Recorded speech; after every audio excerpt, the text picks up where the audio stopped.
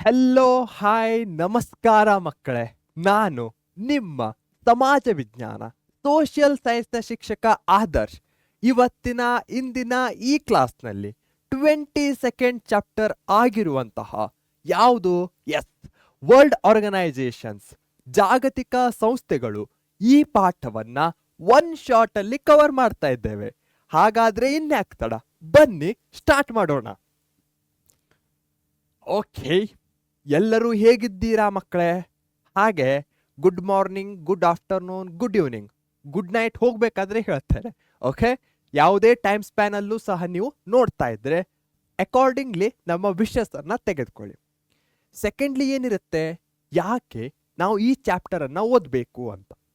ಈ chapter 4 ಮಾರ್ಕ್ಸ್ಗೆ SSLC ಅಲ್ಲಿ ಬರುವ ಚಾನ್ಸಸ್ ಇದೆ. So marks wise very important ಆಗುತ್ತೆ. ಯಾವ ರೀತಿ ಬರಬಹುದು? 3 ಮಾರ್ಕ್ಸ್ನ ಕ್ವಶನ್ ಅನ್ನ ಕೇಳಬಹುದು, 1 ಮಾರ್ಕ್ಸ್ನ ಕ್ವಶನ್ ಅನ್ನು ಸಹ ಕೇಳಬಹುದು, ಅಥವಾ 4 ಮಾರ್ಕ್ಸ್ನ ಒಂದು ಡೈರೆಕ್ಟ್ ಕ್ವಶನ್ ಅನ್ನು ಸಹ ಕೇಳಬಹುದಾಗಿದೆ. 3 or 4 marks questions can be asked. Okay, ಎಂದಿನಂತೆ ನಮ್ಮ ಚಾಪ್ಟರ್ ತತ್ವ ಇರುತ್ತೆ. ಚಾಪ್ಟರ್ ತತ್ವ ಅಂದ್ರೆ ಏನು? ಸಿಂಪಲ್, ಈ ಒಂದು ದೊಡ್ಡ ಚಾಪ್ಟರ್ನ ಮೂಲ ಬಿಂದುಗಳನ್ನ ಅಥವಾ ಚಾಪ್ಟರ್ನಲ್ಲಿ ಏನು ಕವರ್ ಮಾಡ್ತಾ ಇದ್ದೇವೆ ಅನ್ನೋದನ್ನ ನಾವು ಇದರಲ್ಲಿ ತಿಳಿಸುವ ಪ್ರಯತ್ನವನ್ನ ಮಾಡ್ತೇನೆ. ಹಾಗಾದ್ರೆ ಬನ್ನಿ ಚಾಪ್ಟರ್ ತತ್ವವನ್ನ ನೋಡೋಣ. ಓಕೆ, ಏನ್ ಕಾಣಿಸ್ತಾ ಇದೆ? ಸ್ಕೂಲ್ ಅಂತ ಬರೆದಿದ್ದೇವೆ, ಶಾಲೆ ಇದೆ, ವರ್ಲ್ಡ್ ವಿಶ್ವ. ಸಿಂಪಲ್, ಇಲ್ಲಿ ನಾವು ಸ್ಕೂಲ್ ಅಥವಾ ಶಾಲೆಯನ್ನು ವರ್ಲ್ಡ್ ಆರ್ಗನೈಸೇಷನ್ಸ್ಗೆ ಹೋಲಿಕೆ ಮಾಡ್ತಾ ಇದ್ದೇವೆ. ಇಲ್ಲಿ ವರ್ಲ್ಡ್ ಆರ್ಗನೈಸೇಷನ್ ಅಂದ ಕೂಡಲೇ ಯುನೈಟೆಡ್ ನೇಷನ್ ಅನ್ನೋ ಒಂದು ಪದ ನೆನಪಿಗೆ ಬರಬೇಕಾಗುತ್ತೆ.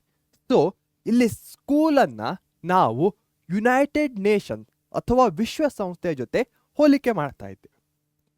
ಓಕೆ, ನೆಕ್ಸ್ಟ್ ಏನು ಅಂತೀರ? ಸಿಂಪಲ್, ಸ್ಕೂಲ್ನಲ್ಲಿ ಯಾರು ಲೀಡರ್ಶಿಪ್ ಅನ್ನ ಹೊಂದ್ಕೊಳ್ತಾರೆ?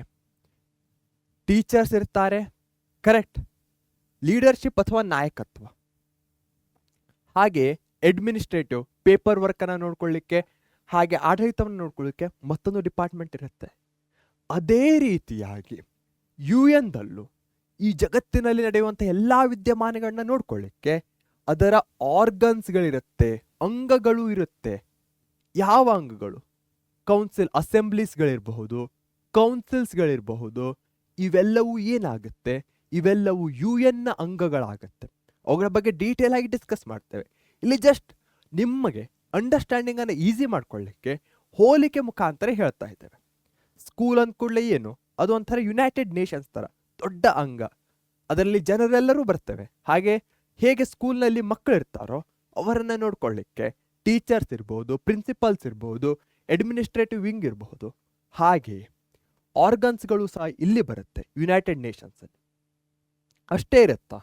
ಅದರ ಜೊತೆಗೆ ಈ ಶಾಲೆಯಲ್ಲಿ ಹೇಗೆ ಗ್ರೂಪ್ಸ್ಗಳಿರುತ್ತೋ ಹಾಗೆ ಯುನೈಟೆಡ್ ನೇಷನ್ಸ್ ಅಲ್ಲಿ ಏಜೆನ್ಸಿಗಳಿರುತ್ತೆ. ಏನು ಏಜೆನ್ಸೀಸ್ಗಳು?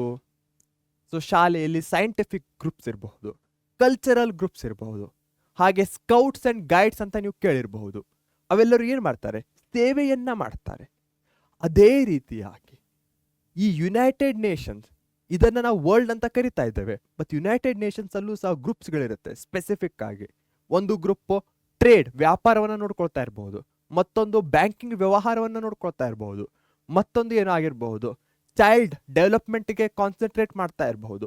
ಇವೆಲ್ಲವೂ ಏಜೆನ್ಸೀಸ್ಗಳಾಗತ್ತೆ. ಸಿಂಪಲ್ ಇದೆ ತಾನೆ? ಏನು? UN ಇದೆ, ಹಾಗೆ ಅದು ಸ್ಕೂಲ್ ಜೊತೆ ಕಂಪ್ಯಾರಿಸನ್ ಮಾಡ್ತಾ ಇದ್ದೇವೆ. ಸ್ಕೂಲಲ್ಲಿ ಲೀಡರ್ಶಿಪ್ ಇದ್ದ ಹಾಗೆ UN ದಲ್ಲಿ ಆರ್ಗನ್ಸ್, ಅಂಗಗಳಿರುತ್ತೆ. ಅದೇ ರೀತಿ ಸ್ಕೂಲ್ನಲ್ಲಿ ಕಲ್ಚರಲ್, ಸೈಂಟಿಫಿಕ್, ಸ್ಕೌಟ್ಸ್, ಗೈಡ್ಸ್ ಇದ್ದ ಹಾಗೆ ಇಲ್ಲೂ ಸಹ ವರ್ಲ್ಡ್ ಟ್ರೇಡ್ ಆರ್ಗನೈಸೇಷನ್ ಇರಬಹುದು, ಮಾನಿಟರಿ ಫಂಡ್ ಇರಬಹುದು. ಈ ರೀತಿಯಾದ ಬಹಳಷ್ಟು ಗುಂಪುಗಳು ಅಥವಾ ಏಜೆನ್ಸೀಸ್ಗಳಿರುತ್ತೆ. ಕ್ಲಿಯರ್? ಏನು ಡೌಟ್ಸ್ ಇಲ್ಲ ತಾನೆ? ಹಾಗಾದ್ರೆ ಸ್ಕೂಲ್ನಲ್ಲಿ ಒಂದು ಮುಖ್ಯವಾದ ಪಾಯಿಂಟ್ ಏನಿರುತ್ತೆ? ಯಾರು? ಸ್ಟೂಡೆಂಟ್ಸ್ ಇರ್ತಾರೆ ತಾನೆ. ಹಾಗೆ ಈ ವರ್ಲ್ಡ್ನಲ್ಲೂ ಸಹ ಜನ ಅಥವಾ ದೇಶ ವೆರಿ ಇಂಪಾರ್ಟೆಂಟ್ ಆಗುತ್ತೆ. ಅದರ ಸುತ್ತನೆ ಎಲ್ಲವೂ ಏನಾಗ್ತಾ ಇರುತ್ತೆ? ಸುತ್ತುತ್ತಾ ಇರುತ್ತೆ. ಸ್ಕೂಲ್ ಒಂದೇ ಗ್ರೂಪ್ ಅನ್ನ ಇಟ್ಕೊಂಡಿರುತ್ತಾ? ಇಲ್ಲ. ಒಂದು ಪದವನ್ನ ನೀವು ಕೇಳಿರ್ತೀರ, ಏನು? ಹೌಸಸ್ ಅಂತ. ನಾನು ನೀವು ಯಾವ ಹೌಸ್ಗೆ ಡಿಪೆಂಡೆಂಟ್ ಆಗಿದ್ದೀರಾ ಅಥವಾ ಬಿಲಾಂಗ್ ಮಾಡಿದ್ದೀರಾ ಅನ್ನೋದನ್ನ ಕಮೆಂಟ್ ಬಾಕ್ಸಲ್ಲಿ ತಿಳಿಸಿ. ನಾನು ಸ್ಕೂಲಲ್ಲಿದ್ದಾಗ ನನಗೆ ಯೆಲ್ಲೋ ಕಲರನ್ನು ಕೊಡ್ತಾ ಇದ್ರು ಡ್ರೆಸ್. ಸೊ ನಾನು ಯೆಲ್ಲೋ ಹೌಸಿಗೆ ಬಿಲಾಂಗ್ ಆಗ್ತಾ ಇದ್ದೆ. ಹಾಗೆ ನೀವು ಯಾವ ಹೌಸಿಗೆ ಬಿಲಾಂಗ್ ಆಗ್ತಾ ಇದ್ದೀರಾ ಅಂತ ಕಮೆಂಟ್ ಬಾಕ್ಸಲ್ಲಿ ತಿಳಿಸಿ. ಹೇಗೆ ಸ್ಟೂಡೆಂಟ್ಸ್ ಅಥವಾ ವಿದ್ಯಾರ್ಥಿಗಳನ್ನು ಬ್ಲೂ ಇರಬಹುದು, ರೆಡ್ ಇರಬಹುದು, ಯೆಲ್ಲೋ ಇರಬಹುದು, ಈ ರೀತಿಯ ಗುಂಪುಗಳಲ್ಲಿ ಡಿವೈಡ್ ಮಾಡ್ತೇವೆ. ಯಾಕೆ ಡಿವೈಡ್ ಮಾಡ್ತೇವೆ? ಅವರ ಮಧ್ಯೆ ಏನಾಗುತ್ತೆ, ಸ್ಪೋರ್ಟ್ಸ್ ಆಗಿರಬಹುದು, ಕರಿಕ್ಯುಲರ್ ಆಕ್ಟಿವಿಟೀಸ್ ಇರಬಹುದು, ಅಥವಾ ಟೀಮ್ ಬಿಲ್ಡಿಂಗ್ ಇರಬಹುದು, ಅವೆಲ್ಲ ಆಗಲಿ ಅಂತ. ಅದೇ ರೀತಿ ವರ್ಲ್ಡ್ ಲೆವೆಲಲ್ಲಿ ನೋಡೋದಾದರೆ ಸುತ್ತಮುತ್ತಲಿನ ರಾಷ್ಟ್ರಗಳಿರಬಹುದು. ಯಾಕಂದರೆ ಫಾರ್ ಎಕ್ಸಾಂಪಲ್ ನನ್ನ ಪಕ್ಕದಲ್ಲಿರುವಂತಹ ರಾಷ್ಟ್ರದ ಸಮಸ್ಯೆನೂ ಸೇಮ್ ಆಗಿರ್ಬೋದು, ಕರೆಕ್ಟ್ ತಾನೆ? ಅವ್ರು ಏನಾದರೂ ಚಾಲೆಂಜಸನ್ನು ಫೇಸ್ ಮಾಡ್ತಾ ಇದ್ದರೆ ಅಂಥ ಸಿಮಿಲರ್ ಚಾಲೆಂಜಸನ್ನು ನಾನೂ ಫೇಸ್ ಮಾಡ್ಬೋದು. ಹೀಗಾಗಿ ಸುತ್ತಮುತ್ತಲಿನ ನೇಬರಿಂಗ್ ಕಂಟ್ರೀಸ್ಗಳು ಕೂಡಿ ಒಂದು ಗುಂಪನ್ನು ಮಾಡ್ಕೊಳ್ತವೆ. ಅವೇ ರೀಜನಲ್ ಕೋಆಪರೇಷನ್ಸ್ ಆಗಿದೆ, ಪ್ರಾದೇಶಿಕ ಸಹಕಾರ. ಅವುಗಳ ಬಗ್ಗೆಯೂ ನಾವು ಸಹ ಡಿಸ್ಕಸ್ ಮಾಡ್ತೇವೆ. ಇಲ್ಲಿ ಜಸ್ಟ್ ಓವರ್ ವ್ಯೂ ಅನ್ನು ಕೊಡ್ತಾ ಇದ್ದೇನೆ. ನಿಮ್ಮ ಅಂಡರ್ಸ್ಟ್ಯಾಂಡಿಂಗನ್ನು ಈಸಿ ಮಾಡ್ಕೊಳ್ಳಿಕ್ಕೆ ಈ ಸ್ಕೂಲ್ನ ಒಂದು ಎನಾಲಜಿಯನ್ನು ಕೊಡ್ತಾ ಇದ್ದೇನೆ, ಅದರ ಮೂಲಕ ಕಂಪ್ಯಾರಿಸನನ್ನು ಮಾಡ್ತಾ ಇದ್ದೇನೆ. ಏನಾದರೂ ಡೌಟ್ಸ್ ಇದ್ದರೆ ಕಮೆಂಟ್ ಬಾಕ್ಸಲ್ಲಿ ತಿಳಿಸೋದನ್ನು ಮರಿಬೇಡಿ. ಓಕೆ, ಗೊತ್ತಾಯ್ತಾ ಮಕ್ಕಳೇ? ಆಸಮ್. ಓಕೆ, ಹಾಗಾದರೆ ಯಾವ ಯಾವ ಟಾಪಿಕ್ಸ್ಗಳನ್ನ ಕವರ್ ಮಾಡ್ತಾ ಇದ್ದೇವೆ? ಒಳಗೊಂಡಿರುವಂತಹ ವಿಷಯಗಳು: United Nations, establishment, aims and objectives, ವಿಶ್ವಸಂಸ್ಥೆಯ ಸ್ಥಾಪನೆ ಮತ್ತು ಉದ್ದೇಶಗಳು. Organs and functions of the UN, ವಿಶ್ವಸಂಸ್ಥೆಯ ಅಂಗಸಂಸ್ಥೆಗಳು ಮತ್ತು ಕಾರ್ಯಗಳು. ಟೀಚರ್, ಅಡ್ಮಿನಿಸ್ಟ್ರೇಟಿವ್, ಕಂಪ್ಯಾರಿಸನ್, ಅದೇ. ಅಚೀವ್ಮೆಂಟ್ಸ್ ಆಫ್ UN, ವಿಶ್ವಸಂಸ್ಥೆಯ ಸಾಧನೆಗಳನ್ನ ತಿಳ್ಕೊಳ್ತೇವೆ. ಏಜೆನ್ಸೀಸ್ ಆಫ್ UN, ವಿಶ್ವಸಂಸ್ಥೆಯ ಆಶ್ರಯದ ವಿವಿಧ ಸಂಘ ಸಂಸ್ಥೆಗಳನ್ನ ತಿಳ್ಕೊಳ್ತೇವೆ. ರೀಜನಲ್ ಕೋಆಪರೇಷನ್, ಹೌಸಸ್ ನೆನಪಿಗೆ ಬರ್ತಾ ಇದೆಯಾ? ಎಸ್, ಪ್ರಾದೇಶಿಕ ಸಹಕಾರದ ಡಿಫ್ರೆಂಟ್ ಆರ್ಗನೈಸೇಷನ್ಸ್ಗಳನ್ನ ತಿಳ್ಕೊಳ್ತೇವೆ. ರೀಕಾಲ್, ನೆನಪಿಸಿಕೊಳ್ಳಿ, ಮರುಮನ್ನ ಸ್ಲೈಡ್ಸ್ಗಳಿರುತ್ತೆ, PYQsಗಳಿರುತ್ತೆ. ಸೊ ಮತ್ತೊಮ್ಮೆ ನಮ್ಮ ಫಾರ್ಮ್ಯಾಟ್ ಹೇಗಿದೆ ಅಂದರೆ, ರೀಕಾಲ್ ಸ್ಲೈಡ್ಸ್ಗಳಲ್ಲಿ ಟೇಬಲ್ ಫಾರ್ಮ್ಯಾಟಲ್ಲಿ ನಾವು ಕವರ್ ಮಾಡ್ತಾ ಇದ್ದೇವೆ. ಸೊ ಅಲ್ಲಿ ಕ್ವಿಕ್ ಆಗಿ ಈ ಪೂರ್ತಿ ಆದ ಚಾಪ್ಟರನ್ನು ಸಹ ನೀವು ನೋಡ್ಕೊಳ್ಬಹುದಾಗಿದೆ. ಟೈಮ್ ಸ್ಟ್ಯಾಂಪನ್ನು ಕೊಟ್ಟಿರ್ತೇವೆ. ಸೊ ರೀಕಾಲ್, ನಿಮ್ಗೆ ಕ್ವಿಕ್ ಆಗಿ ರೀಕಾಲ್ ಮಾಡಬೇಕಂದ್ರೆ ಆ ಒಂದು 10 to 15 ಮಿನಿಟ್ಸ್ ಟೈಮ್ ಫ್ರೇಮ್ನಲ್ಲಿ ಈ ಪೂರ್ತಿ ಚಾಪ್ಟರನ್ನು ರೀಕಾಲ್ ಮಾಡ್ಕೊಳ್ಬಹುದು. ಅದೇ ರೀತಿಯಾಗಿ ಈ ಒನ್ ಶಾಟ್ನಲ್ಲಿ ಲೈನ್ ಬೈ ಲೈನ್ ಟೆಕ್ಸ್ಟ್ ಬುಕ್ನಲ್ಲಿ ಕೊಟ್ಟಿರುವಂಥ ಪ್ರತಿಯೊಂದು ಲೈನನ್ನು ನಾವು ಕವರ್ ಮಾಡ್ತಾ ಇದ್ದೇವೆ. ಡಿಫಿಕಲ್ಟ್ ಅನ್ಸೋದನ್ನು ಬ್ರೇಕ್ ಡೌನ್ ಮಾಡ್ತೇವೆ. ಹಾಗೆ ಹೇಗೆ ನೆನ್ಪಿಟ್ಕೊಳ್ಬೇಕು ಅನ್ನೋದನ್ನು ಸಹ ಹೇಳ್ಕೊಡ್ತೇವೆ. ಮಧ್ಯದಲ್ಲಿ ಕ್ವಶನ್ಸ್ಗಳನ್ನ ಹಾಕಿದ್ದೇವೆ. ಏನಾಗತ್ತೆ, ಇದರಿಂದ ನೀವು ಸಹ ಅಲರ್ಟ್ ಆಗಿರ್ತೀರ. ಸೊ ಮಧ್ಯದಲ್ಲಿ ಹಾಕಿರುವಂತಹ ಎಲ್ಲ ಕ್ವಶನ್ಸ್ಗಳನ್ನ ಅಟೆಂಪ್ಟ್ ಮಾಡಿ. ಯಾರು ಎಲ್ಲ ಕ್ವಶನ್ಸ್ಗಳನ್ನು ಅಟೆಂಪ್ಟ್ ಮಾಡ್ತಿರೋ ಅವರಿಗೆ ನನ್ನ ಕಡೆಯಿಂದ ಚಪ್ಪಾಳೆಯನ್ನು ನೆಕ್ಸ್ಟ್ ಕ್ಲಾಸ್ನಲ್ಲಿ ಕೊಡ್ತೇನೆ. Okay, awesome. ಹಾಗೆಯೇ PYQsಗಳಿರುತ್ತೆ ಎಂದಿನಂತೆ. ಸೊ ಇದು ನಿಮಗೆ ಅರ್ಥ ಆಗಿದೆ ಅಂದ್ಕೊಳ್ತೇನೆ. ಏನಾದರೂ ಡೌಟ್ಸ್ ಇದ್ದರೆ ತಿಳಿಸೋದನ್ನು ಮರಿಬೇಡಿ. ಎಸ್ಟಾಬ್ಲಿಷ್ಮೆಂಟ್, ಯಾರ ಎಸ್ಟಾಬ್ಲಿಷ್ಮೆಂಟ್ ಬಗ್ಗೆ ಮಾತಾಡ್ತಾ ಇದ್ದೇವೆ? ಇಲ್ಲಿ ನಾವು UN ಎಸ್ಟಾಬ್ಲಿಷ್ಮೆಂಟ್ನ ಬಗ್ಗೆ ಮಾತಾಡ್ತಾ ಇದ್ದೇವೆ. UN ಅಂದರೆ ಯುನೈಟೆಡ್ ನೇಷನ್ಸ್ ಅಥವಾ ವಿಶ್ವಸಂಸ್ಥೆ. 20th century has witnessed 2 global wars. 20ನೇ ಶತಮಾನವು 2 ಮಹಾಯುದ್ಧಗಳನ್ನ ಕಂಡಿದೆ. World War I ಇರಬಹುದು, World War II ಇರಬಹುದು. ಈ 2 ಯುದ್ಧಗಳನ್ನ ಜಗತ್ತು ಕಂಡಿದೆ. ವಾರ್ ಅಂದಮೇಲೆ ಏನಾಗತ್ತೆ? ಲೈಫ್ ಇರಬಹುದು, ಪ್ರಾಪರ್ಟಿ ಇರಬಹುದು, ಎಲ್ಲವೂ ಲಾಸ್ ಆಗುತ್ತೆ. ಅದೆಷ್ಟೋ ಜನ ತಮ್ಮ ಜೀವನವನ್ನ ಕಳೆದುಕೊಳ್ತಾರೆ. ಹೀಗಿರಬೇಕಾದ್ರೆ ಮೊದಲನೇ ಮಹಾಯುದ್ಧದ ನಂತರ, after the first world war, league of Nations, ಇಲ್ಲಿ ಕಾಣಿಸ್ತಾ ಇದೆಯಲ್ಲ ಇನ್ ಲೋಗೋ, ಅದೇ ಲೀಗ್ ಆಫ್ ನೇಷನ್ಸ್ ಆಗಿತ್ತು. ಸೊ ಮೊದಲನೇ ವಿಶ್ವಯುದ್ಧದ ನಂತರ ಈ ಲೀಗ್ ಆಫ್ ನೇಷನ್ಸ್ ಅನ್ನ ಎಸ್ಟಾಬ್ಲಿಷ್ ಮಾಡಲಾಗುತ್ತೆ. ಯಾಕೆ? ಸೆಕೆಂಡ್ ವರ್ಲ್ಡ್ ವಾರ್ ಆಗಬಾರ್ದು ಅಂತ. ಇದು ಪೀಸನ್ನು ಮೇಂಟೈನ್ ಮಾಡಲಿ ಅಂತ. But it failed. ಹೇಗೆ ಹೇಳ್ತೇವೆ ನಾವು ಫೇಲ್ ಆಯಿತು ಅಂತ? ಯಾಕಂದರೆ ಸೆಕೆಂಡ್ ವರ್ಲ್ಡ್ ವಾರ್ ಆಯ್ತಲ್ವಾ. ಸೊ ಫಸ್ಟ್ ವರ್ಲ್ಡ್ ವಾರ್ ಆದಮೇಲೆ ಲೀಗ್ ಆಫ್ ನೇಷನ್ ಬರುತ್ತೆ ಸೆಕೆಂಡ್ ವರ್ಲ್ಡ್ ವಾರನ್ನು ಪ್ರಿವೆಂಟ್ ಮಾಡಲಿಕ್ಕೆ. ಬಟ್ ಅದು ಸಕ್ಸಸ್ಫುಲ್ ಆಗಲ್ಲ. As the second world war began in 1939. 1939 ಅಲ್ಲಿ ಸೆಕೆಂಡ್ ವರ್ಲ್ಡ್ ವಾರ್ ಆಗುತ್ತೆ. ಮೊದಲನೆಯ ವಿಶ್ವ ಸಮರದ ಬಳಿಕ ಜಾಗತಿಕ ಶಾಂತಿಗಾಗಿ ಲೀಗ್ ಆಫ್ ನೇಷನ್ಸ್ ಅಥವಾ ರಾಷ್ಟ್ರಗಳ ಸಂಘ ಎಂಬ ಸಂಸ್ಥೆ ಪ್ರಾರಂಭವಾಯಿತು. ಆದರೆ 1939ರಲ್ಲಿ ದ್ವಿತೀಯ ಮಹಾಯುದ್ಧ ಪ್ರಾರಂಭಗೊಳ್ಳುತ್ತಿರುವಂತೆಯೇ ಈ ಸಂಸ್ಥೆಯು ಪತನದ ಹಾದಿಯನ್ನ ಹಿಡಿಯಿತು. ಸೊ ಅದನ್ನ ರಿಪ್ಲೇಸ್ ಮಾಡಲಿಕ್ಕೆ ಮತ್ತೊಂದು ಆರ್ಗನೈಸೇಷನ್ ಬರುತ್ತೆ. When that war was going on, serious efforts have been made to establish another world organization to secure lasting peace. ಹೀಗಿರ್ಬೇಕಾದ್ರೆ ಈ ಸೆಕೆಂಡ್ ವರ್ಲ್ಡ್ ವಾರ್ ಆಗ್ತಾ ಇರಬೇಕಾದ್ರೆ ಜಗತ್ತಿನ ಲೀಡರ್ಸ್ಗಳೆಲ್ಲ ಈ ಲೀಗ್ ಆಫ್ ನೇಷನ್ ಅನ್ನ ತೆಗೆದುಹಾಕಿ ಮತ್ತೊಂದು ವರ್ಲ್ಡ್ ಆರ್ಗನೈಸೇಷನ್ ಅಥವಾ ಜಾಗತಿಕ ಸಂಸ್ಥೆಗಾಗಿ ಹುಡುಕಾಟವನ್ನು ಆರಂಭಿಸ್ತಾರೆ. ಯಾಕಂದ್ರೆ ಯುದ್ಧದಿಂದ ಅಪಾರ ಪ್ರಮಾಣದ ನಷ್ಟ ಆಗತ್ತೆ. ಅದನ್ನ ಕಡಿಮೆ ಮಾಡಲಿಕ್ಕೋಸ್ಕರ leaders like Winston Churchill of England, Joseph Stalin of Russia and Franklin D Roosevelt of America decided to have a new global organisation. ಇಲ್ಲಿ ಪಿಕ್ಚರ್ನಲ್ಲಿ ನೀವು ಕಾಣಬಹುದಾಗಿದೆ ವಿನ್ಸ್ಟನ್ ಚರ್ಚಿಲ್ ಇರಬಹುದು, ಸ್ಟಾಲಿನ್ ಇರಬಹುದು. ಇವರೆಲ್ಲರೂ ಏನು ಮಾಡ್ತಾರೆ? ಡಿಸ್ಕಸ್ ಮಾಡ್ತಾರೆ. ಒಂದು ಹೊಸ ವರ್ಲ್ಡ್ ಆರ್ಗನೈಸೇಷನ್ ಬೇಕು ಅಂತ ಅವರು ಡಿಸ್ಕಸ್ ಮಾಡಿ ಆ ಒಂದು ಹೊಸ ವರ್ಲ್ಡ್ ಆರ್ಗನೈಸೇಷನ್ಸ್ಗೆ ಹೋರಾಟವನ್ನು ಆರಂಭಿಸ್ತಾರೆ. ಎರಡನೇ ಮಹಾಯುದ್ಧವು ನಡೆಯುತ್ತಿರುವಂತೆ ಜಾಗತಿಕವಾಗಿ ಶಾಶ್ವತ ಶಾಂತಿ ಸ್ಥಾಪನೆಯ ಯತ್ನವೂ ಆರಂಭವಾಯಿತು. ಇಂಗ್ಲೆಂಡಿನ ಅಂದಿನ ಪ್ರಧಾನಿಯಾಗಿದ್ದ ವಿನ್ಸ್ಟನ್ ಚರ್ಚಿಲ್ ಇರಬಹುದು, ರಷ್ಯಾದ ಅಂದಿನ ಅಧ್ಯಕ್ಷರಾಗಿದ್ದ ಜೋಸೆಫ್ ಸ್ಟಾಲಿನ್ ಇರಬಹುದು, ಅಮೆರಿಕಾದ ಅಂದಿನ ಅಧ್ಯಕ್ಷರಾಗಿದ್ದ ಫ್ರಾಂಕ್ಲಿನ್ ಎಫ್ ಡಿ ರೂಸ್ವೆಲ್ಟ್ ಇರಬಹುದು, ಜಾಗತಿಕ ಶಾಂತಿ ಸ್ಥಾಪನೆಗಾಗಿ ವಿಶ್ವಮಟ್ಟದ ಸಂಸ್ಥೆಯ ಸ್ಥಾಪನೆಗೆ ಮುಂದಾಗ್ತಾರೆ. ಸೊ ಇದು ಅರ್ಥ ಆಗಿದೆ ಅನ್ಕೊಳ್ತೇನೆ. ಗೊತ್ತಾಯ್ತಾ ಮಕ್ಕಳೇ? ಅದರ ನಂತರ ಒಂದು ಹೊಸ ನ್ಯೂ ವರ್ಲ್ಡ್ ಆರ್ಗನೈಸೇಷನ್ ಅಂತ ಹೇಳ್ತಾ ಇದ್ವಿಲ್ಲ, ಅದೇ ಯುನೈಟೆಡ್ ನೇಷನ್ಸ್ ಅಥವಾ ವಿಶ್ವಸಂಸ್ಥೆ. The term United Nations was ಕಾಯಿನ್ಡ್ by President Franklin D. Roosevelt and was first used in the Declaration of 1st January 1942 signed by 26 countries. 1 marksನ ಕ್ವಶನ್ಸ್ಗಳನ್ನ ಕೇಳ್ತಾರೆ. ಯಾವ ರೀತಿಯ ಕ್ವಶನ್ಸ್ಗಳು? Who coined the term United Nations? ಯಾರು ಪ್ರಥಮ ಬಾರಿಗೆ ವಿಶ್ವಸಂಸ್ಥೆ ಅಥವಾ ಯುನೈಟೆಡ್ ನೇಷನ್ ಅನ್ನೋ ಪದವನ್ನು ಬಳಸಿದ್ರು? ಯಾರು? Yes, Franklin D Roosevelt. ಯಾವಾಗ ಬಳಸಿದ್ರು? 1st ಜನವರಿ 1942.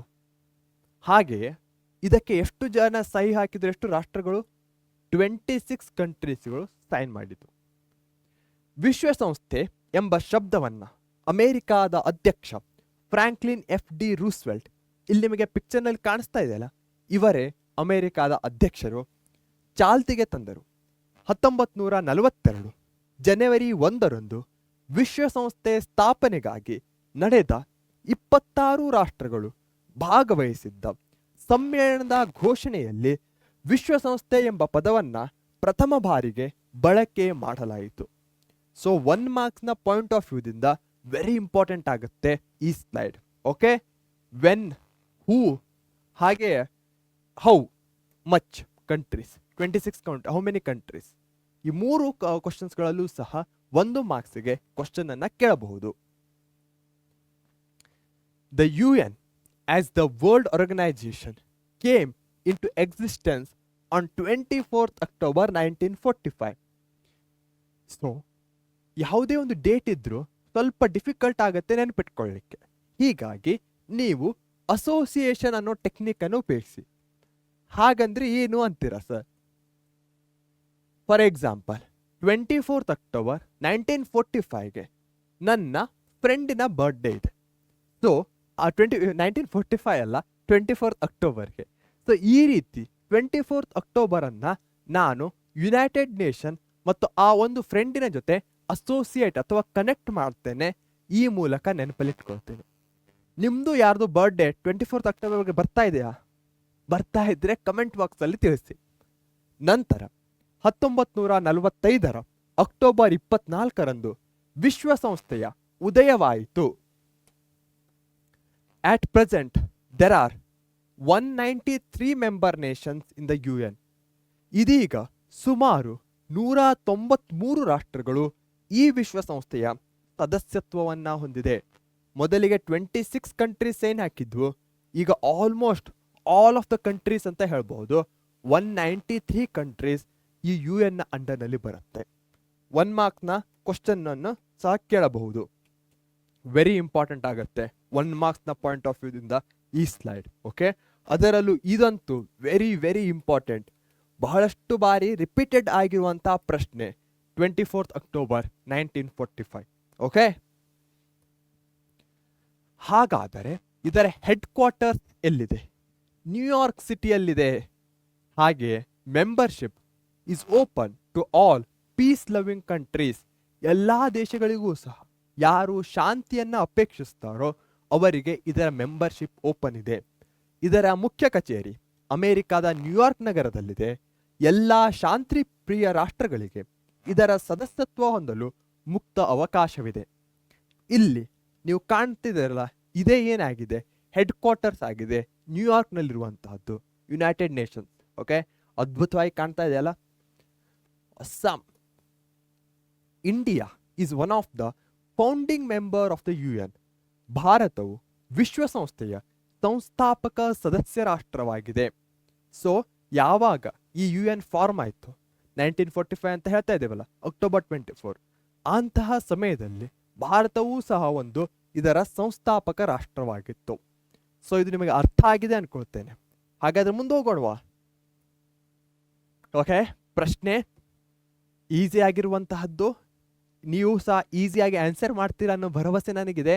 ಹಾಗೆ ಯಾವ ಯಾವ ಕ್ವಶನ್ಸ್ಗಳು ಬರ್ತಾ ಇವೆ MCQ ಎಲ್ಲವನ್ನೂ ಸಹ ನೀವು ಆನ್ಸರ್ ಮಾಡಬೇಕು. ಓಕೆ, ಮಾಡ್ತೀರಾ ತಾನೆ? ಮಾಡಲಿಲ್ಲ ಅಂದ್ರೆ ನನಗೆ ಬಹಳಷ್ಟು ಬೇಜಾರಾಗತ್ತೆ.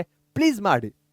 On 24 October 1945 dash was officially established. October 24, 1945 dash ಅಧಿಕೃತವಾಗಿ ಸ್ಥಾಪಿಸಲಾಯಿತು. ಯುನೈಟೆಡ್ ನೇಷನ್ಸ್ ಆರ್ಗನೈಸೇಷನ್ಸ್, ವಿಶ್ವಸಂಸ್ಥೆನೋ, League of Nations, Commonwealth of Nations, International monetary fund, ಅಂತಾರಾಷ್ಟ್ರೀಯ ಹಣಕಾಸು ನಿಧಿ. ಯಾವುದು ಸರಿಯಾದ ಉತ್ತರ? ಸಿಂಪಲ್ ಆಗಿರುವಂತಹದ್ದು. ಪಾಸ್ ಮಾಡಿ ಆನ್ಸರ್ ಮಾಡಿ. ಓಕೆ, ಯುನೈಟೆಡ್ ನೇಷನ್ಸ್ ಆರ್ಗನೈಸೇಷನ್, ವಿಶ್ವಸಂಸ್ಥೆ. Second question, the headquarters of UNO is in. ವಿಶ್ವಸಂಸ್ಥೆಯ ಪ್ರಧಾನ ಕಚೇರಿ ಇಲ್ಲಿದೆ. New York, Hague, Washington, Rome. Simple answer. Pass and answer. Okay, ನ್ಯೂಯಾರ್ಕ್ನಲ್ಲಿ ವಿಶ್ವಸಂಸ್ಥೆಯ ಹೆಡ್ ಕ್ವಾರ್ಟರ್ಸ್ ಇದೆ. ಆಸಮ್. ಸೊ ಎಸ್ಟಾಬ್ಲಿಷ್ಮೆಂಟ್ ಅನ್ನ ಮುಗಿಸಿದ್ದೇವೆ. ನೆಕ್ಸ್ಟ್ ಇರುವಂತಹದ್ದು aims and objectives of the UN. ವಿಶ್ವಸಂಸ್ಥೆಯ ಉದ್ದೇಶಗಳೇನು ಅನ್ನೋದು. ಹಾಗಾದರೆ ಅದರ ಉದ್ದೇಶಗಳನ್ನ ತಿಳ್ಕೊಳ್ಳೋಣ, ಬನ್ನಿ ನೋಡೋಣ. Aims and objectives of the UN. ಪ್ರತಿಯೊಂದು ಸಂಸ್ಥೆಗೂ ತನ್ನದೇ ಆದ ಉದ್ದೇಶಗಳಿರುತ್ತೆ. ಉದ್ದೇಶಗಳಿಲ್ಲ ಅಂದ್ರೆ ಆ ಸಂಸ್ಥೆಗೆ ಯಾಕೆ ಬಂತು ಅಂತ ಹೇಳಲಿಕ್ಕೆ ಆಗಲ್ಲ. ಕರೆಕ್ಟ್. ಹಾಗೆ UNಗೂ ಸಹ ತನ್ನದೇ ಆದ ಕೆಲವು ಗುರಿಗಳಿವೆ. The charter of the UN is its basic document which contains 111 articles divided into 19 chapters. So charter ಅಂದ್ರೆ ಏನು? ನಮ್ಮ ಕಾನ್ಸ್ಟಿಟ್ಯೂಷನ್ ಹೇಗಿದೆಯೋ ಹಾಗೆ ಇದನ್ನ ಒಂಥರ UN ನ ಕಾನ್ಸ್ಟಿಟ್ಯೂಷನ್ ಅಥವಾ ಸಂವಿಧಾನ ಅಂತ ಕರಿಬಹುದಾಗಿದೆ. ಇದರಲ್ಲಿ 111 ಆರ್ಟಿಕಲ್ಸ್ಗಳಿವೆ, ಹಾಗೆ 19 ಚಾಪ್ಟರ್ಸ್ಗಳಿವೆ. ವಿಶ್ವಸಂಸ್ಥೆಯ ಸನ್ನದು ಈ ಜಾಗತಿಕ ಸಂಸ್ಥೆಯ ಪ್ರಧಾನ ದಾಖಲೆ ಎನಿಸಿದೆ. ಇದರಲ್ಲಿ 19 ಅಧ್ಯಾಯಗಳು ಹಾಗೂ 111 ವಿಧಿಗಳಿವೆ. The preamble of the UN Charter starts as follows: We, the people of the United Nations, ವಿಶ್ವದ ಜನಸಮುದಾಯವೆನಿಸಿದ ನಾವು ಎಂಬ ವಾಕ್ಯದೊಂದಿಗೆ ವಿಶ್ವಸಂಸ್ಥೆಯ ಪ್ರಸ್ತಾವನೆಯು ಆರಂಭಗೊಳ್ಳುತ್ತದೆ. ಇಲ್ಲಿ ನೀವು ನೋಡಬಹುದಾಗಿದೆ, United Nations, we the peoples of the United Nations determined, ಇವಕ್ಕೆಲ್ಲ ಫಾರ್ ದೀಸ್ ಎಂಡ್ಸ್ ಅಂತ. ಸೊ ಇದು ಏನಾಗಿದೆ, UN ನ ಪ್ರಥಮ ಪೇಜ್ ಆಗಿದೆ. ಇನ್ನು ಚಾರ್ಟರ್ ಅಂತ ಇದೆಯೋ ಅದರ ಪ್ರಥಮ ಪೇಜ್ ಈ ರೀತಿಯಾಗಿದೆ. ನಮ್ಮ ಸಂವಿಧಾನದಲ್ಲೂ ಸಹ ನಾವು ಏನಂತ ಸ್ಟಾರ್ಟ್ ಮಾಡ್ತೇವೆ, ಭಾರತೀಯ ಗಣರಾಜ್ಯದ ನಾವು ಅಂತ ಯಾವುದೋ ಒಂದು ಚಾಪ್ಟರ್ನಲ್ಲಿ ಇದೆ ಅಲ್ಲ, ನೆನ್ಪು ಮಾಡ್ಕೊಳ್ತಾ ಇದ್ದೀರಾ? ಎಸ್. ಹಾಗೆ ಆಬ್ಜೆಕ್ಟಿವ್ಸ್ ಏನು, ಧ್ಯೇಯೋದ್ದೇಶಗಳು ಏನಿವೆ UN ಸಿಂಪಲ್. ಯಾಕೆ ಬಂತಿದು ನೆನಪು ಮಾಡ್ಕೊಳ್ಳಿ. ಚಾಪ್ಟರ್ ತತ್ವದಲ್ಲಿ ಹೇಳ್ತಾ ಇದ್ದೆ ಯಾಕೆ ಬಂತಿರಬಹುದು. Peace, yes. First world war ಆಯಿತು, ಅದಾದ್ಮೇಲೆ ಸೆಕೆಂಡ್ ವರ್ಲ್ಡ್ ವಾರ್ ಅನ್ನ ಪ್ರಿವೆಂಟ್ ಮಾಡಲಿಕ್ಕೆ ಬಂತು. ಪ್ರಿವೆಂಟ್ ಮಾಡಲಿಕ್ಕೆ ಬಂತು ಅಂದ್ರೆ ಏನು ಪ್ರಿವೆಂಟ್ ಮಾಡಬೇಕು? ಯುದ್ಧವನ್ನ. ಯುದ್ಧ ಆಗದೆ ಇದ್ರೆ ಏನಾಗುತ್ತೆ? ಪೀಸ್ ಇರುತ್ತೆ. ವೆರಿ ಇಂಪಾರ್ಟೆಂಟ್ ಆಗತ್ತೆ. UN ಅಂದ ಕೂಡಲೇ ಈ ಪೀಸ್ ಅನ್ನೋ ಒಂದು ಪದವನ್ನ ನೀವು ಅದರ ಜೊತೆ ತೆಗೆದುಕೊಂಡು ಬರಲೇಬೇಕು. To maintain international peace and security, ಅಂತಾರಾಷ್ಟ್ರೀಯ ಶಾಂತಿ ಮತ್ತು ಸುಭದ್ರತೆಯನ್ನ ಕಾಪಾಡುವುದು. To develop friendly relations among nations. So ಯುದ್ಧ ಆಗಬಾರ್ದು ಅಂದ್ರೆ ಏನ್ ಮಾಡಬೇಕು? ಅವರು ಫ್ರೆಂಡ್ಲಿ ಆಗಿರ್ಬೇಕು. ಯಾವಾಗ ಎನಿಮಿ ಆಗ್ತಾರೋ ಆವಾಗ ಯುದ್ಧ ಆಗೇ ಆಗುತ್ತೆ. ಸೊ ಹೀಗಾಗಿ ಆದಷ್ಟು ಆ ಫ್ರೆಂಡ್ಲಿ ರಿಲೇಷನ್ಸ್ಗಳನ್ನ ಮುಂದೆ ತೆಗೆದುಕೊಂಡು ಹೋಗುವಂತಹ ಪ್ರಯತ್ನವನ್ನ ಮಾಡಬೇಕು. ರಾಷ್ಟ್ರಗಳ ಮಧ್ಯೆ ಪರಸ್ಪರ ಮೈತ್ರಿಯನ್ನ ಬೆಳೆಸೋದು. ಇಲ್ಲಿ ಕಾಣಿಸ್ತಾ ಇದೆಯಲ್ಲ, ಇದೇ ಯುನೈಟೆಡ್ ನೇಷನ್ಸ್ ನ ಲೋಗೋ ಆಗಿದೆ. ಓಕೆ, ಹಾಗೆ to establish faith in fundamental human rights, ಮಾನವನ ಮೂಲಭೂತ ಹಕ್ಕುಗಳ ಬಗೆಗೆ ನಂಬುಗೆಯನ್ನ ಹೆಚ್ಚಿಸೋದು. ಮೂಲಭೂತ ಹಕ್ಕುಗಳು ಅಂದ್ರೆ ಏನು? Fundamental right. ನೀವು ಒಬ್ಬ ವಿದ್ಯಾರ್ಥಿಯಾಗಿದ್ದೀರ, ನಿಮಗೆ ಯಾವುದೇ ಒಂದು ಕಲಿಬೇಕಂದ್ರೆ ಒಂದು ಸೇಫ್ ಎನ್ವೈರನ್ಮೆಂಟ್ ಇರಬೇಕು. ಯಾರೋ ನಿಮ್ಮ ಹತ್ರ ಕಲ್ಲನ್ನ ಒಗಿತಾ ಇದ್ದಾರೆ ಹೊರಗಿಂದ, ಅದು ಸೇಫ್ ಎನ್ವೈರನ್ಮೆಂಟ್ ಆಗುತ್ತಾ? ಖಂಡಿತವಾಗಿಯೂ ಆಗಲ್ಲ. ಇದು ನಿಮ್ಮ ಒಂದು ಬೇಸಿಕ್ ರೈಟ್ ಅನ್ನೇ ಕಿತ್ಕೊಂಡ ಹಾಗೆ. ನೀವು ಕ್ಲಾಸಲ್ಲಿ ಓದ್ತಾ ಇರ್ತಾರೆ, ಯಾರೋ ಒಂದು ಬಂದು ಕಲ್ಲನ್ನು ಒಗಿತಾರೆ ನಿಮ್ಮ ತಲೆ ಮೇಲೆ, ಇಮ್ಯಾಜಿನ್ ಮಾಡ್ಕೊಳ್ಳಿಕ್ಕೂ ಆಗಲ್ಲ ತಾನೆ. ಸೊ ಇದು ಏನಾಗತ್ತೆ? ನಿಮ್ಮ ಬೇಸಿಕ್ ಆಗಿರುವಂತಹ ಒಂದು ಹ್ಯೂಮನ್ ರೈಟ್ಸ್ನಿಂದ ಅದು ನಿಮ್ಮನ್ನ ಕಸಿದುಕೊಳ್ತಾ ಇದೆ. ಅದೇ ರೀತಿ ನಿಮಗೆ ಯೂನಿಫಾರ್ಮ್ ಅನ್ನ ಕೊಡಲಾಗಿದೆ, ಅದನ್ನು ನೀವು ಧರಿಸಿ ಬರ್ತೀರಾ. ಅದೇ ರೀತಿ ನಿಮ್ಗೆ ಯಾವುದೋ ಒಂದು ಬುಕ್ಕನ್ನು ಏನು ಮಾಡಬೇಕು, ಓದಬೇಕು ಅನ್ನೋ ಸ್ವಾತಂತ್ರ್ಯ ಇರುತ್ತೆ. ಅದರ ಜೊತೆಗೆ ನೀವು 10th ಆದಮೇಲೆ ನಿಮಗೆ ಬೇಕಾದಂಥ ಕೋರ್ಸನ್ನು ಚೂಸ್ ಮಾಡುವಂತಹ ಸ್ವಾತಂತ್ರ್ಯ ಇರಬಹುದು. Right to choose very important ಆಗುತ್ತೆ.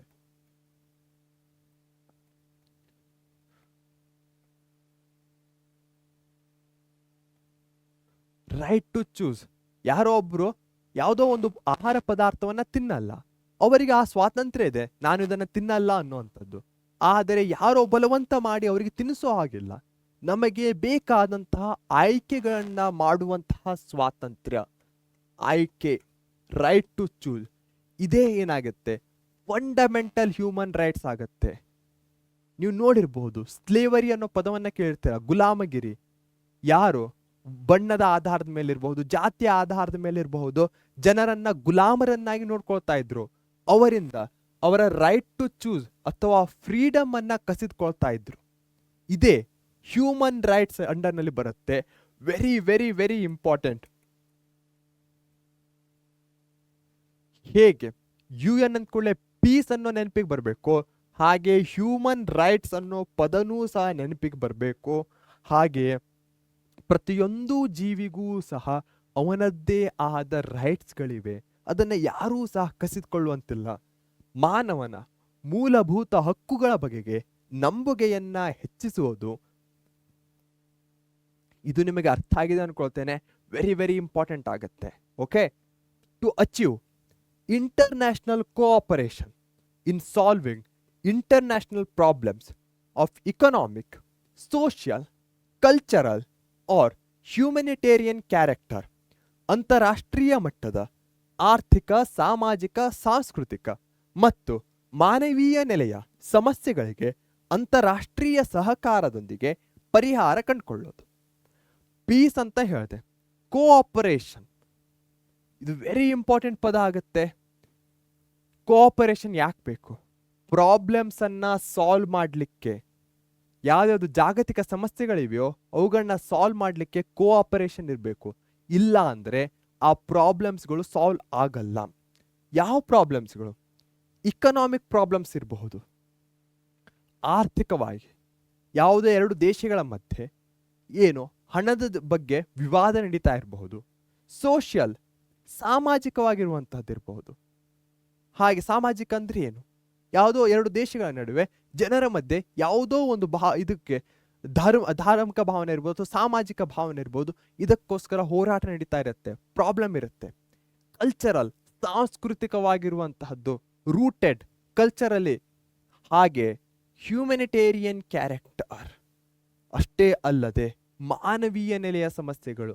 ಯಾವುದೋ ಒಂದು ದೇಶದಲ್ಲಿ ದೊಡ್ಡ ಏನೋ ಒಂದು ಸುನಾಮಿ ಬಂತಿರಬಹುದು, ಅದರಿಂದ ಜನರು ತಮ್ಮ ಪ್ರದೇಶವನ್ನು ಕಳ್ಕೊಳ್ತಾರೆ, ಆಗ ಬೇರೆ ದೇಶದವರು ಸಹಕಾರ ಮಾಡ್ಲಿಕ್ಕೆ ಮುಂದೆ ಬರೋದಿರಬಹುದು.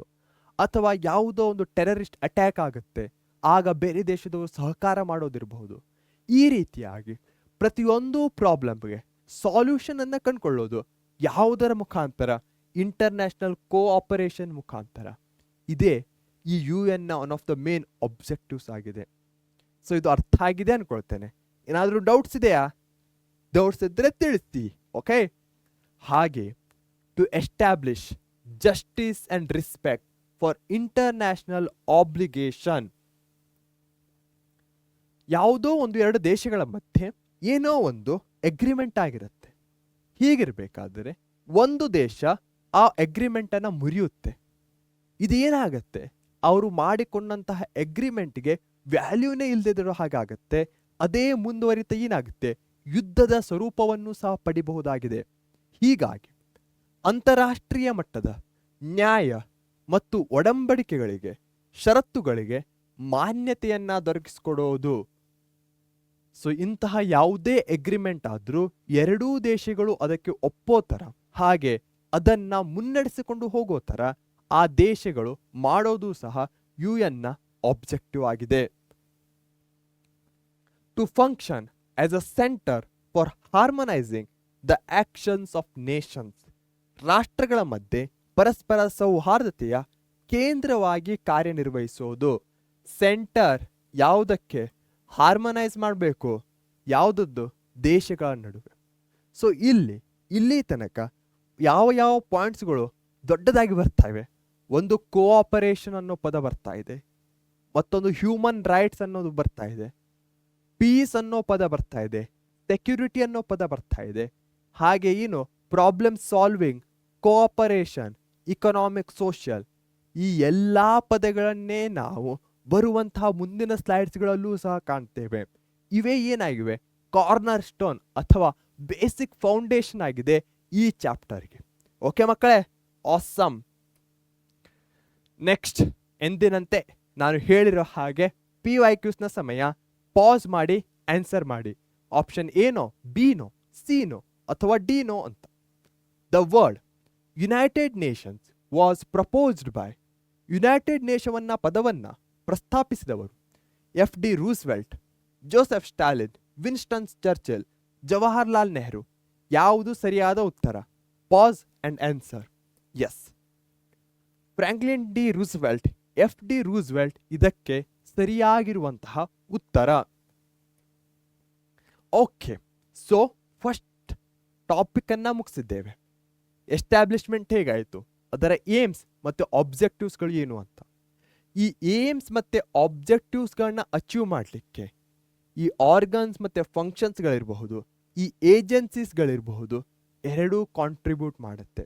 ಅವುಗಳಲ್ಲಿ ಮೊದಲಿಗೆ organs and functions of the UN, ವಿಶ್ವಸಂಸ್ಥೆಯ ಅಂಗಸಂಸ್ಥೆಗಳು ಮತ್ತು ಅದರ ಕಾರ್ಯಗಳ ಬಗ್ಗೆ ತಿಳ್ಕೊಳ್ಳೋಣ ಬನ್ನಿ. ಎಸ್, ನಾನು ಹೇಳಿರೋ ಹಾಗೆ ಏನು ಚಾಪ್ಟರ್ ತತ್ವದಲ್ಲಿ ಏನಂತ ಹೇಳಿದ್ದೆ? ಎಸ್, ಟೀಚರ್ಸ್ ಇರಬಹುದು, ಹಾಗೆ ಅಡ್ಮಿನಿಸ್ಟ್ರೇಟಿವ್ ವಿಂಗ್ ಇರಬಹುದು, ಇವೆಲ್ಲವೂ ಯಾವುದರ ಅಡಿಯಲ್ಲಿ ಬರುತ್ತೆ? ಲೀಡರ್ಶಿಪ್. ಎಸ್, ಸೊ ಇಲ್ಲೂ ಸಹ ಈ ಒಂದು ಪೂರ್ತಿ UN ನ ಕಾರ್ಯವನ್ನ 6 ಆರ್ಗನ್ಸ್ಗಳಲ್ಲಿ the UN charter has provided for 6 principal organs. ವಿಶ್ವಸಂಸ್ಥೆಯ ಸನ್ನದಿನ ಪ್ರಕಾರ ವಿಶ್ವಸಂಸ್ಥೆಗೆ 6 ಪ್ರಧಾನ ಅಂಗಸಂಸ್ಥೆಗಳಿವೆ. ಯಾವುದ್ಯಾವುದವು? ಜನರಲ್ ಅಸೆಂಬ್ಲಿ, ಸಾಮಾನ್ಯ ಸಭೆ ಇರುತ್ತೆ. ಹಾಗೆ ಸೆಕ್ಯೂರಿಟಿ ಕೌನ್ಸಿಲ್, ಭದ್ರತಾ ಮಂಡಳಿ ಇರುತ್ತೆ. ಇಕನಾಮಿಕ್ ಅಂಡ್ ಸೋಷಿಯಲ್ ಕೌನ್ಸಿಲ್ ಆರ್ಥಿಕ ಮತ್ತು ಸಾಮಾಜಿಕ ಮಂಡಳಿ.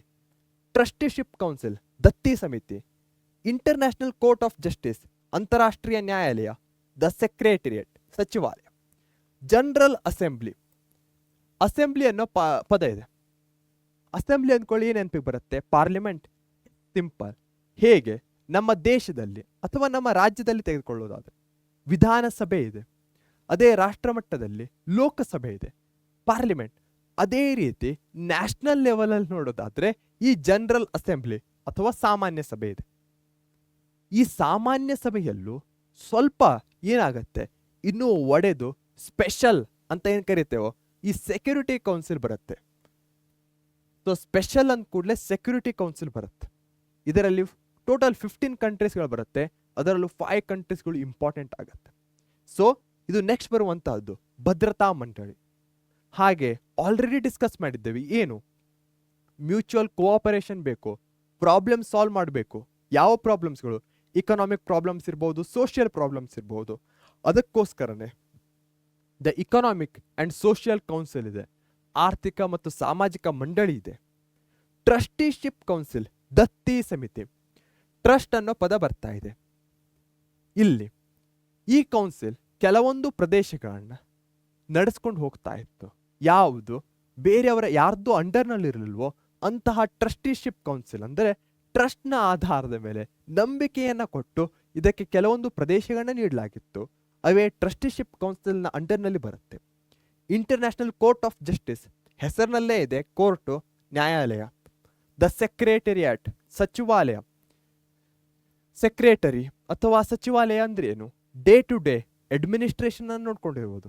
ಸೊ ಇಲ್ಲಿ ಸೆಕ್ರೆಟರಿಯಾಟ್ ಅಥವಾ ಸಚಿವಾಲಯ ಅಥವಾ ಬ್ಯೂರೋಕ್ರಾಟ್ ಅಂತ ನಾವೇನು ಕರಿತೇವೋ ಅದನ್ನು ಸಹ ಗಮನಿಸಬಹುದಾಗಿದೆ. ಸೊ ಇದು ನಿಮಗೆ ಅರ್ಥ ಆಗಿದೆ ಅನ್ಕೊಳ್ತೇನೆ. ಏನಾದರೂ ಡೌಟ್ಸ್ ಇದ್ರೆ ಕಮೆಂಟ್ ಬಾಕ್ಸ್ನಲ್ಲಿ ತಿಳಿಸಿ. ನಾವು ಬರುವಂತಹ ಸ್ಲೈಡ್ಗಳಲ್ಲಿ ಪ್ರತಿಯೊಂದನ್ನೂ ಸಹ ಇನ್ ಡೆಪ್ತ್ ಆಗಿ ತಿಳ್ಕೊಳುತ್ತೆ. Okay, awesome blossom. ಮೊದಲಿಗೆ ಜನರಲ್ ಅಸೆಂಬ್ಲಿ, ಸಾಮಾನ್ಯ ಸಭೆ. Okay, this is the general body consisting of all the members of the UN.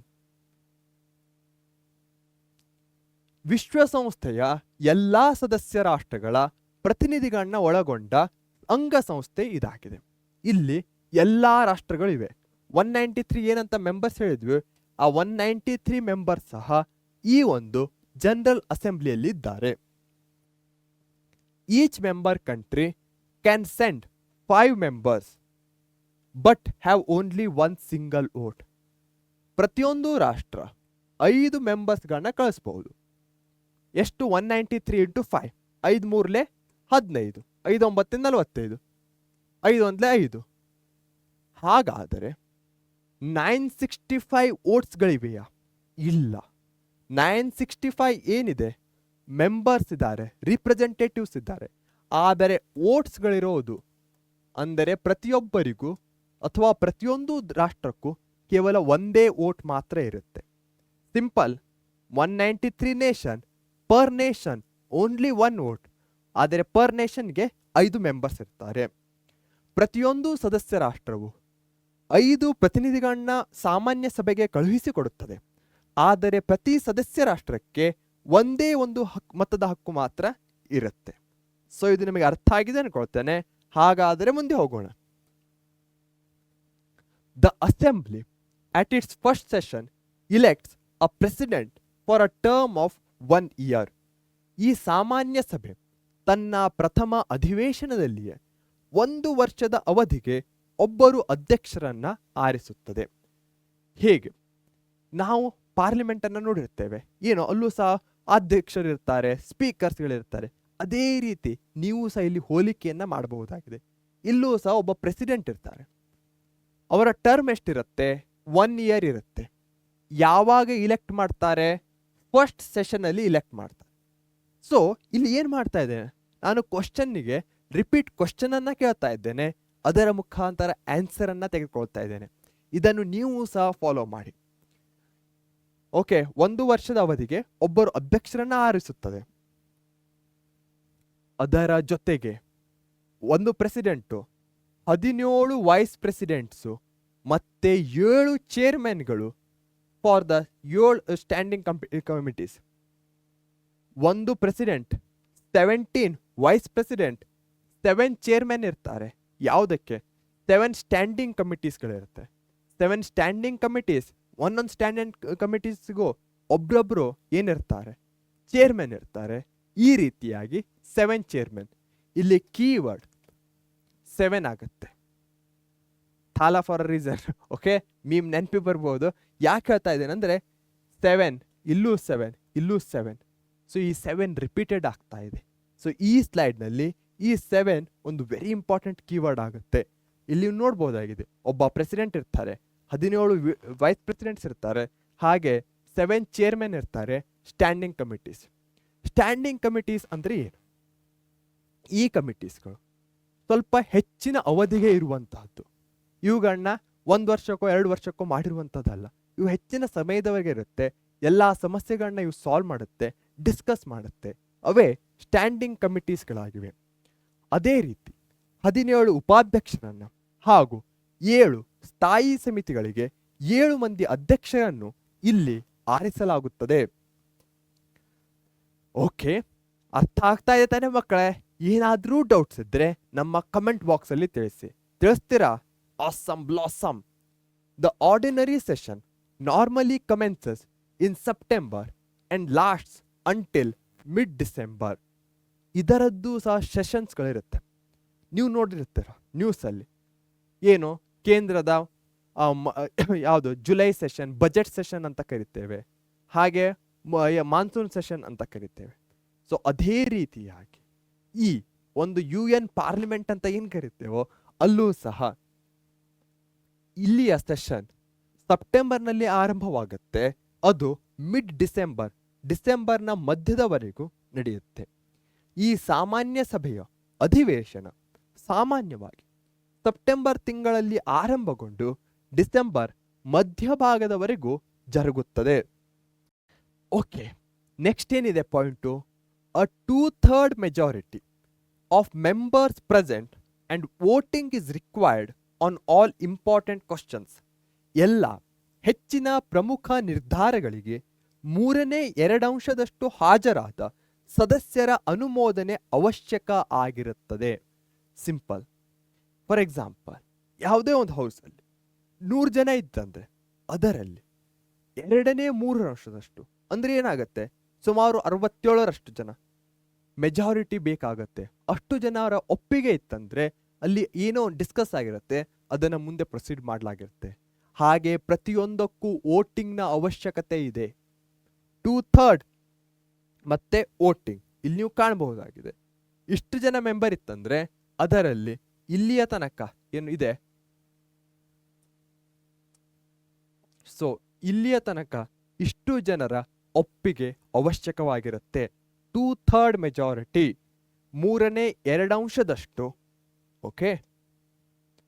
The annual budget is to be approved by General Assembly. ವಾರ್ಷಿಕ ಆಯವ್ಯಯ ಪಟ್ಟಿಗೆ ಈ ಸಾಮಾನ್ಯ ಸಭೆಯಲ್ಲಿ ಒಪ್ಪಿಗೆ ಪಡೆಯಬೇಕಾಗುತ್ತದೆ. ಆಲ್ರೆಡಿ ಡಿಸ್ಕಸ್ ಮಾಡಿದ್ದೇನೆ, ಹೇಗೆ ಬಜೆಟ್ ಸೆಷನ್ ಇರುತ್ತೋ, ಹೇಗೆ ಅಲ್ಲಿ ಒಂದು ಒಪ್ಪಿಗೆಯನ್ನು ತೆಗೆದುಕೊಳ್ಳಲಾಗುತ್ತೋ, ಹಾಗೆ ಇಲ್ಲೂ ಸಹ ಆನ್ಯುವಲ್ ಬಜೆಟ್ ಇರುತ್ತೆ. ಅದಕ್ಕೆ ಜನರಲ್ ಅಸೆಂಬ್ಲಿಯ ಒಪ್ಪಿಗೆ ಅವಶ್ಯಕವಾಗಿರುತ್ತೆ. Emergency meetings of the assembly may be summoned to discuss urgent issues. Emergency meetings ಹೆಸರಿನಲ್ಲೇ ಇದೆ. ಏನಾದರೂ ಆಪತ್ಕಾಲದ ಮೀಟಿಂಗ್, ಯಾವುದೋ 2 ದೇಶಗಳ ಮಧ್ಯೆ ಯುದ್ಧ ಆಗುತ್ತೆ, ಅದು ಮುಂದೆ ಒಂದು ದೊಡ್ಡ ಜಾಗತಿಕ ಯುದ್ಧ ಆಗಬಹುದು.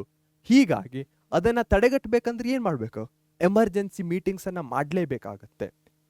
ಯಾವುದಾದರೂ ತುರ್ತು ವಿಷಯಗಳ ಚರ್ಚೆ ನಡೆಯಬೇಕಿದ್ದರೆ ವಿಶೇಷ ಅಧಿವೇಶನ ಕರೆಯಬಹುದಾಗಿದೆ.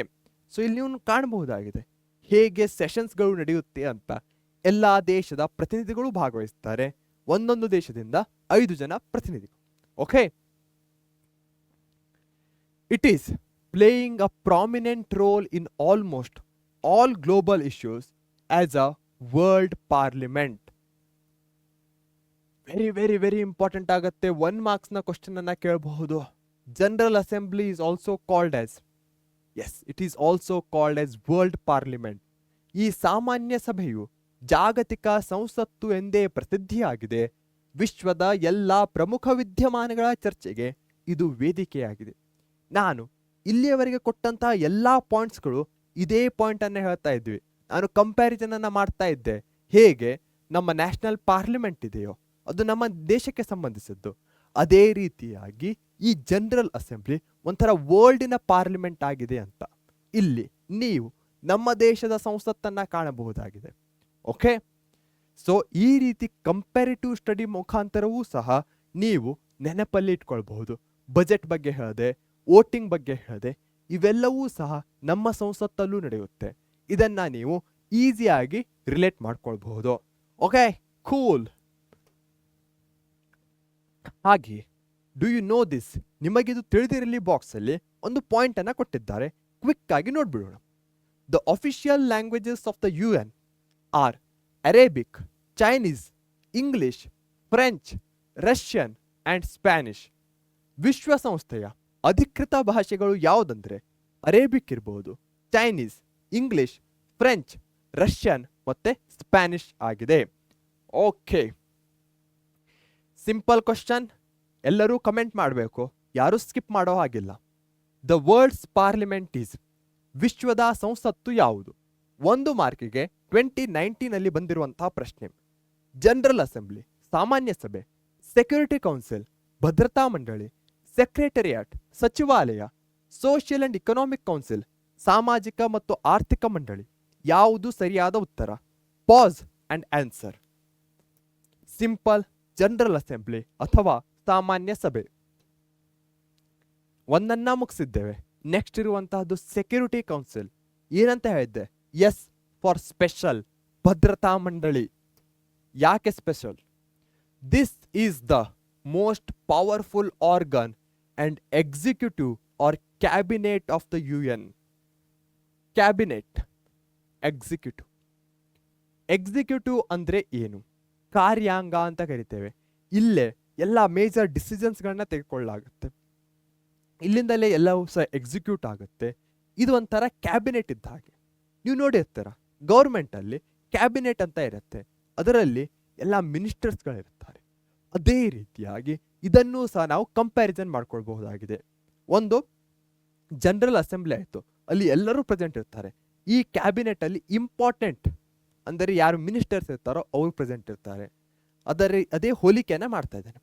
ಭದ್ರತಾ ಮಂಡಳಿಯನ್ನ ವಿಶ್ವಸಂಸ್ಥೆಯ ಕಾರ್ಯಾಂಗ ಅಥವಾ ಸಚಿವ ಸಂಪುಟವೆಂದು ಕರೆಯಬಹುದಾಗಿದೆ.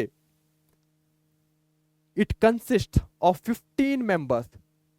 ಓಕೆ, 15 ಕಂಟ್ರೀಸ್ಗಳಿರುತ್ತೆ. Out of which 5 nations, USA, Russia, Britain, France and China are the permanent members and other are non permanent members. Other ಅಂದ್ರೆ ಎಷ್ಟು? 15 - 5, 10 countries are non permanent members ಆಗಿದ್ದಾರೆ. 15 ರಾಷ್ಟ್ರಗಳಿವೆ, 5 ಕಂಟ್ರೀಸ್ ಏನು ಪರ್ಮನೆಂಟ್ ಆಗಿದ್ದಾರೆ. ಅಂದರೆ ಇವರ ಪ್ಲೇಸ್ ಅನ್ನ ಯಾರೂ ರಿಪ್ಲೇಸ್ ಮಾಡಲ್ಲ.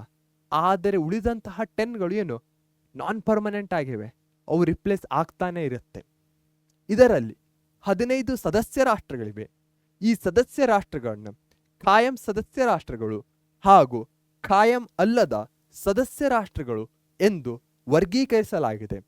ಅಮೆರಿಕ ಸಂಯುಕ್ತ ಸಂಸ್ಥಾನ, ಚೀನಾ, ಫ್ರಾನ್ಸ್, ರಷ್ಯಾ ಮತ್ತು ಯುನೈಟೆಡ್ ಕಿಂಗ್ಡಮ್ ಈ 5 ರಾಷ್ಟ್ರಗಳು ಖಾಯಂ ಸದಸ್ಯ ರಾಷ್ಟ್ರಗಳಾಗಿವೆ. ಇಲ್ಲಿ ಫ್ಲಾಗ್ನ ಜೊತೆಗೆ ಆ ದೇಶದ ಹೆಸರನ್ನೂ ಸಹ ಕೊಡಲಾಗಿದೆ. USA, ರಷ್ಯಾ, ಬ್ರಿಟನ್ ಇರಬಹುದು, ಫ್ರಾನ್ಸ್ ಮತ್ತೆ ಚೀನಾ. ಸೊ ವೆರಿ ಇಂಪಾರ್ಟೆಂಟ್ ಆಗುತ್ತೆ. ಯಾಕಂದ್ರೆ ಈ ಸ್ಲೈಡ್ನಿಂದ MCQsಗಳು ಕೇಳುವಂತಹ ಕ್ವಶನ್ಸ್ಗಳು ಬಹಳ ಅಷ್ಟೇ ಹೆಚ್ಚಾಗಿವೆ. Very important. The non permanent 10 members are elected for a term of 2 years by the General Assembly. So ಹಿಂದೆ ಡಿಸ್ಕಸ್ ಮಾಡಿದಂತಹ ಜನರಲ್ ಅಸೆಂಬ್ಲಿ ಉಳಿದ 10 ಮೆಂಬರ್ಸ್ಗಳನ್ನ ಏನ್ ಮಾಡುತ್ತೆ? ಇಲೆಕ್ಟ್ ಮಾಡುತ್ತೆ. ಎಷ್ಟು ವರ್ಷಕ್ಕೆ? 2 yearsಗೆ. 2 years ಆದ್ಮೇಲೆ ರಿಪ್ಲೇಸ್ ಮಾಡಲಾಗುತ್ತೆ. ಖಾಯಂ ಅಲ್ಲದ 10 ಸದಸ್ಯ ರಾಷ್ಟ್ರಗಳನ್ನ 2 ವರ್ಷಗಳ ಅವಧಿಗೆ ಸಾಮಾನ್ಯ ಸಭೆಯು ಆರಿಸುತ್ತದೆ. These members represent various geographical reasons. ಈ ರಾಷ್ಟ್ರಗಳು ಪ್ರಪಂಚದ ವಿವಿಧ ಭೌಗೋಳಿಕ ಪ್ರದೇಶಗಳನ್ನ ಪ್ರತಿನಿಧಿಸುತ್ತವೆ. ಇಲ್ಲಿ ನೀವು ವರ್ಲ್ಡ್ನ ಮ್ಯಾಪನ್ನು ನೋಡಬಹುದಾಗಿದೆ. ಸೊ ಉಳಿದ 10 ಕಂಟ್ರೀಸ್ಗಳು ಈ ಒಂದು ಪವರ್ಫುಲ್ ಯುರೋಪ್ನಿಂದ ಬರುತ್ತೋ? ಇಲ್ಲ, ಇವೆಲ್ಲವೂ ಸ್ಪ್ರೆಡ್ ಔಟ್ ಆಗಿರುತ್ತೆ. America, south America, Africa, East Asia ಅಥವಾ ಓಷಿಯಾನ್, ಆಸ್ಟ್ರೇಲಿಯಾ, ಈ ಎಲ್ಲ ಕಡೆಗಳಿಂದಲೂ ಒಂದು ಈಕ್ವಲ್ ರಿಪ್ರೆಸೆಂಟೇಟಿವ್ ಸಿಗೋ ಹಾಗೆ ಈ 10 ಕಂಟ್ರೀಸ್ಗಳನ್ನ ಇಲೆಕ್ಟ್ ಮಾಡಲಾಗತ್ತೆ. ಓಕೆ, ಅರ್ಥ ಆಯ್ತು? ಆಸಮ್.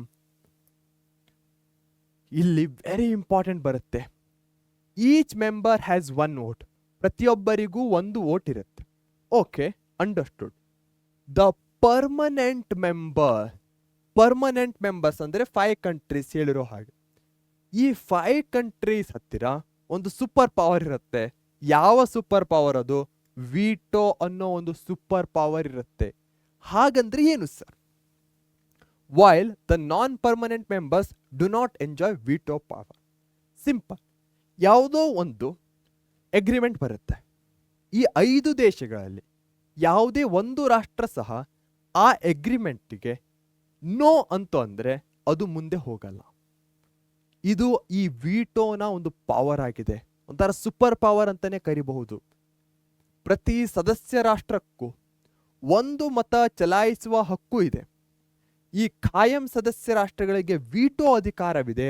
ಈ ರಾಷ್ಟ್ರಗಳಿಗೆ ವಿಟೋ ಅಧಿಕಾರ ಇರೋದಿಲ್ಲ. ಯಾವ ರಾಷ್ಟ್ರಗಳಿಗೆ? ಯಾವುದು ನಾನ್ ಪರ್ಮನೆಂಟ್ ಇರುತ್ತೋ, ಕಾಯಂ ಅಲ್ಲದ ಸದಸ್ಯ ರಾಷ್ಟ್ರಗಳಿಗೆ ಈ ವಿಟೋ ಅಧಿಕಾರ ಇರಲ್ಲ. ಇಮೇಜ್ನ ಮುಖಾಂತರವೂ ನೀವು ನೋಡ್ಕೊಳ್ಬಹುದು. ವಿಟೋ ಅಂದರೆ ನೋ ಅಂತ ಹೇಳಿದ್ರೆ ಏನಾಯ್ತು? ಅದು ಮುಂದೆ ಹೋಗಲ್ಲ. Super, awesome. India desires to have a permanent membership of this organ. Already ನೋಡಿರೋ ಹಾಗೆ ಆ 5 ಕಂಟ್ರೀಸ್ಗಳಲ್ಲಿ ಭಾರತ ಇಲ್ಲ. ಹೀಗಾಗಿ ಭಾರತವೂ ಸಹ ಭದ್ರತಾ ಮಂಡಳಿಯ ಕಾಯಂ ಸದಸ್ಯತ್ವ ಪಡೆಯಲು ಪ್ರಯತ್ನಿಸುತ್ತಿದೆ. Security council is primarily aiming at solving international disputes through peaceful means. So UN ಅಂದ್ಕೂಡಲೇ ಪೀಸ್ಫುಲ್, ಸಾಲ್ವಿಂಗ್ ಪ್ರಾಬ್ಲಮ್ಸ್, ಈ ಕೀವರ್ಡ್ಸ್ಗಳು ನೆನಪಿಗೆ ಬರಲೇಬೇಕು. ಸೊ ಸೆಕ್ಯೂರಿಟಿ ಕೌನ್ಸಿಲ್ನ ಮೇಜರ್ ಗೋಲ್ ಏನಿದೆ ಅಂದರೆ ಪ್ರೈಮರ್ಲಿ ಸಾಲ್ವ್ ಮಾಡಬೇಕು. ಯಾವುದು? International disputes. ಯಾವುದರಿಂದ? ಪೀಸ್ಫುಲ್ ಮೀನ್ಸ್ ಮುಖಾಂತರ, ಶಾಂತಿಯ ಮುಖಾಂತರ. ಜಾಗತಿಕ ಸಮಸ್ಯೆಗಳಿಗೆ ಶಾಂತಿಯುತ ಪರಿಹಾರಕ್ಕಾಗಿ ಭದ್ರತಾ ಸಮಿತಿಯು ಪ್ರಯತ್ನಿಸುತ್ತಿದೆ. Solving international disputes. ಅರ್ಥ ಆಯಿತು ಅನ್ಕೊಳ್ತೇನೆ. ಬನ್ನಿ ಮುಂದೆ ಹೋಗೋಣ. ಹಾಗೆ if there is a necessity it may direct the UN peacekeeping force IPKF for international peace and security. UN-ಗೂ ಸಹ ಅದರದ್ದೇ ಆದ ಒಂದು ಫೋರ್ಸ್ ಇದೆ. ಆ ಫೋರ್ಸ್ನಲ್ಲಿ ಬೇರೆ ಬೇರೆ ದೇಶದ ಜನರು, ಸೈನಿಕರು ಇರೋದನ್ನು ನಾವು ಕಾಣಬಹುದಾಗಿ. ಅದನ್ನು ಏನಂತ ಕರೀತಾರೆ? ಪೀಸ್ ಕೀಪಿಂಗ್ ಫೋರ್ಸ್ ಅಂತ ಕರೀತಾರೆ. ಯಾವುದಕ್ಕೋಸ್ಕರ ಇದೆ? ಪೀಸನ್ನ ಮಾಡಲಿಕ್ಕೆ, ಹಾಗೆ ಸೆಕ್ಯೂರಿಟಿ ಪರ್ಪಸ್ಗೋಸ್ಕರ ಇದೆ. ಅವಶ್ಯಕವಿದ್ದರೆ ವಿಶ್ವಸಂಸ್ಥೆಯ ಶಾಂತಿ ಪಾಲನಾ ಪಡೆಯನ್ನು, ಇಂಟರ್ನ್ಯಾಷನಲ್ ಪೀಸ್ ಕೀಪಿಂಗ್ ಫೋರ್ಸ್, ಅಂತಾರಾಷ್ಟ್ರೀಯ ಶಾಂತಿ ಹಾಗೂ ಸುವ್ಯವಸ್ಥೆಗೆ ನಿಯೋಜಿಸುತ್ತದೆ. ಇಲ್ಲಿ ನೀವು ಇಮೇಜಲ್ಲಿ ಕಾಣಿಸ್ತಿದೆ ಅಲ್ಲ, ಇವರೇ IPKF ಫೋರ್ಸ್ನವರಾಗಿದ್ದಾರೆ. ಅದರಲ್ಲಿ ಭಾರತೀಯರು ಸಹ ಅತಿ ದೊಡ್ಡ ಸಂಖ್ಯೆಯಲ್ಲಿದ್ದಾರೆ. ಓಕೆ, ಹಾಗೆ ಇಷ್ಟೇ ಅಲ್ಲ, ಇದರ ಪವರ್ಸ್ ಎಷ್ಟಿದೆ ಅಂತ ನೋಡಬಹುದು. It elects the judges of the international court of justice and recommends the name for the post of the secretary general. ಈ ಸೆಕ್ರೆಟರಿ ಜನರಲ್ ಅನ್ನೋದು ಒಂದು ಪವರ್ಫುಲ್ ಪೋಸ್ಟ್. ಯಾಕಂದ್ರೆ ಇವರೇ ಒಂಥರ ಈ ಪೂರ್ತಿ UN ಅನ್ನ ನಡೆಸ್ಕೊಂಡು ಹೋಗ್ತಾರೆ.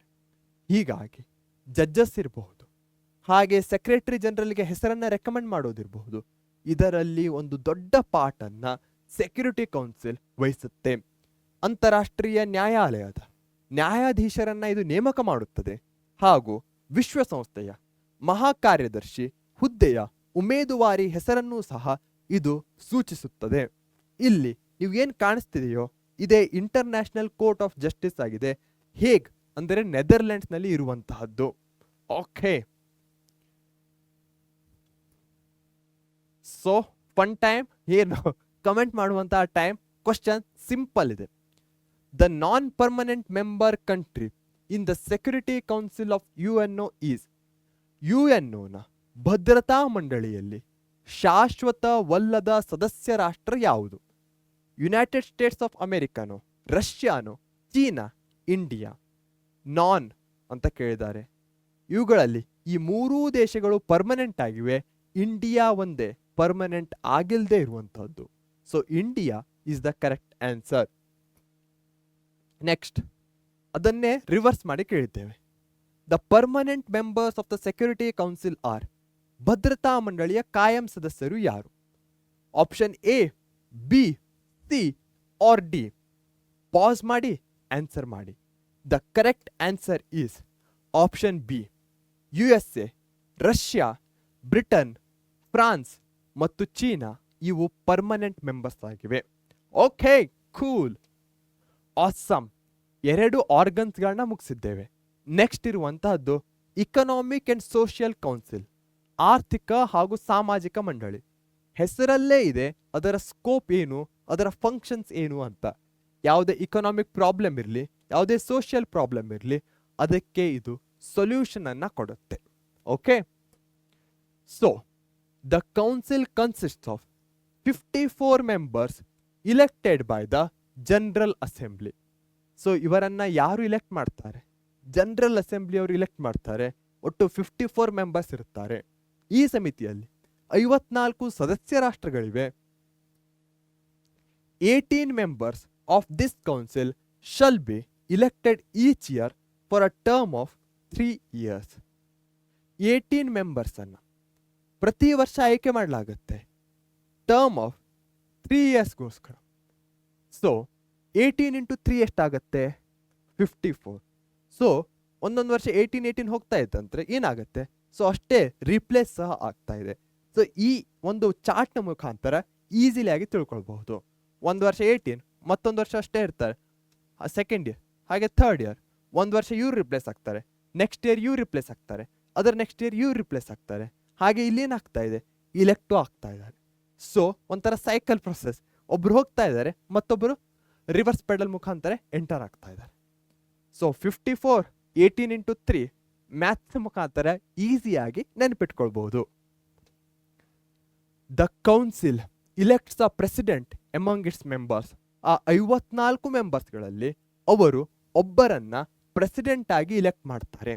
ಈ ಸದಸ್ಯ ರಾಷ್ಟ್ರಗಳು ತಮ್ಮಲ್ಲೇ ಒಂದು ಸದಸ್ಯ ರಾಷ್ಟ್ರವನ್ನ ಅಧ್ಯಕ್ಷ ಸ್ಥಾನಕ್ಕೆ ಆರಿಸುತ್ತವೆ. The main functions of economic and social council are as follows. ಆರ್ಥಿಕ ಮತ್ತು ಸಾಮಾಜಿಕ ಮಂಡಳಿಯ ಮುಖ್ಯ ಕಾರ್ಯಗಳು ಈ ಕೆಳಗಿನಂತಿವೆ. ಯಾವ್ದ್ಯಾವ್ದು ಆ ಕಾರ್ಯಗಳು? First one, to study and report about international economic, social, cultural, educational, health and related matters. ಅಂತಾರಾಷ್ಟ್ರೀಯ ವಲಯದ ಆರ್ಥಿಕ, ಸಾಮಾಜಿಕ, ಸಾಂಸ್ಕೃತಿಕ, ಶೈಕ್ಷಣಿಕ, ಆರೋಗ್ಯ ಹಾಗೂ ಇನ್ನಿತರ ಸಂಬಂಧಿತ ವಿಷಯಗಳ ಅಧ್ಯಯನ ಹಾಗೂ ವರದಿ ಮಾಡುವಿಕೆ. ಸ್ಟಡಿ ಮತ್ತೆ ರಿಪೋರ್ಟ್ ಅನ್ನ ಕಳಿಸ್ಬೇಕು. ಯಾವುದು? ಇಕನಾಮಿಕ್, ಆರ್ಥಿಕತೆ, ಹಣಕಾಸಿಗೆ ಸಂಬಂಧಿಸಿದಂಥದ್ದು. ಸೋಷಿಯಲ್, ಸಾಮಾಜಿಕವಾಗಿ ಸೊಸೈಟಿಯಲ್ಲಿ ಏನಾದರೂ ಪ್ರಾಬ್ಲಮ್ಸ್ ಇದೆ ಅವುಗಳ ಬಗ್ಗೆ ಇರ್ಬೋದು. ಕಲ್ಚರಲ್, ಸಾಂಸ್ಕೃತಿಕವಾಗಿರುವಂತಹದ್ದು. ಎಜುಕೇಷನಲ್, ಶಿಕ್ಷಣಕ್ಕೆ ಸಂಬಂಧಿಸಪಟ್ಟಂಥದ್ದು. ಹೆಲ್ತ್, ಆರೋಗ್ಯಕ್ಕೆ ಸಂಬಂಧಿಸಪಟ್ಟಂಥದ್ದು. ಇವುಗಳ ಬಗ್ಗೆ ಇದು ಸ್ಟಡಿ ಮಾಡುತ್ತೆ ಮತ್ತೆ ರಿಪೋರ್ಟ್ಸ್ಗಳನ್ನ ಸಬ್ಮಿಟ್ ಮಾಡುತ್ತೆ. ಸ್ಟಡಿ ಮತ್ತೆ ರಿಪೋರ್ಟ್, ಇದು ಫಸ್ಟ್ ಕೆಲಸ ಆಯಿತು. ಸ್ಟಡಿ ರಿಪೋರ್ಟ್ ಅಬೌಟ್ ಯಾವುದು? ಇಕನಾಮಿಕ್, ಸೋಷಿಯಲ್, ಕಲ್ಚರಲ್, ಶೈಕ್ಷಣಿಕ ಅವೇ. ಹಾಗೆ a number of issues such as the status of refugees, women and housing issues come under the purview of this board. ಅದರ ಜೊತೆಗೆ ಸೋಷಿಯಲ್ ಅಂದ ಕೂಡಲೇ ಸೋಷಿಯಲಲ್ಲಿ ಇರುವಂತಹ ಪ್ರಾಬ್ಲಮ್ಸ್ಗಳು, ಯಾರನ್ನ ನೆಗ್ಲೆಕ್ಟ್ ಮಾಡಲಾಗಿದೆಯೋ, ಯಾರು ಕಾಳಜಿ ವಹಿಸ್ತಾ ಇಲ್ವೋ ಅವುಗಳ ಬಗ್ಗೆಯೂ ಸಹ ಇವರು ಗಮನವನ್ನು ಹರಿಸ್ತಾರೆ. ನಿರಾಶ್ರಿತರಿರಬಹುದು, ಮಹಿಳೆಯರ ಸ್ಥಾನಮಾನ ಇರಬಹುದು, ವಸತಿ ಸಮಸ್ಯೆ ಮುಂತಾದ ಹಲವಾರು ವಿಚಾರಗಳು ಈ ಮಂಡಳಿಯ ಕಾರ್ಯವ್ಯಾಪ್ತಿಯೊಳಗೆ ಬರುತ್ತದೆ, ಸ್ಕೋಪ್ ಆಫ್ ವರ್ಕಲ್ಲಿ. ಓಕೆ, ಇಲ್ಲಿ ನೀವು ಕಾಣಬಹುದಾಗಿದೆ ರೆಫ್ಯೂಜೀಸ್ಗಳು ಅಂದ್ರೆ ಏನು? ನಿರಾಶ್ರಿತರು. ಯಾವುದೋ ಒಂದು ದೇಶದಲ್ಲಿ ಯುದ್ಧ ಆಗ್ತಾ ಇದೆ, ಫಾರ್ ಎಕ್ಸಾಂಪಲ್ ಸಿರಿಯಾದಲ್ಲಿ ಯುದ್ಧ ಆಗ್ತಾ ಇದೆ, ಆವಾಗ ಕಾಮನ್ ಪೀಪಲ್ ಏನು ಮಾಡ್ತಾರೆ? ಬೇರೆ ದೇಶಕ್ಕೆ ಹೋಗುವಂಥ ಪ್ರಯತ್ನವನ್ನ ಮಾಡ್ತಾರೆ. ಅವರು ತಮ್ಮ ಮನೆಯನ್ನ ಕಳೆದುಕೊಳ್ಬೇಕಾಗತ್ತೆ. ಅದೇ ನಿರಾಶ್ರಿತರು ಅಥವಾ ರೆಫ್ಯೂಜೀಸ್ ಅಂತ ಕರಿತೇವೆ. It makes recommendations for the observance of human rights and fundamental freedom. Human rights very important ಆಗತ್ತೆ. ಈ ಪ್ರದೇಶದಲ್ಲಿ ಯಾವುದು ನಿರಾಶ್ರಿತರಿರಬಹುದು, ಮಹಿಳೆಯರಿರಬಹುದು, ಅವರಿಗೂ ಸಹ ಯಾವುದೇ ಡೆವಲಪ್ ಕಂಟ್ರೀಸಲ್ಲಿ ಇರುವಂತಹ ವ್ಯಕ್ತಿಗೆ ಇರುವಂತಹ ಒಂದು ಬೇಸಿಕ್ ಹ್ಯೂಮನ್ ರೈಟ್ಸ್ ಎಷ್ಟಿರುತ್ತೋ ಅಷ್ಟೇ ಆ ವ್ಯಕ್ತಿಗೂ ಸಹ ಸಿಗಬೇಕು ಅಂತ ಹೇಳ್ತಾರೆ. ಫಂಡಮೆಂಟಲ್ ಫ್ರೀಡಮ್ಗೋಸ್ಕರ ಇವರು ಹೋರಾಡ್ತಾರೆ. ಮಾನವ ಹಕ್ಕುಗಳು ಹಾಗೂ ಮೂಲಭೂತ ಸ್ವಾತಂತ್ರ್ಯಗಳ ಬಗೆಗೂ ಈ ಮಂಡಳಿಯು ಶಿಫಾರಸು ಮಾಡುತ್ತದೆ. ಬೇಸಿಕ್ ಹ್ಯೂಮನ್ ರೈಟ್ಸ್ ಅಂದ್ರೆ ಏನು? ಇವರಿಗೆ ನೀರಿನ ಸೌಲಭ್ಯ ಇರಬಹುದು, ಬೇಸಿಕ್ ಫೆಸಿಲಿಟೀಸ್ಗಳು, ನೀರಿನ ಸೌಲಭ್ಯ ಇರಬಹುದು, ಉಳಿಯಲು ಒಂದು ವಸತಿ ಗೃಹದ ಸಮಸ್ಯೆ, ಮನೆಯ ಸಮಸ್ಯೆ ಇರಬಹುದು, ಇವುಗಳನ್ನ ನಿವಾರಿಸೋದಿರಬಹುದು, ಅಥವಾ ಫ್ರೀಡಮ್, ರೈಟ್ ಟು ಚೂಸ್ ಇರಬಹುದು, ಇವರಿಗೆ ಓಟ್ ಇರಬಹುದು, ಅಥವಾ ಪ್ರಜಾಪ್ರಭುತ್ವ ಅಧಿಕಾರ ಇರಬಹುದು. ಇವುಗಳಿಗೋಸ್ಕರವೂ ಸಹ ಈ ಆರ್ಥಿಕ ಮತ್ತು ಸಾಮಾಜಿಕ ಮಂಡಳಿ ಹೋರಾಡ್ತಾ ಇದೆ. It can convene international conference pertaining to human resources, culture, education. ಅದರ ಜೊತೆಗೆ ಇದು ಇಂಟರ್ನ್ಯಾಷನಲ್ ಕಾನ್ಫರೆನ್ಸ್ಗಳನ್ನು ಸಹ ಮಾಡುತ್ತೆ. ಯಾವುದಕ್ಕೆ ಸಂಬಂಧಿಸಿಪಟ್ಟದ್ದು? ಹ್ಯೂಮನ್ ರಿಸೋರ್ಸ್ ಆಗಬೇಕು ಅಂದರೆ ಆತನಿಗೆ ಬೇಕಾದಂಥ ಸ್ಕಿಲ್ ಅನ್ನು ಕೊಡೋದಿರಬಹುದು, ಅವುಗಳ ಮುಖಾಂತರ ಆತನನ್ನು ರಿಸೋರ್ಸ್ ಅನ್ನಾಗಿ ಮಾಡಬಹುದು. ಕಲ್ಚರ್, ಸಂಸ್ಕೃತಿ ಇರ್ಬೋದು, ಶೈಕ್ಷಣಿಕ ಇರ್ಬೋದು, ಎಜುಕೇಶನಲ್, ಮಾನವ ಸಂಪನ್ಮೂಲ, ಸಂಸ್ಕೃತಿ, ಶಿಕ್ಷಣ ಮುಂತಾದ ವಿಷಯಗಳ ಬಗ್ಗೆ ಅಂತಾರಾಷ್ಟ್ರೀಯ ಸಮ್ಮೇಳನಗಳನ್ನು ಕೂಡ ಇದು ನಡೆಸುತ್ತದೆ. ಹಾಗೆ council coordinates the work of specialised agencies like International Labour Organisation, ILO, Food and agricultural Organisation, World health Organisation etcetera. ಇದು ಏನು ಮಾಡುತ್ತೆ? ಕೋಆರ್ಡಿನೇಟ್ ಮಾಡುತ್ತೆ. ಯಾವುದರಲ್ಲಿ? ಸ್ಪೆಷಲೈಸ್ಡ್ ಏಜೆನ್ಸೀಸ್ ಅಂದ್ಕೊಳ್ಳಿ. ಯಾವ್ದು ಬರ್ತಾ ಇದೆ? ILO, FAO, WHO. ಸೊ ಇಲ್ಲಿ ನೀವು ನೋಡಬಹುದು ಸಿಕ್ಕಾಪಟ್ಟೆ ಕಂಟೆಂಟ್ ಇದೆ. ಇದನ್ನ ನಾವು ಚಂಕಿಂಗ್ ಮಾಡೋಣ. ಹಾಗಂದ್ರೆ ಏನು? ಲೇಬರ್ ಇರಬಹುದು, ಹಾಗೆ ಫುಡ್ ಇರಬಹುದು, ಹಾಗೆ ಹೆಲ್ತ್. ಲೇಬರ್, ಫುಡ್ ಮತ್ತೆ ಹೆಲ್ತ್, ಈ ಮೂರು ಕೀವರ್ಡ್ಸ್ಗಳು ಏನಾಗುತ್ತೆ? ಈ ಸ್ಪೆಷಲೈಸ್ಡ್ ಏಜೆನ್ಸೀಸ್ ಅನ್ನ ಕವರ್ ಮಾಡುತ್ತೆ. ಸೊ ಈ ಒಂದು ಪೂರ್ತಿಯಾದಂತಹ ಸ್ಲೈಡ್ಗಳಲ್ಲಿ ಏನಿದೆ? ಸಿಕ್ಕಾಪಟ್ಟೆ ಕಂಟೆಂಟ್ ಇರಬಹುದು, ಆದರೆ ಇಂಪಾರ್ಟೆಂಟ್ ಅಂದ್ರೆ ಏನು? ಕೋಆರ್ಡಿನೇಟ್ಸ್. ಅದಾದ್ಮೇಲೆ ಏನು? LFH. ಈ ಮೂರು ಏನು ಶಾರ್ಟ್ ಫಾರ್ಮ್ ಅನ್ನು ಯೂಸ್ ಮಾಡಿದ್ದೇವೆ. ಇವುಗಳ ಮುಖಾಂತರ ಈ ಪೂರ್ತಿ ಸ್ಲೈಡ್ ಅನ್ನ ನೀವು ಚಂಕಿಂಗ್ ಮುಖಾಂತರ ನೆನಪಲ್ಲಿ ಇಟ್ಕೊಳ್ತಾ ಇದ್ದೀರಾ. ಅರ್ಥ ಆಯ್ತು ತಾನೆ? ವಿಶೇಷ ಪ್ರಾವೀಣ್ಯತೆಯ ಅಂಗಸಂಸ್ಥೆಗಳಾದ ಅಂತಾರಾಷ್ಟ್ರೀಯ ಕಾರ್ಮಿಕ ಸಂಘ ILO, ಆಹಾರ ಮತ್ತು ಕೃಷಿ ಸಂಸ್ಥೆ FAO, ವಿಶ್ವ ಆರೋಗ್ಯ ಸಂಸ್ಥೆ WHO ಮುಂತಾದವುಗಳ ಕಾರ್ಯಗಳನ್ನ ಇದು ಸಮನ್ವಯ ಮಾಡುತ್ತೆ. ಇಲ್ಲಿ ನೀವು ನೋಡ್ಬೋದಾಗಿದೆ, ಸೆಂಟರಲ್ಲಿ ಇದೆ ಬೇರೆ ILO ಇರಬಹುದು, WHO ಇರಬಹುದು, ಹಾಗೆ ಮತ್ತೊಂದು ಯಾವುದು FAO ಇರಬಹುದು. ಇವುಗಳ ಕಾರ್ಯವನ್ನ ಇದು ಕೋಆರ್ಡಿನೇಟ್ ಮಾಡುತ್ತೆ. ಸೊ ಇದು ನಿಮಗೆ ಅರ್ಥ ಆಗಿದೆ ಅನ್ಕೊಳ್ತೇನೆ. ಏನಾದರೂ ಡೌಟ್ಸ್ ಇದ್ರೆ ಕಮೆಂಟ್ ಬಾಕ್ಸ್ ಅಲ್ಲಿ ತಿಳಿಸಿ. ಫೇವ್ರೆಟ್ ಪಾರ್ಟ್ ಏನ್ ಮಾಡಬೇಕು? Comment. Which council coordinates the work of specialised agencies ILO, FAO and WHO etcetera. ಯಾವ ಅಂಗಸಂಸ್ಥೆ ವಿಶೇಷ ಏಜೆನ್ಸಿಗಳಾದಂತಹ ILO, FAO ಮತ್ತು WHO ಇತ್ಯಾದಿಗಳ ಕೆಲಸವನ್ನು ಸಂಘಟಿಸುತ್ತೆ? ಜನರಲ್ ಅಸೆಂಬ್ಲಿನೋ, trusteeship council, economic and social council, secretariat? Pass and answer. Simple. Option C is the correct answer. Awesome. 4ನೇ ಅಂಗ ಯಾವುದು? ಟ್ರಸ್ಟಿಶಿಪ್ ಕೌನ್ಸಿಲ್ ಅಥವಾ ದತ್ತಿ ಸಮಿತಿ ಅಂತ ಕರಿತೇವೆ. ಹೆಸರಲ್ಲೇ ಟ್ರಸ್ಟ್ ಇದೆ. ಸೊ ಇವರಿಗೆ ಟ್ರಸ್ಟ್ ಅನ್ನ ಕೊಟ್ಟಿದ್ದಾರೆ ಕೆಲವೊಂದು ಪ್ರದೇಶಗಳನ್ನ ನೋಡಿಕೊಳ್ಳುವಂತಹದ್ದು. ಯಾವ ಪ್ರದೇಶಗಳು ಅವು? Trusteeship Council is a committee set up to look after the colonial territories during their transition period when they were emerging as sovereign or independent nations. Simple ಇದೆ. ನೀವು ನೋಡಿರಬಹುದು, ಭಾರತವೂ ಸಹ ಬ್ರಿಟಿಷರ ಏನು ಮಾಡಿದ್ದು, ಬ್ರಿಟಿಷರು ನಮಗೆ ಕೊಲೊನೈಸರ್ ಆಗಿದ್ರು. ಅದೇ ರೀತಿ ಬಹಳಷ್ಟು ದೇಶಗಳು ಬ್ರಿಟಿಷ್ ಇರಬಹುದು, ಬೇರೆ ಬೇರೆ ಐರೋಪ್ಯ ದೇಶಗಳಿರಬಹುದು, ಅವುಗಳಿಂದ ಕೊಲೊನೈಸ್ ಆಗಿತ್ತು. ಯಾವಾಗ ಅವು ಸ್ವಾತಂತ್ರ್ಯವನ್ನ ಫ್ರೀಡಮನ್ನು ಪಡಿತಾ ಇದ್ವೋ ಆವಾಗ ಕೆಲವು ಪ್ರದೇಶಗಳ ಮಧ್ಯೆ ಡಿಸ್ಪ್ಯೂಟ್ಸ್ ಇತ್ತು. ಇಂತಹ ಡಿಸ್ಪ್ಯೂಟ್ಸ್ಗಳ ಸಮಯದಲ್ಲಿ ಆ ಪ್ರದೇಶಗಳನ್ನು ಈ ಟ್ರಸ್ಟಿಶಿಪ್ ಕೌನ್ಸಿಲ್ ನೋಡ್ಕೊಳ್ತಾ ಇತ್ತು. ವಸಾಹತುಶಾಹಿತ್ವಕ್ಕೆ ಒಳಪಟ್ಟಿದ್ದ ಪ್ರದೇಶಗಳು ಸಾರ್ವಭೌಮ ರಾಷ್ಟ್ರಗಳಾಗಿ ಉದಯಿಸುತ್ತಿದ್ದ ಸ್ಥಿತ್ಯಂತರದ ಕಾಲಾವಧಿಯಲ್ಲಿ ಈ ಪ್ರದೇಶಗಳ ಮೇಲುಸ್ತುವಾರಿ ಮಾಡಲು ಸ್ಥಾಪಿಸಿದ ಸಮಿತಿಯೇ ದತ್ತಿ ಸಮಿತಿ. ಕನ್ನಡ ಟೆಕ್ಸ್ಟ್ ಬುಕ್ನಲ್ಲಿ ಟೆಕ್ಸ್ಟ್ ಬಹಳಷ್ಟು ಹೆವಿ ಆಗಿದೆ, ಸಿಂಪಲ್ ಇದೆ, ಏನಿಲ್ಲ. ಫಾರ್ ಎಕ್ಸಾಂಪಲ್, ಇಂಡಿಯಾ ಇಂಡಿಪೆಂಡೆಂಟ್ ಆಗ್ತಾ ಇದೆ, ಆದರೆ ಆ ಸಮಯದಲ್ಲಿ ಕೆಲವೊಂದು ಪ್ರದೇಶಗಳ ಮಧ್ಯೆ ಡಿಸ್ಪ್ಯೂಟ್ ಆಗ್ತಾ ಇದೆ. ಅಂತಹ ಪ್ರದೇಶಗಳು ಈ ಟ್ರಸ್ಟಿಶಿಪ್ ಕೌನ್ಸಿಲ್ನ ಅಂಡರ್ನಲ್ಲಿ ಬರ್ತಾ ಇತ್ತು. ಸಿಂಪಲ್, ಅರ್ಥ ಆಯ್ತು ತಾನೆ? ಎಸ್. ಸೊ ಇಲ್ಲಿ ಟ್ರಸ್ಟಿಶಿಪ್ ಕೌನ್ಸಿಲ್ ಅನ್ನ ನೀವು ಇನ್ನು ಕಾಣಬಹುದಾಗಿದೆ, ಒಂಥರ ಬೋರ್ಡ್ ಅನ್ನ ಕಾಣಬಹುದಾಗಿದೆ. Trusteeship Council, also called Board of Trustees, the total 11 areas were under the administration of Trusteeship Council. Now all these regions became independent and got self-government. ದತ್ತಿ ಸಮಿತಿಯನ್ನ ವಿಶ್ವಸ್ತ ಮಂಡಳಿ ಅಥವಾ ಧರ್ಮದರ್ಶಿ ಸಮಿತಿ ಅಂತ ಕರೆಯುವ ವಾಡಿಕೆ ಇದೆ. ಒಟ್ಟು ಎಷ್ಟು ಪ್ರದೇಶಗಳಿದ್ದು? 11 ಏರಿಯಾಸ್ ಇದ್ದು. ಈ 11 ಏರಿಯಾಸ್ಗಳು ಸಹ ಈಗ ಟ್ರಾನ್ಸಿಷನ್ ಆಗಿದ್ದಾವೆ.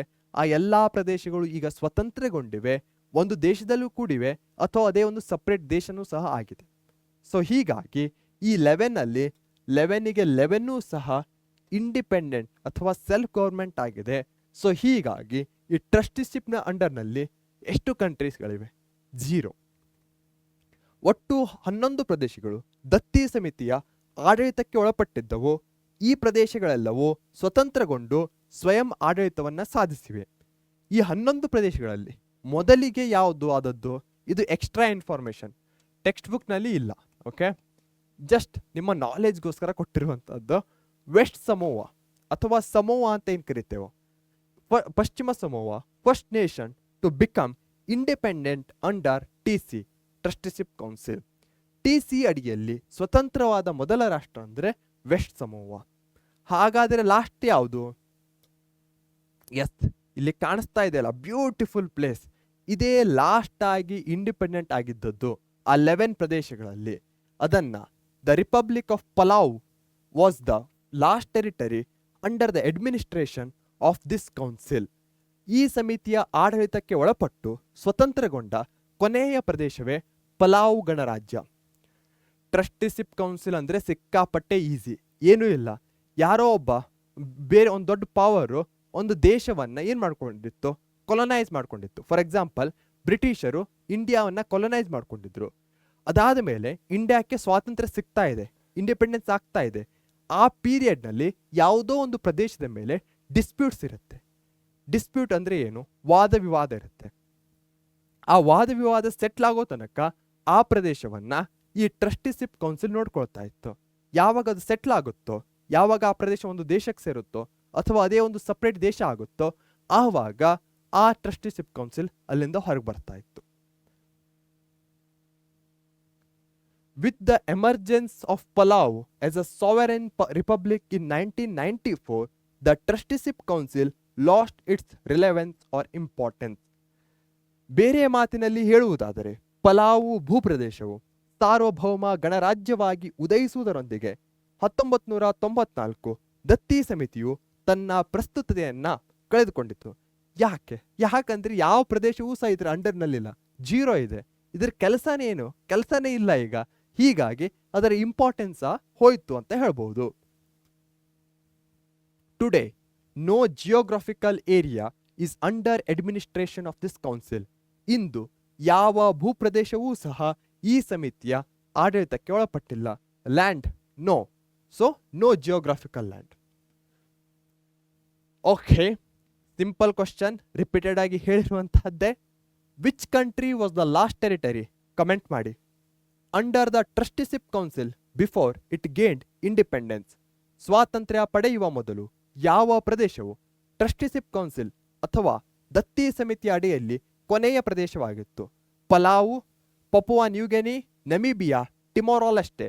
ಯಾವುದು ಸರಿಯಾದ ಉತ್ತರ? Simple, option A is the correct answer. Okay, next, fifth organ ಯಾವುದು? ಹೆಸರಲ್ಲೇ ಇದೆ, ಕೋರ್ಟ್ ಅಂತ ಇದೆ, ಜಸ್ಟಿಸ್ ಅಂತ ಇದೆ. ಎಸ್, ಅಂತಾರಾಷ್ಟ್ರೀಯ ನ್ಯಾಯಾಲಯ. ನಮ್ಮಲ್ಲಿ ಹೇಗೆ ಸುಪ್ರೀಂ ಕೋರ್ಟ್ ಇದೆಯೋ ಅದು ರಾಷ್ಟ್ರದ ನ್ಯಾಯಾಲಯ ಆಗುತ್ತೆ.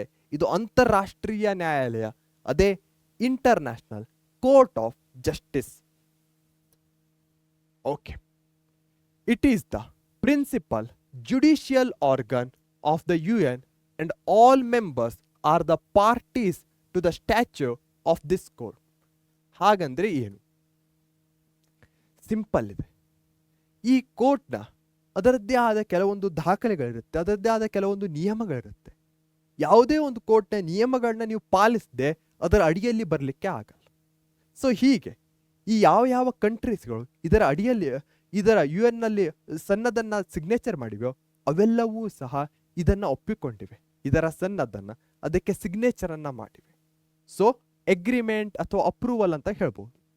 ಇದು ವಿಶ್ವಸಂಸ್ಥೆಯ ಒಂದು ಪ್ರಧಾನ ಅಂಗಸಂಸ್ಥೆಯಾಗಿದೆ ಹಾಗೂ ಎಲ್ಲಾ ಸದಸ್ಯ ರಾಷ್ಟ್ರಗಳು ಈ ನ್ಯಾಯಾಲಯದ ಸನ್ನದಿಗೆ ತಮ್ಮ ಸಹಮತವನ್ನ ನೀಡಲು ಬದ್ಧವಾಗಿವೆ. ಸೊ ನೀವು ಕೊಡ್ಲೇಬೇಕು. ಯಾಕೆ? ಫಾರ್ ಎಕ್ಸಾಂಪಲ್, ಇದಕ್ಕೆ ನೀವು ಒಪ್ಪಿಗೆಯನ್ನ ಕೊಡದೇ ಇದ್ರೆ ಆ ಒಂದು ಆರ್ಗನೈಸೇಷನ್ ಅಲ್ಲಿ ಇದ್ರೆ ಏನ್ ಲಾಭ? ಅದರ ಒಂದು ಮೇನ್ ಆರ್ಗನೈಸೇಷನ್ನೇ ಜಸ್ಟಿಸ್ಸು. ಆ ಜಸ್ಟಿಸ್ಗೆ ನಿಮ್ಮ ಒಂದು ಚಾರ್ಟರ್ಗೆ ನೀವು ಸಿಗ್ನೇಚರ್ ಅನ್ನ ಮಾಡಿಲ್ಲ ಅಂದ್ರೆ ಏನು ಉಪಯೋಗ ಇಲ್ವಲ್ಲ. ಸೊ ಅದಕ್ಕಾಗಿ ಎಲ್ಲಾ ಸದಸ್ಯ ರಾಷ್ಟ್ರಗಳು, all members statutory of this court. ಇದು ಅರ್ಥ ಆಗಿದೆ ಅನ್ಕೊಳ್ತೇನೆ. ಹಾಗಾದ್ರೆ ಮುಂದೆ ಹೋಗೋಣ.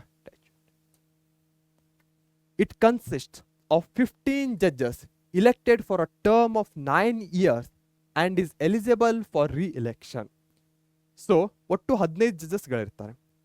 ನೀವು ಸುಪ್ರೀಂ ಕೋರ್ಟ್ ಅಲ್ಲೂ ನೋಡಿರ್ಬಹುದು, ಅಲ್ಲೂ ಸಹ ಒಂದು ನಿಯಮಿತ, ಒಂದು ಲಿಮಿಟೆಡ್ ಅಮೌಂಟ್ನ ಜಡ್ಜಸ್ ಅನ್ನ ಮಾತ್ರ ಅಪಾಯಿಂಟ್ ಮಾಡ್ತಾರೆ. ಇಲ್ಲೂ ಸಹ 15 ಜಡ್ಜಸ್ ಇರ್ತಾರೆ. ಅವರು 9 ಇಯರ್ಸ್ ತನಕ ಇರ್ತಾರೆ, 9 ವರ್ಷ. ಫಾರ್ ಎಕ್ಸಾಂಪಲ್ 9 ಇಯರ್ಸ್ ಆದ್ಮೇಲೆ ರಿಟೈರ್ಮೆಂಟ್ ಇಲ್ಲ, ಅವರನ್ನ ಪುನಃ ರೀಎಲೆಕ್ಷನ್ ಸಹ ಮಾಡಬಹುದಾಗಿದೆ. ಈ ನ್ಯಾಯಾಲಯದಲ್ಲಿ 15 ಮಂದಿ ನ್ಯಾಯಾಧೀಶರಿದ್ದಾರೆ. ಇವರ ಅಧಿಕಾರಾವಧಿ 9 ವರ್ಷಗಳು ಆಗಿದ್ದು ಇವರು ಮರು ಆಯ್ಕೆಗೆ ಅರ್ಹರಾಗಿರ್ತಾರೆ. ಓಕೆ, ಸೊ ಇದು ಅರ್ಥ ಆಗಿದೆ ಅನ್ಕೊಳ್ತೇನೆ. ಇಲ್ಲಿ ನೀವು ಕಾಣ್ತಾ ಇದೆಯಲ್ಲ, ಇದೇನು? ಇದು ಇಂಟರ್ನ್ಯಾಷನಲ್ ಕೋರ್ಟ್ ಆಫ್ ಜಸ್ಟಿಸ್ ಆಗುತ್ತೆ. ಎಲ್ಲಿದೆ ಇದು? The permanent seat is in the ಹೇಗ್ ಆಫ್ ನೆದರ್ಲ್ಯಾಂಡ್. ನೆದರ್ಲ್ಯಾಂಡಿನ ಹೇಗ್ ನಗರದಲ್ಲಿ ಈ ನ್ಯಾಯಾಲಯದ ಕೇಂದ್ರ ಕಚೇರಿ ಇದೆ. ಅಂದರೆ ಮೇಜರ್ ಹೆಡ್ ಕ್ವಾರ್ಟರ್ಸ್ ಅಂತ ಏನ್ ಕರಿತೇವೋ ಅದು ಹೇಗ್ನಲ್ಲಿ ಇದೆ, ನೆದರ್ಲ್ಯಾಂಡ್. 1 ಮಾರ್ಕ್ಸ್ ನಿಂದ ವೆರಿ ಇಂಪಾರ್ಟೆಂಟ್ ಆಗುತ್ತೆ ಇದು. ಓಕೆ,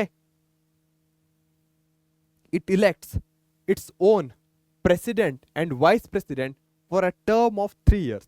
ಮೆಂಬರ್ಸ್ 9 yearsಗೆ ಇರ್ತಾರೆ, ಆದರೆ ಅದರ ಅಧ್ಯಕ್ಷರಿರಬಹುದು, ಪ್ರೆಸಿಡೆಂಟ್ ಇರಬಹುದು, ಉಪಾಧ್ಯಕ್ಷರು ವೈಸ್ ಪ್ರೆಸಿಡೆಂಟ್ ಇರಬಹುದು. ಅವರು 3 years ಅಂದರೆ 3 ವರ್ಷಗಳ ಅವಧಿಗೆ ಇರ್ತಾರೆ. The court takes decision on majority basis. Court ಅಂದಮೇಲೆ ಏನು? 15 ಮಂದಿ ಇದ್ದಾರೆ ಅಂದ್ರೆ ಮೆಜಾರಿಟಿ ಯಾವ್ದಿರುತ್ತೋ ಅದೇ ಏನಾಗುತ್ತೆ, ಮುಂದೆ ಹೋಗುತ್ತೆ. ಅಂತಾರಾಷ್ಟ್ರೀಯ ನ್ಯಾಯಾಲಯದ ನ್ಯಾಯಾಧೀಶರು ಬಹುಮತದ ಆಧಾರದ ಮೇಲೆ ನಿರ್ಣಯಗಳನ್ನ ಕೈಗೊಳ್ಳುತ್ತಾರೆ. ಸೆಲ್ಫ್ ಎಕ್ಸ್ಪ್ಲನೇಟರಿ ಇದೆ. ಓಕೆ,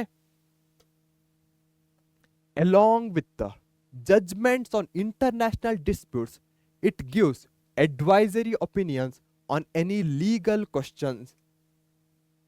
ಇದು ಜಡ್ಜ್ಮೆಂಟ್ಸ್ ಅನ್ನ ಕೊಡುತ್ತೆ, ಎಲ್ಲೆಲ್ಲಿ ಡಿಸ್ಪ್ಯೂಟ್ಸ್ಗಳಿರುತ್ತೋ, ಎಲ್ಲೆಲ್ಲಿ ಪ್ರಾಬ್ಲಮ್ಸ್ಗಳಿರುತ್ತೋ ಅಲ್ಲಿ. ಅದರ ಜೊತೆಗೆ ಯಾವುದೋ ಒಂದು ದೇಶ, 2 ದೇಶಗಳ ಮಧ್ಯೆ ಏನಾದರೂ ಅಡ್ವೈಸ್ ಕೇಳ್ತಾ ಬಂದರೂ ಸಹ ಇದು ತನ್ನ ಒಪಿನಿಯನ್ ಅನ್ನ ಕೊಡುತ್ತೆ. ಅಂತಾರಾಷ್ಟ್ರೀಯ ವಿವಾದಗಳ ತೀರ್ಪುಗಳ ಜೊತೆಗೆ ಇದು ಯಾವುದೇ ಕಾನೂನು ಪ್ರಶ್ನೆಗೆ ಸಲಹಾ ಅಭಿಪ್ರಾಯಗಳನ್ನು ಸಹ ನೀಡುತ್ತದೆ. The decision of court are important on moral and ideological forms. ಹಾಗಂದ್ರೆ ಏನು ಸರ್? ನೀವು ನೋಡಿರಬಹುದು, ಯಾವುದೇ ಒಂದು ಕೋರ್ಟ್, ಇಂಡಿಯಾದ ಕೋರ್ಟ್ನಲ್ಲಿ ಏನೇ ಒಂದು ಬಂತಂದ್ರು ತೀರ್ಪನ್ನು ಕೊಡ್ತಾರೆ, ಇಷ್ಟು ವರ್ಷದ ಜೈಲು, ಇಷ್ಟು ವರ್ಷದ ಕಾರಾಗೃಹ ಶಿಕ್ಷೆ ಅಂತ. ಆದರೆ ಇಲ್ಲಿ ಇವರು ಆ ರೀತಿಯ ಜೈಲು ಅಥವಾ ಕಾರಾಗೃಹದ ಶಿಕ್ಷೆಯನ್ನು ಕೊಡಲ್ಲ. ಅವ್ರೇನು ಹೇಳ್ತಾರೆ, ಯಾವ್ದು ಸರಿ ಇದೆ ಮತ್ತೆ ಯಾಕೆ ಸರಿ ಇದೆ ಅನ್ನೋದನ್ನು ಹೇಳ್ತಾರೆ. ಮಾರಲ್ ಅಂಡ್ ಐಡಿಯಾಲಜಿಕಲ್ ಫಾರ್ಮ್ಸ್, ನೈತಿಕ ಹಾಗೂ ವೈಚಾರಿಕ ನೆಲೆಗಟ್ಟಿನ ಮೇಲೆ ಈ ನ್ಯಾಯಾಲಯದ ನಿರ್ಣಯಗಳು ಮಹತ್ವ ಹೊಂದಿವೆ. ಯಾಕಂದ್ರೆ but the court does not enjoy any compulsory jurisdiction to countries. Very important ಆಗುತ್ತೆ. ಇದು ಇಂಟರ್ನ್ಯಾಷನಲ್ ಕೋರ್ಟೇ ಆಗಿರಬಹುದು. ಫಾರ್ ಎಕ್ಸಾಂಪಲ್ ಎಕ್ಸ್ ಮತ್ತೆ ವೈ ಇವೆರಡೂ ದೇಶಗಳಿವೆ. ಅಲ್ಲಿ ಒಂದು ಬಾರ್ಡರ್ ಪ್ರದೇಶಕ್ಕಾಗಿ ಎರಡೂ ದೇಶಗಳ ಮಧ್ಯೆ ವಾದ ವಿವಾದ ನಡೆಯಿತು. ಈ ಕೋರ್ಟು ಇಷ್ಟೊಂದು ಪ್ರದೇಶ ಈ ಎಕ್ಸ್ಗೆ ಸೇರಬೇಕು ಅಂತ ಹೇಳುತ್ತೆ. ವೈ ಏನು ಹೇಳೋದು, ವೈ ಅದನ್ನು ಒಪ್ಪಿಕೊಳ್ಳದೇನೂ ಸಹ ಇರಬಹುದಾಗಿದೆ. ಸೊ ಈ ರೀತಿಯಾಗಿ ನೋಡೋದಾದ್ರೆ ಈ ಎರಡೂ ಕಂಟ್ರೀಸ್ಗಳಿಗೆ ನೀವು ಕಂಪಲ್ಸರಿ ಆಗಿ ಬಂದಿರುವಂತಹ ನಿರ್ಣಯವನ್ನ ಒಪ್ಕೊಳ್ಳೇಬೇಕು ಅನ್ನೋ ಒಂದು ಯಾವುದೇ ಗ್ಯಾರಂಟಿ ಇಲ್ಲ. ಹೀಗಾಗಿ ಬಂದಿರುವಂತಹ ಒಂದು ನಿರ್ಣಯ ಮಾರಲ್ ಮತ್ತು ಐಡಿಯಾಲಜಿಕಲಿ ಕರೆಕ್ಟ್ ಆಗಿರಬಹುದು, ಆದರೆ ಮತ್ತೊಂದು ದೇಶ ಸ್ವೀಕರಿಸದೇನೂ ಸಹ ಇರಬಹುದಾಗಿದೆ. ಇದು ಅರ್ಥ ಆಗ್ತಾ ಇದೆ ಅನ್ಕೊಳ್ತೇನೆ, ಯಾಕೆ ಇದು ಮಾರಲ್ ಮತ್ತು ಐಡಿಯಾಲಜಿಕಲ್ ಹಾಗೆ ಕಂಪಲ್ಸರಿ ಇಲ್ಲ ಅಂತ. ಆದರೆ ಈ ನ್ಯಾಯಾಲಯದ ತೀರ್ಪುಗಳನ್ನ ಕಡ್ಡಾಯವಾಗಿ ಯಾವ ದೇಶಕ್ಕೂ ಅನ್ವಯಿಸುವಂತಿಲ್ಲ. In spite of these limitations, the court has contributed towards international peace and security in its own way. ಇದು ಲಿಮಿಟೇಷನ್ ಆಯಿತು, ಯಾಕಂದರೆ ದೇಶ ಒಪ್ಕೊಳ್ದೇನೂ ಇರಬಹುದು. ಆದರೂ ಸಹ ಈ ಎಲ್ಲ ಇತಿಮಿತಿಗಳು ಮಧ್ಯೆಯೂ ಅಂತಾರಾಷ್ಟ್ರೀಯ ಶಾಂತಿ ಹಾಗೂ ಸುಭದ್ರತೆಗೆ ಈ ನ್ಯಾಯಾಲಯವು ತನ್ನದೇ ಆದ ಕೊಡುಗೆಯನ್ನ ನೀಡಿದೆ. ಸೊ ಪೀಸನ್ನು ನೋಡ್ಬೋದಾಗಿದೆ, ಏನು ಪಾರಿವಾಳ ಹೋಗ್ತಾ ಇದೆ, ಹಾಗೆ ಏನು ಸೆಕ್ಯೂರಿಟಿ ಇರಬಹುದು. ಇಲ್ಲೂ ಸಹ ಇದರ ಕೊಡುಗೆಗಳನ್ನ ನಾವು ಕಾಣಬಹುದು. Okay, do you know this? ನಿಮಗಿದು ತಿಳಿದಿರಲಿ ಬಾಕ್ಸಲ್ಲಿ ಕೊಟ್ಟಿರುವಂತಹದ್ದು. ಕ್ವಿಕ್ ಆಗಿ ಮುಗಿಸ್ಬಿಡೋಣ. Benegal Narasingarao was the first Indian to be selected as the judge of the international court of justice. Benegal Narasingarao ಅಂತಾರಾಷ್ಟ್ರೀಯ ನ್ಯಾಯಾಲಯದ ನ್ಯಾಯಾಧೀಶರಾಗಿದ್ದಂತಹ ಮೊದಲ ಭಾರತೀಯರು. He hailed from Mangalore. ಇವರು ಕರ್ನಾಟಕದ ಮಂಗಳೂರಿನವರು. ಇಲ್ಲಿ ಕಾಣಿಸ್ತಾ ಇದೆಯಲ್ಲ, ಇವರೇ ಬೆಣಗಲ್ ನರಸಿಂಗರಾವ್. ಹಾಗೆ Nagendra Singh was the first Indian to serve as the president of International court of Justice. Nagendra Singh ರವರು ಅಂತಾರಾಷ್ಟ್ರೀಯ ನ್ಯಾಯಾಲಯದ ಅಧ್ಯಕ್ಷರಾಗಿದ್ದ ಮೊದಲ ಭಾರತೀಯರಾಗಿದ್ದರು. ಸೊ ಇಲ್ಲಿ ಕಾಣಿಸ್ತಾ ಇದೆ, ಇವರೇ ನಾಗೇಂದ್ರ ಸಿಂಗ್ ರಾಗಿದ್ದಾರೆ. ಇವುಗಳನ್ನ ಕ್ವಿಕ್ ಆಗಿ ಹೋಗ್ತಾ ಇದ್ದೇನೆ, ಯಾಕಂದ್ರೆ ಎಕ್ಸಾಮ್ ಪಾಯಿಂಟ್ ಆಫ್ ವ್ಯೂದಿಂದ ಅಷ್ಟೊಂದು ಇಂಪಾರ್ಟೆಂಟ್ ಅಲ್ಲ. Raghunandan Swarup Pathak and the Dalveer Bhandari also served as judges of International court of Justice. Raghunandan Swarup Pathak ಮತ್ತು ದಲ್ವೀರ್ ಭಂಡಾರಿ ಇವರು ಅಂತಾರಾಷ್ಟ್ರೀಯ ನ್ಯಾಯಾಲಯದ ನ್ಯಾಯಾಧೀಶರಾಗಿ ಕರ್ತವ್ಯ ನಿರ್ವಹಿಸಿದ ಭಾರತೀಯರಾಗಿದ್ದಾರೆ. ಇಲ್ಲಿ ಕಾಣಿಸ್ತಾ ಇದೆಯಲ್ಲ, ಇವರೇ ಸ್ವರೂಪ್ ಪಾಠಕ್ ಅವರಾಗಿದ್ದಾರೆ. Presently Dalveer Bhandari appointed for second term as a judge. ಪ್ರಸ್ತುತ ದಲ್ವೀರ್ ಭಂಡಾರಿಯವರು ಎರಡನೆಯ ಅವಧಿಗೆ ಈ ನ್ಯಾಯಾಲಯದ ನ್ಯಾಯಾಧೀಶರಾಗಿ ಕರ್ತವ್ಯ ನಿರ್ವಹಿಸ್ತಾ ಇದ್ದಾರೆ. ಇವರೇ ದಲ್ವೀರ್ ಭಂಡಾರಿಯವರಾಗಿದ್ದಾರೆ. ಓಕೆ, ನನ್ನ favourite part question and answer. Comment ಮಾಡಲೇಬೇಕು. Okay, no options. Where is the international court of justice located? ಅಂತಾರಾಷ್ಟ್ರೀಯ ನ್ಯಾಯಾಲಯವು ಎಲ್ಲಿದೆ? ಪರ್ಮನೆಂಟ್ ಸೀಟ್ ಜಿನೇವಾ, ಇದು Hague. Okay, Washington DC, New York. ಯಾವುದು ಸರಿಯಾದ ಉತ್ತರ? Yes, the Hague is the correct answer. Super ಮಕ್ಕಳೇ. Last organ ಯಾವುದು? ದ ಸೆಕ್ರೆಟರಿಯಟ್, ಸಚಿವಾಲಯ. ಸೊ ಇದು ಒಂಥರ ಅಡ್ಮಿನಿಸ್ಟ್ರೇಷನ್ ಅನ್ನು ನೋಡ್ಕೊಳ್ಳುತ್ತೆ ಅಂತ ಹೇಳ್ಬಹುದು. ಡೇ ಟು ಡೇ ಆಕ್ಟಿವಿಟೀಸ್ ಇರಬಹುದು, ಇವೆಲ್ಲವೂ ಇದರ ಅಂಡರ್ನಲ್ಲಿ ಬರುತ್ತೆ. Okay, this comprises the secretary general and staff of the UN. ಇದರಲ್ಲಿ UN ನ ಸೆಕ್ರೆಟರಿ ಜನರಲ್ ಬರ್ತಾರೆ. ಇವರು one of the most powerful ಅಂತ ಹೇಳ್ಬೋದು UN ನಲ್ಲಿ. ಮಹಾಕಾರ್ಯದರ್ಶಿ ಹಾಗೂ ವಿಶ್ವಸಂಸ್ಥೆಯ ಸಿಬ್ಬಂದಿ ವರ್ಗ ಈ ಅಂಗಸಂಸ್ಥೆಗೆ ಸೇರಿದವರಾಗಿದ್ದಾರೆ. ಸೊ ಇಲ್ಲಿ ನೀವು ಕಾಣಬಹುದಾಗಿದೆ ಯುನೈಟೆಡ್ ನೇಷನ್ಸ್ ಅವರ ಸ್ಟಾಫ್ ಇರ್ಬೋದು, ಅವರೆಲ್ಲರೂ ಏನನ್ನು ಓದ್ತಾ ಇದ್ದಾರೆ. ಸೊ ಸ್ಟಾಫು ಮತ್ತೆ ಸೆಕ್ರೆಟರಿ ಜನರಲ್ ಇದರಲ್ಲಿ ಬರ್ತಾರೆ. The secretary general is the chief administrative officer of the organisation. So secretary general ಏನಿರ್ತಾರೋ ಅವರು ಚೀಫ್ ಆಗಿರ್ತಾರೆ ಯಾವುದರದ್ದು, ಅಡ್ಮಿನಿಸ್ಟ್ರೇಟಿವ್ದು. ಹಾಗೆ ಅವರನ್ನು ಯಾರು ಅಪಾಯಿಂಟ್ ಮಾಡ್ತಾರೆ? Appointed by the General Assembly. General Assembly ಅವರನ್ನು ಅಪಾಯಿಂಟ್ ಮಾಡುತ್ತೆ. ಆದರೆ ಯಾರ ರೆಕಮೆಂಡೇಶನ್ ಇರುತ್ತೆ? On the recommendation of Security Council for a 5-year term. So question ಅನ್ನ ಕೇಳಬಹುದು, ಸೆಕ್ರೆಟರಿ ಜನರಲ್ನ ಟರ್ಮ್ ಎಷ್ಟು ಅಂತ. 5 year ಇರುತ್ತೆ. ಯಾರು ಇಲೆಕ್ಟ್ ಮಾಡ್ತಾರೆ? General Assembly. ಯಾರ ರೆಕಮೆಂಡೇಶನ್ ಇರುತ್ತೆ? Security Council. Security Council most powerful ಇರುತ್ತೆ. ಸೊ ಅದರ ರೆಕಮೆಂಡೇಶನ್ ಇಲ್ಲದೆ ಇವರು ಅಪಾಯಿಂಟ್ ಮಾಡೋ ಹಾಗಿಲ್ಲ. ಮಹಾ ಕಾರ್ಯದರ್ಶಿಯವರು ಈ ಸಚಿವಾಲಯದ ಮುಖ್ಯಸ್ಥರು ಎನಿಸಿದ್ದಾರೆ. ಇವರನ್ನ ಭದ್ರತಾ ಸಮಿತಿಯ ಶಿಫಾರಸ್ಸಿನ ಮೇರೆಗೆ ಸಾಮಾನ್ಯ ಸಭೆಯು 5 ವರ್ಷಗಳ ಅವಧಿಗೆ ಆರಿಸುತ್ತದೆ. ಸೊ ಇಲ್ಲಿ ನೀವು ಕಾಣಬಹುದು, ಇವರು ಸೆಕ್ರೆಟರಿ ಜನರಲ್, ಇವರು ಏನಾಗಿರ್ತಾರೆ? ಚೀಫ್ ಆಗಿರ್ತಾರೆ, ಸಚಿವಾಲಯದ ಮುಖ್ಯಸ್ಥರು. ಇವರನ್ನ ಯಾರು ಇಲೆಕ್ಟ್ ಮಾಡ್ತಾರೆ? ಅಪಾಯಿಂಟ್ ಜನರಲ್ ಅಸೆಂಬ್ಲಿ ಅವರು. ಯಾರ ರೆಕಮೆಂಡೇಶನ್ ಇರುತ್ತೆ? ಸೆಕ್ಯೂರಿಟಿ ಕೌನ್ಸಿಲ್ನ ರೆಕಮೆಂಡೇಶನ್ ಇರುತ್ತೆ. ಎಷ್ಟು ವರ್ಷ? 5 ವರ್ಷ. ಸೊ ಈ ರೀತಿಯ ಮಾಧ್ಯಮದ ಮೂಲಕವೂ ಸಹ ಈಸಿಯಾಗಿ ರಿಮೆಂಬರ್ ಮಾಡಬಹುದು. ಹಾಗಾದ್ರೆ ಮುಂದೆ ಹೋಗೋಣವಾ? Yes. The secretariat is located at the headquarters of the UN in New York, USA, having its branches in Geneva, Switzerland, Vienna, Austria and Nairobi, Kenya. So ಇದರ ಹೆಡ್ ಕ್ವಾರ್ಟರ್ಸ್ ಎಲ್ಲಿದೆ? ನ್ಯೂಯಾರ್ಕ್ದಲ್ಲಿದೆ. ಆಲ್ರೆಡಿ ಡಿಸ್ಕಸ್ ಮಾಡಿದ್ದೇವೆ. UN head quarters ಎಲ್ಲಿದೆ? New York. So ಅಲ್ಲೇ ಇದು ಸಹ ಇದೆ. Branches ಎಲ್ಲಿದೆ? ಸ್ವಿಟ್ಜರ್ಲೆಂಡಲ್ಲಿದೆ, ಆಸ್ಟ್ರಿಯಾದಲ್ಲಿದೆ, Nairobi, ಕೀನ್ಯಾದಲ್ಲಿದೆ.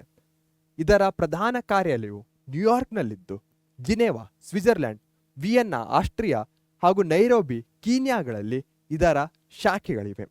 So ಇಲ್ಲಿ ನೀವು ಕಾಣಬಹುದಾಗಿದೆ, ಇದೇ ಅದರ ಹೆಡ್ ಕ್ವಾರ್ಟರ್ಸ್ ಆಗಿದೆ. ಅಸ್ಸಾಂ. ಆಲ್ರೆಡಿ ಹೇಳಿರೋ ಹಾಗೆ all day to day administrative work, planning and organisation of UNO come under its purview. UNO ಅಂದ್ರೆ ಏನು? United Nations Organisation. ದಿನನಿತ್ಯದ ಆಡಳಿತಾತ್ಮಕ ಕಾರ್ಯಯೋಜನೆ ಇರಬಹುದು, ಸಾಂಸ್ಥಿಕ ಕಾರ್ಯಗಳು ಇರಬಹುದು, ಇವೆಲ್ಲವೂ ಈ ಸಚಿವಾಲಯದ ವ್ಯಾಪ್ತಿಯಲ್ಲಿ ಸೇರಿವೆ. So day to day administrative work. Secretariat ಅಂದ ಕೂಡಲೇ ಅಡ್ಮಿನಿಸ್ಟ್ರೇಷನ್ ಅನ್ನೋ ಒಂದು ಪದ ನೆನಪಿಗೆ ಬರಲೇಬೇಕು. ಹಾಗಾದರೆ do you know this box ಅಲ್ಲಿ ಕೊಟ್ಟಿದ್ದಾರೆ UN ನ ಸೆಕ್ರೆಟರೀಸ್ ಜನರಲ್ ಇಲ್ಲಿಯ ತನಕ ಆಗಿರುವಂತಹದ್ದು ಯಾರ್ಯಾರು? ಮೊದಲಿಗೆ ಆದಂತಹವರು ಟ್ರಿಗ್ವೆ ಲೀ 1946 to 1952 ನಾರ್ವೇದವರು. ಹಾಗೆ next Dag Hammarskjold 1953 to 1961 Sweden ತವರು. ಯುಥ್ಯಾಂಟ್ 1961 to 1971 ಬರ್ಮಾ, ಇಂದಿನ ಮೈನ್ಮಾರ್ದವರು. ಹಾಗೆ ಕರ್ಟ್ ವಾಲ್ಡ್ಹೇಮ್ 1972 to 1981 ಆಸ್ಟ್ರಿಯಾದವರು. Javier Perez de Cuellar 1982 to 1991 Peru. ಹಾಗೆ ಬೋತ್ರೋಸ್ ಘಾಲಿ 1992 to 1996 ಈಜಿಪ್ಟ್ದವರು. Kofi Annan 1997 to 2006 Ban Ki Moon 2007 to 2016 South ಕೊರಿಯಾದವರು. ಆಂಟೋನಿಯೋ ಗುಟೆರಸ್ 2016 to ಸಿನ್ಸ್ ಅಂದರೆ ಇಲ್ಲಿಯ ತನಕ ಇದ್ದಾರೆ ಪೋರ್ಚುಗಲ್ನವರು. ಆಂಟೋನಿಯೋ ಗುಟೆರಸ್ ಇಲ್ಲಿ ಕಾಣಿಸ್ತಾ ಇದೆಯಲ್ಲ, ಇವರೇ Antonio Guterres.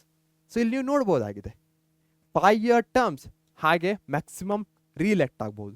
So 5 into 2 10 years. ಇವರೆಲ್ಲರೂ 10 years ಆಲ್ಮೋಸ್ಟ್ ಇದ್ದಾರೆ. ಘಾಲಿಯವರನ್ನ ಬಿಟ್ಟು ಉಳಿದೆಲ್ಲವರು 10 years ಅನ್ನ ಕಂಪ್ಲೀಟ್ ಮಾಡಿದ್ರು. ಓಕೆ, ಸೊ ಈಗಿರುವಂಥವ್ರು ಯಾರು? Antonio Guterres. ಹಾಗೆ ನೋಬೆಲ್ ಪೀಸ್ ಪ್ರೈಸ್ಗಳು ಸಹ ಸಿಕ್ಕಿವೆ ವಿಶ್ವಸಂಸ್ಥೆಗೆ. In 1961 the then secretary general Dag Hammarskjold ಅವರಿಗೆ ಈ ಒಂದು ವಿಶ್ವಸಂಸ್ಥೆಯ ನೋಬೆಲ್ ಪೀಸ್ ಪ್ರೈಸ್ ಸಿಕ್ಕಿದೆ. 1961ರಲ್ಲಿ ವಿಶ್ವಸಂಸ್ಥೆಯ ಅಂದಿನ ಮಹಾ ಕಾರ್ಯದರ್ಶಿಯಾಗಿದ್ದ ಡ್ಯಾಗ್ ಹ್ಯಾಮರ್ಶೀಲ್ಡ್ ಅವರಿಗೆ ನೋಬೆಲ್ ಪೀಸ್ ಪ್ರೈಸ್ ಶಾಂತಿ ಪ್ರಶಸ್ತಿ ಸಿಕ್ಕಿದೆ. One of the highest awards ಅಂತ ಕರಿಬಹುದು. In 1988 for United Nations peace keeping ಫೋರ್ಸ್ಗೂ ಸಹ ಸಿಕ್ಕಿದೆ. ಆಲ್ರೆಡಿ ಡಿಸ್ಕಸ್ ಮಾಡಿದ್ವಲ್ಲ IPKF, ಅದಕ್ಕೂ ಸಹ 1988ರಲ್ಲಿ ಶಾಂತಿ ಪಾಲನಾ ಪಡೆಗೆ ಈ ನೊಬೆಲ್ ಪೀಸ್ ಪ್ರೈಸ್ ಸಿಕ್ಕಿದೆ. In 2001 jointly to secretary general Kofi Annan and UN, ಹಾಗೂ 2001ರಲ್ಲಿ ವಿಶ್ವಸಂಸ್ಥೆಯ ಮಹಾಕಾರ್ಯದರ್ಶಿಯಾಗಿದ್ದ ಕೋಫಿ ಅನ್ನಾನ್ ಹಾಗೂ ವಿಶ್ವಸಂಸ್ಥೆಗೆ ಜಂಟಿಯಾಗಿ ನೊಬೆಲ್ ಶಾಂತಿ ಪ್ರಶಸ್ತಿ ಸಿಕ್ಕಿದೆ. ಇಲ್ಲಿ ಕಾಣಿಸ್ತಾ ಇದೆಯಲ್ಲ, ಇವರೇ ಕೋಫಿ ಅನ್ನಾನ್ ಆಗಿದ್ದಾರೆ. ಇವೆಲ್ಲವೂ ಡೂ ಯು ನೋ ಬಾಕ್ಸ್ದಲ್ಲಿರುವಂತಹದ್ದು. ಎಕ್ಸಾಮ್ ಪಾಯಿಂಟ್ ಆಫ್ ವ್ಯೂ ಇಂದ ಅಷ್ಟೊಂದು ಇಂಪಾರ್ಟೆಂಟ್ ಅಲ್ಲ. ಓಕೆ, ನನ್ನ ಫೇವರೇಟ್ ಪಾರ್ಟ್, ಆನ್ಸರ್ ಮಾಡಿ ಬೇಗನೆ. The term of office of the secretary general of UNO is, ವಿಶ್ವಸಂಸ್ಥೆಯ ಪ್ರಧಾನ ಕಾರ್ಯದರ್ಶಿಯ ಅಧಿಕಾರಾವಧಿ 3 years, 4 years, 5 years, 6 years. Pass and give the option. 5 years ಅಥವಾ 5 ವರ್ಷಗಳು is the correct answer. Awesome blossom. ಯಾಕಂದ್ರೆ ನಾವು ಈ ಎರಡೂ ಪಾರ್ಟ್ಸ್ಗಳನ್ನ ಕಂಪ್ಲೀಟ್ ಆಗಿ ಮುಗಿಸಿದ್ದೇವೆ. ನೆಕ್ಸ್ಟ್ ಇರುವಂತಹದ್ದು ಅಚೀವ್ಮೆಂಟ್ಸ್ ಆಫ್ UN ಅಥವಾ ವಿಶ್ವಸಂಸ್ಥೆಯ ಸಾಧನೆಗಳು. ತಿಳಿತಾ ಇದೆ ತಾನೆ ಮಕ್ಕಳೇ? ಏನಾದರೂ ಡೌಟ್ಸ್ ಇದ್ರೆ ಕಮೆಂಟ್ ಬಾಕ್ಸ್ ಅಲ್ಲಿ ತಿಳಿಸೋದನ್ನ ಮರಿಬೇಡಿ. ಓಕೆ, ಬನ್ನಿ ಅಚೀವ್ಮೆಂಟ್ಸ್ ಆಫ್ UN ವಿಶ್ವಸಂಸ್ಥೆಯ ಸಾಧನೆಗಳನ್ನ ನೋಡೋಣ. ಓಕೆ, ಸೊ ಯಾವಾಗ ಅಚೀವ್ಮೆಂಟ್ಸ್ ಅಂತ UN can be summarised as follows. The United Nations is working in its own methods for establishing world peace through solving economic crisis and also solving social and educational problems. So solving ಅನ್ನೋದೊಂದು ಬರುತ್ತೆ. Simple ಇದೆ. ಯಾವಾಗ UN ಅಂತೇವೋ piece ಅನ್ನೋ ಪದ ನೆನಪಿಗೆ ಬರಬೇಕು. ಪೀಸಿನ ಜೊತೆಗೆ piece ಹೇಗೆ ಅಚೀವ್ ಮಾಡ್ತೇವೆ, ಪ್ರಾಬ್ಲಮ್ಸ್ ಅನ್ನ ಸಾಲ್ವ್ ಮಾಡಿ ಅಚೀವ್ ಮಾಡ್ತೇವೆ. ಪ್ರಾಬ್ಲಮ್ಸ್ ಎಲ್ಲೆಲ್ಲಿ ಬರ್ತಾ ಇದೆ, ಇಕನಾಮಿಕ್ ಸೆಕ್ಷನ್ ಅಲ್ಲಿ ಇರಬಹುದು, ಸೋಷಿಯಲ್ ಇರಬಹುದು, ಎಜುಕೇಶನಲ್ ಇರಬಹುದು. ಈ ಎಲ್ಲಾ ಪ್ರಾಬ್ಲಮ್ಸ್ಗಳನ್ನ ಸಾಲ್ವ್ ಮಾಡಿಯೇ ನಾವು ಪೀಸ್ ಅನ್ನ ಅಟೇನ್ ಮಾಡ್ತಾ ಇದ್ದೇವೆ. ಸೊ ಅದೇ ಇದರ ಒಂದು ಸಮ್ಮರಿ ಅಂತ ಹೇಳಬಹುದು ಈ ಅಚೀವ್ಮೆಂಟ್ಸ್ದು. ವಿಶ್ವಸಂಸ್ಥೆಯು ಜಾಗತಿಕ ಶಾಂತಿ ಸ್ಥಾಪನೆಗಾಗಿ, ಆರ್ಥಿಕ ಬಿಕ್ಕಟ್ಟುಗಳನ್ನ ನಿವಾರಿಸುವ ಸಲುವಾಗಿ, ಸಾಮಾಜಿಕ ಹಾಗೂ ಶೈಕ್ಷಣಿಕ ಕ್ಷೇತ್ರದಲ್ಲಿನ ಸಮಸ್ಯೆಗಳ ನಿವಾರಣೆಗಾಗಿ ತನ್ನದೇ ಆದ ರೀತಿಯಲ್ಲಿ ಶ್ರಮಿಸ್ತಾ ಇದೆ. ಸೊ ಹಾಗಾದರೆ ಇದರ ಅಚೀವ್ಮೆಂಟ್ ಏನು? The achievement of UN can be listed as follows.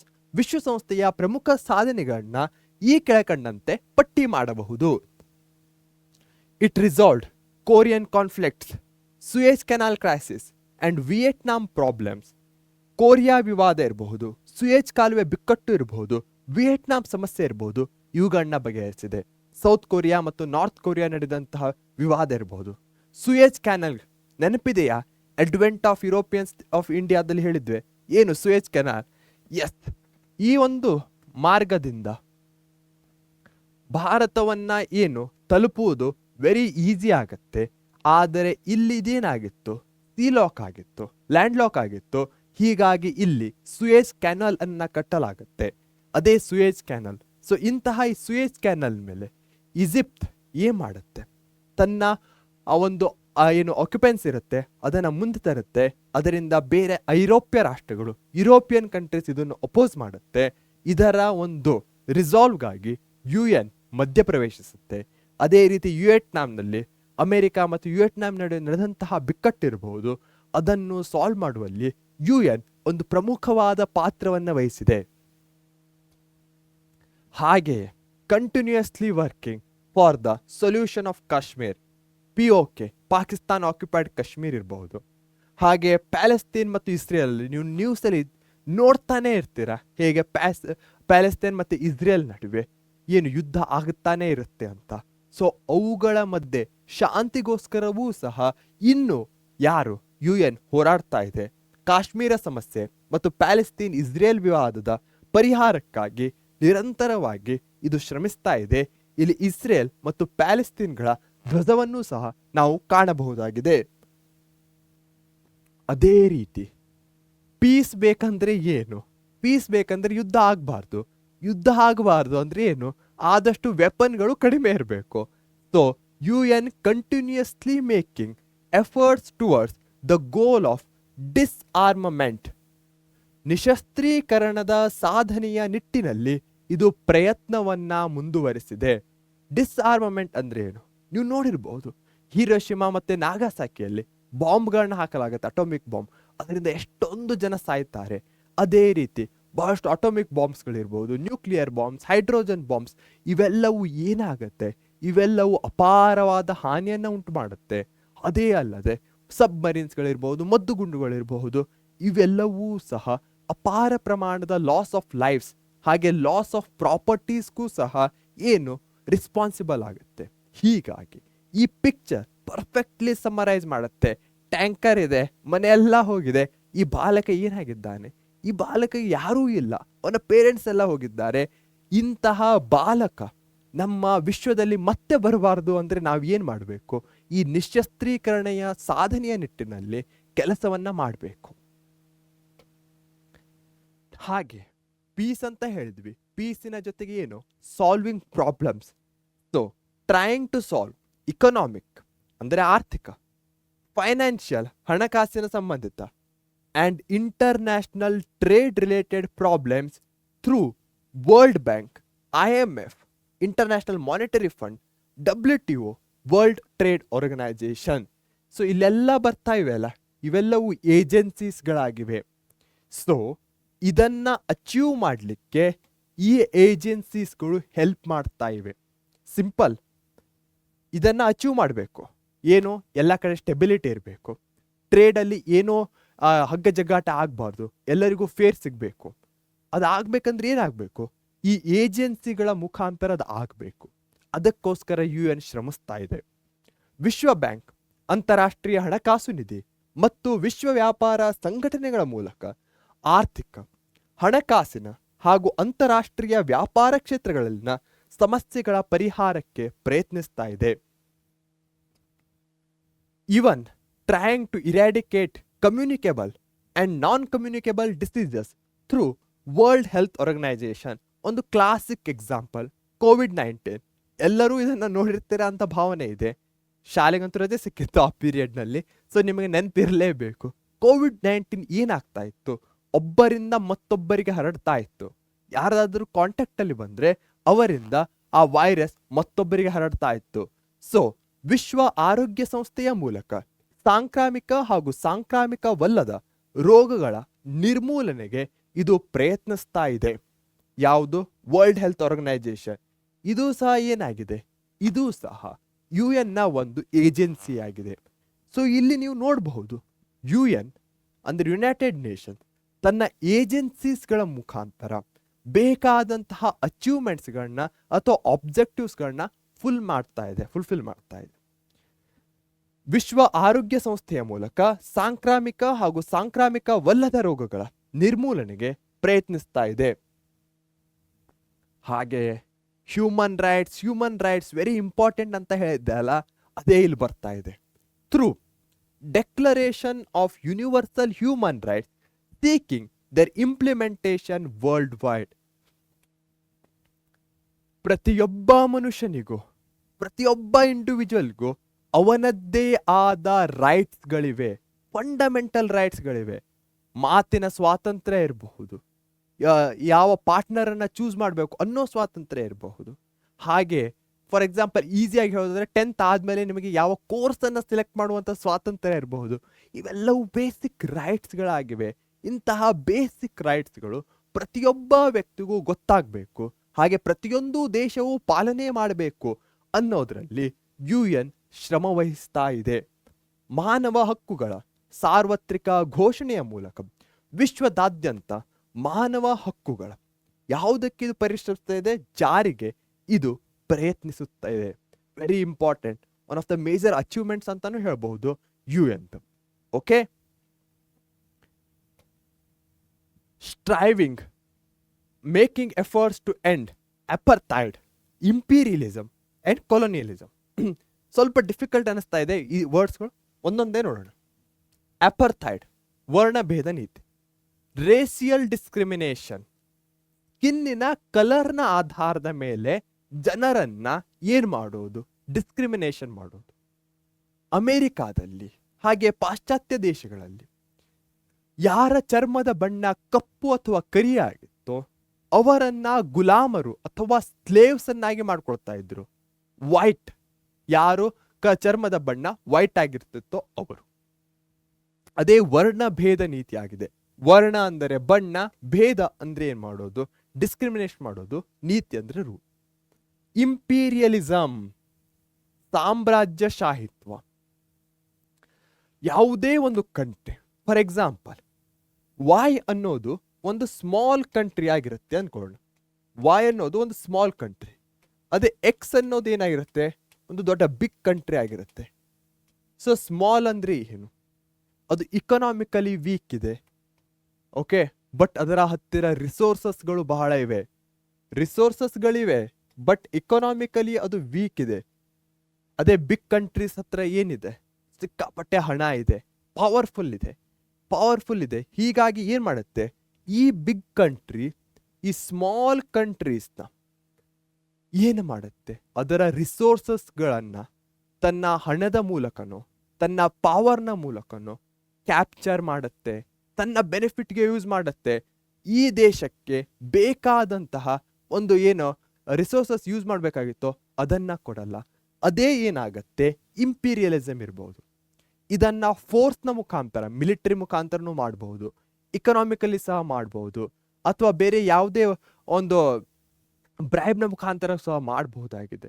ಇದೇ ಏನಾಗತ್ತೆ, ಇದೇ ಇಂಪೀರಿಯಲಿಸಮ್ ಆಗುತ್ತೆ. ಕೊಲೋನಿಯಲಿಸಮ್ ಸಿಂಪಲ್ ಇದೆ. ಭಾರತವು ಬ್ರಿಟಿಷರ ಕಾಲೋನಿಯಾಗಿತ್ತು. ಅಂದ್ರೆ ಏನು, ಬ್ರಿಟಿಷರು ಡೈರೆಕ್ಟ್ ಫೋರ್ಸ್ನ ಮುಖಾಂತರ ಭಾರತವನ್ನ ಆಳ್ತಾ ಇದ್ರು, ಭಾರತಕ್ಕೆ ಕಾಲೋನಿ ಆಗಿದ್ರು, ಅಂದ್ರೆ ಭಾರತದಲ್ಲೇ ಸೆಟ್ಲ್ ಆಗಿ ಮಾಡ್ತಾ ಇದ್ರು.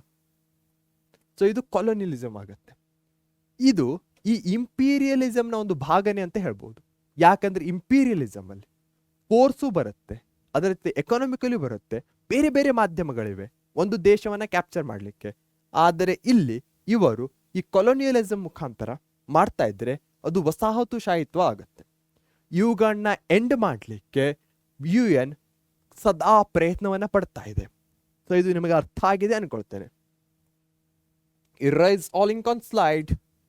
Next, striving to prevent ill effects of global warming. ಜಾಗತಿಕ ತಾಪಮಾನ ಹೆಚ್ಚಳದಿಂದ ಆಗುತ್ತಿರುವ ದುಷ್ಪರಿಣಾಮಗಳನ್ನ ತಡೆಯಲು ಶ್ರಮಿಸುತ್ತದೆ.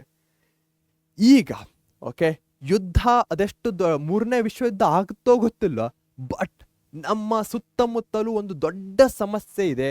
ಅದೇನಂದ್ರೆ ಗ್ಲೋಬಲ್ ವಾರ್ಮಿಂಗ್. ದಿನೇ ದಿನೇ ಭೂಮಿಯ ಟೆಂಪರೇಚರ್ ಹೆಚ್ಚಿಗೆ ಆಗ್ತಾ ಹೋಗ್ತಾ ಇದೆ. ಇದರಿಂದ ಮಂಜುಗಡ್ಡೆಗಳು ಕರಗ್ತಾ ಇವೆ. ಇದು ಒಂದು ದೊಡ್ಡ ಆಪತ್ತಿನ ಸೂಚಕವಾಗಿದೆ. ನಮ್ಮ ಎನ್ವೈರನ್ಮೆಂಟ್ ಪೊಲ್ಯೂಷನ್ ಇರಬಹುದು, ಬೇರೆ ಬೇರೆ ಫ್ಯಾಕ್ಟರ್ಸ್ಗಳು ಇದಕ್ಕೆ ಕಾರಣವಾಗಿವೆ. ಆದರೆ ಇದು ಒಂದು ದೊಡ್ಡ ಮೇಜರ್ ಪ್ರಾಬ್ಲಮ್. ಸೊ ಇದನ್ನು ಸಹ ಕಂಟ್ರೋಲಲ್ಲಿ ತರಲಿಕ್ಕೆ UN ಶ್ರಮಿಸ್ತಾ ಇದೆ. ಯಾಕಂದ್ರೆ ಅದಕ್ಕೂ ಗೊತ್ತು ಇದು ಎಷ್ಟು ದೊಡ್ಡ ಸಮಸ್ಯೆ ಅಂತ. ಓಕೆ, ನನ್ನ ಫೇವ್ರೇಟ್ ಪಾರ್ಟ್, ನೀವೇ ಹೇಳಬೇಕು. Which of the following global conflicts was not resolved by the United Nations? ಇಲ್ಲಿ ತನಕ ಈ ಯಾವ ಜಾಗತಿಕ ಸಂಘರ್ಷಗಳನ್ನ ವಿಶ್ವಸಂಸ್ಥೆ ಪರಿಹರಿಸಲಿಲ್ಲ. Korean conflict, Suez canal crisis, Vietnam problem, Israel Palestine ಯಾವುದನ್ನ ಸಾಲ್ವ್ ಮಾಡಿಲ್ಲ? ಕಮೆಂಟ್ ಮಾಡಿ. Quick. Yes, Israel Palestine conflict ಅನ್ನ ಇನ್ನೂವರೆಗೂ UN ಸಾಲ್ವ್ ಮಾಡಲಿಕ್ಕೆ ಆಗಿಲ್ಲ. ಅದಕ್ಕೆ ಪ್ರತಿದಿನ ನೀವು ನ್ಯೂಸ್ ಅಲ್ಲಿ ನೋಡ್ತಾ ಇರ್ತೀರಾ, ಇಸ್ರೇಲ್ ಪ್ಯಾಲೆಸ್ತೈನ್ ಮೇಲೆ ಬಾಂಬ್ ಅನ್ನ ಹಾಕ್ತು, ಪ್ಯಾಲೆಸ್ತೈನ್ ಹಮಾಸ್ ಇಸ್ರೇಲ್ ಮೇಲೆ ಬಾಂಬ್ ಅನ್ನ ಹಾಕ್ತು ಅನ್ನೋ ಸುದ್ದಿಯನ್ನ.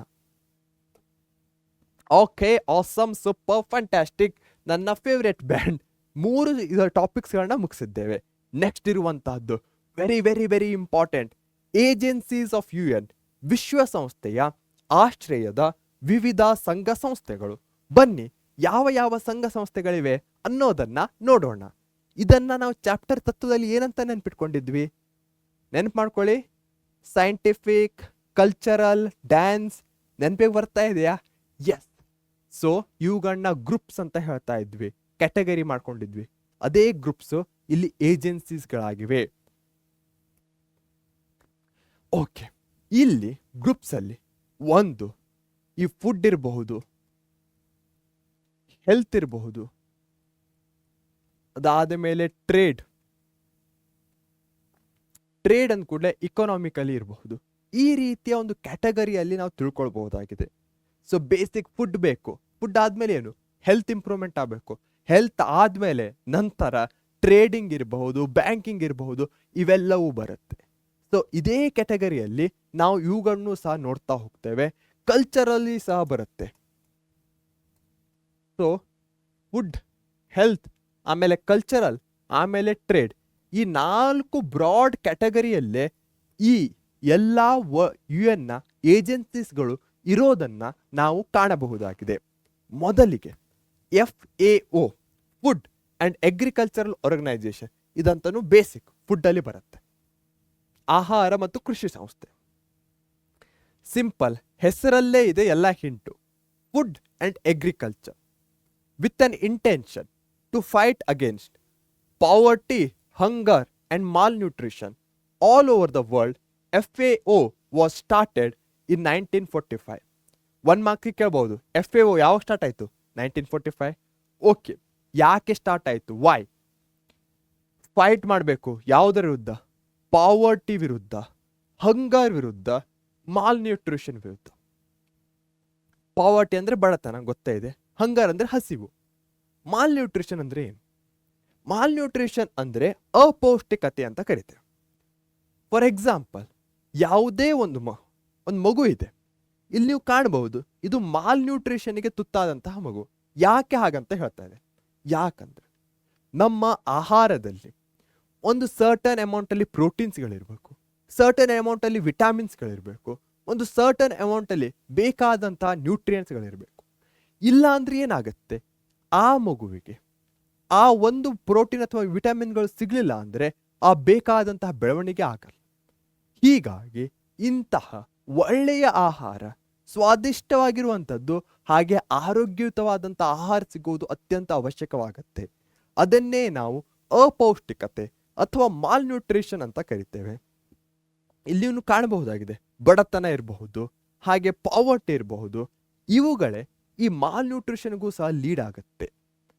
ಜಗತ್ತಿನಾದ್ಯಂತ ಹಸಿವು ಹಾಗೂ ಅಪೌಷ್ಟಿಕತೆಯ ವಿರುದ್ಧ ಹೋರಾಡಲು ಆಹಾರ ಮತ್ತು ಕೃಷಿ ಸಂಸ್ಥೆಯು 1945ರಲ್ಲಿ ಆರಂಭವಾಯಿತು. ಹೆಸರಲ್ಲೇ ಇದೆ ಫುಡ್. ಹಾಗಾದರೆ ಇದರ ಮೇನ್ ಆರ್ಗನ್ಸ್ಗಳೇನು? ಅಂದರೆ ಆರ್ಗನ್ಸ್ಗಳು ಅಂದರೆ ಸಿಂಪಲ್, ಯಾವುದೇ ಒಂದು ಇನ್ಸ್ಟಿಟ್ಯೂಷನ್ ಕೆಲಸ ಮಾಡಲಿಕ್ಕೆ ಒಂದಿಷ್ಟು ಡಿಪಾರ್ಟ್ಮೆಂಟ್ಸ್ಗಳು ಇರಬೇಕು. ಆ ಡಿಪಾರ್ಟ್ಮೆಂಟ್ಸ್ಗಳೇ ಅದರ ಆರ್ಗನ್ಸ್ಗಳು. ಹೇಗೆ UN ನ ಡಿಪಾರ್ಟ್ಮೆಂಟ್ಸ್ಗಳು ಅಂದ್ಕೊಳ್ಳಿ, ಏನು ನೆನಪಿಗೆ ಬರುತ್ತೆ? ಆಲ್ರೆಡಿ ಆರ್ಗನ್ಸ್ಗಳ ಬಗ್ಗೆ ಡಿಸ್ಕಸ್ ಮಾಡಿದೆ. 6 ಆರ್ಗನ್ಸ್ಗಳಿದ್ವು. ಅಸೆಂಬ್ಲೀಸ್ಗಳಿರ್ಬೋದು, ಸೆಕ್ಯೂರಿಟಿ ಕೌನ್ಸಿಲ್ ಇರಬಹುದು. ಇವೆಲ್ಲವೂ ಏನಾಗತ್ತೆ? ಇವೆಲ್ಲವೂ UN ನ ಆರ್ಗನ್ಸ್ಗಳಾಗತ್ತೆ. ಅದೇ ರೀತಿ food and agriculture organisation FAO, ಇದರ ಆರ್ಗನ್ಸ್ಗಳು ಯಾವುವು? ಕಾನ್ಫರೆನ್ಸ್, ಸಮ್ಮೇಳನ ಒಂದಿರುತ್ತೆ. ಕೌನ್ಸಿಲ್, ಒಂದು ಸಮಿತಿ ಇರುತ್ತೆ. ಹಾಗೆ ಮಹಾನಿರ್ದೇಶಕರು, ಡೈರೆಕ್ಟರ್ ಜನರಲ್ ಇರ್ತಾರೆ. ಇದೇ ಇದರ ಮೇನ್ ಆರ್ಗನ್ಸ್ಗಳಾಗಿವೆ. ಇದರ ಹೆಡ್ ಕ್ವಾರ್ಟರ್ಸ್ ಎಲ್ಲಿದೆ? ಇದರ ಹೆಡ್ ಕ್ವಾರ್ಟರ್ಸ್ ರೋಮ್ದಲ್ಲಿದೆ. ಇಟಲಿ ದೇಶದ ರೋಮ್ನಲ್ಲಿ ಇದರ ಹೆಡ್ ಕ್ವಾರ್ಟರ್ಸ್ ಇದೆ. ಹೇಗೆ ನೆನ್ಪಿಟ್ಕೊಳ್ಳೋದು ಅಂತೀರಾ? ಫುಡ್ ಅಂತ ಇದೆ.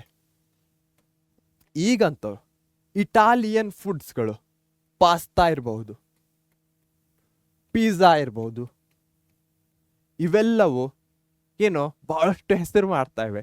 ಸೊ ಇದರ ಹೆಡ್ ಕ್ವಾರ್ಟರ್ಸ್ ಹೇಗೆ ನೆನ್ಪಿಟ್ಕೊಳ್ಬಹುದು? ಪಾಸ್ತಾ, ಪಿಜ್ಜಾ ಎಲ್ಲಿರುತ್ತೆ? ಇಟಲಿದು, ಇಟಲಿಯ ರೋಮ್ ಇದರ ಹೆಡ್ ಕ್ವಾರ್ಟರ್ಸ್. ಓಕೆ, ಈಸಿ ಇತ್ತಾ ನೆನ್ಪಿಟ್ಕೊಳ್ಳಿಕ್ಕೆ? ಆಸಮ್. ಸೊ ಇಲ್ಲಿ ಕಾಣಿಸ್ತಾ ಇದೆಯಲ್ಲ, ಇದೇ ಹೆಡ್ ಕ್ವಾರ್ಟರ್ಸ್ ಆಗಿದೆ. ಓಕೆ, ಎಲ್ಲರೂ ಜಾಣ ಮಕ್ಕಳು. ಆಸಾಮ್. ಹಾಗಾದರೆ ಇದರ ಪ್ರಮುಖ ಉದ್ದೇಶಗಳು ಅಥವಾ ಏಮ್ಸ್ಗಳು ಏನು? Improvement of agriculture. ಸೊ ಹೆಸರಲ್ಲೇ ಇದೆ ಅಗ್ರಿಕಲ್ಚರ್. ಅಗ್ರಿಕಲ್ಚರ್ ಅನ್ನ ಇಂಪ್ರೂವ್ ಮಾಡಬೇಕು, ಕೃಷಿ ಕ್ಷೇತ್ರದ ಅಭಿವೃದ್ಧಿ. Provisions of more nutritious food. Malnutrition ತಿಳ್ಕೊಂಡಿದ್ರಿ ತಾನೆ? ಎಸ್. ಸೊ ನ್ಯೂಟ್ರಿಷಿಯಸ್ ಫುಡ್ ಕೊಡೋ ಮುಖಾಂತರ ಏನು ಮಾಡಬಹುದು? ಆ ಮಾಲ್ ನ್ಯೂಟ್ರಿಷನ್ ಅನ್ನು ಎಲಿಮಿನೇಟ್ ಮಾಡಬಹುದು. ಪೌಷ್ಟಿಕ ಆಹಾರ ಒದಗಿಸುವಿಕೆ.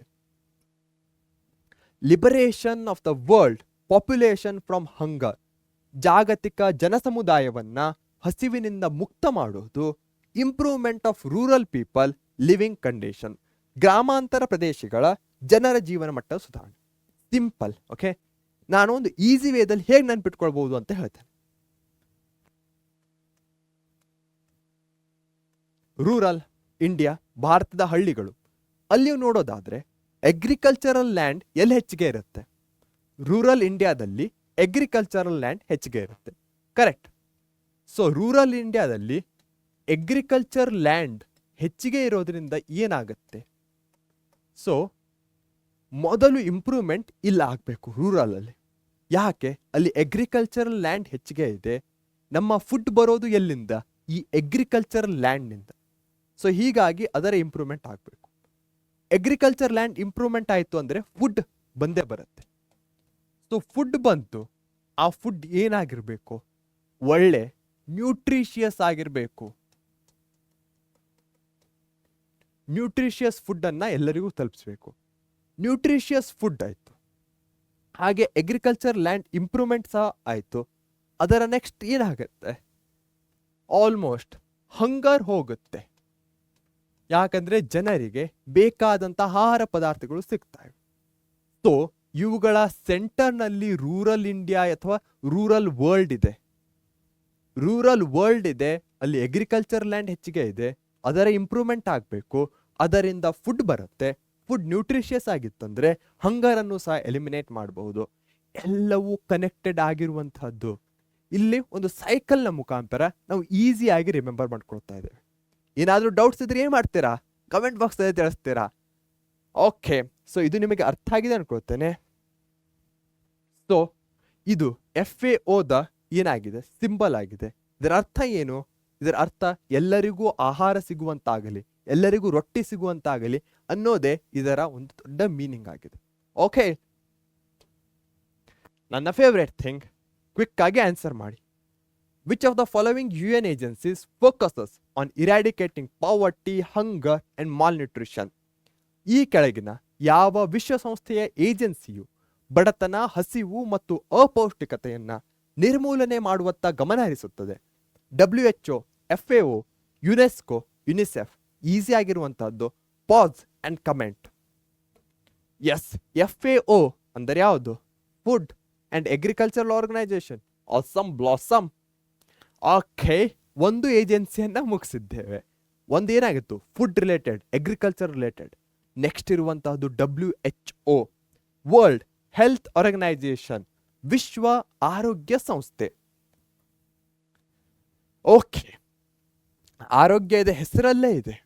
ಈ ಎಲ್ಲ ಏಜೆನ್ಸೀಸ್ಗಳು ಏನು ಕೆಲಸ ಮಾಡುತ್ತೆ ಅಂತ ಹೆಸರಲ್ಲೇ ಕೊಟ್ಟಿದ್ದಾರೆ.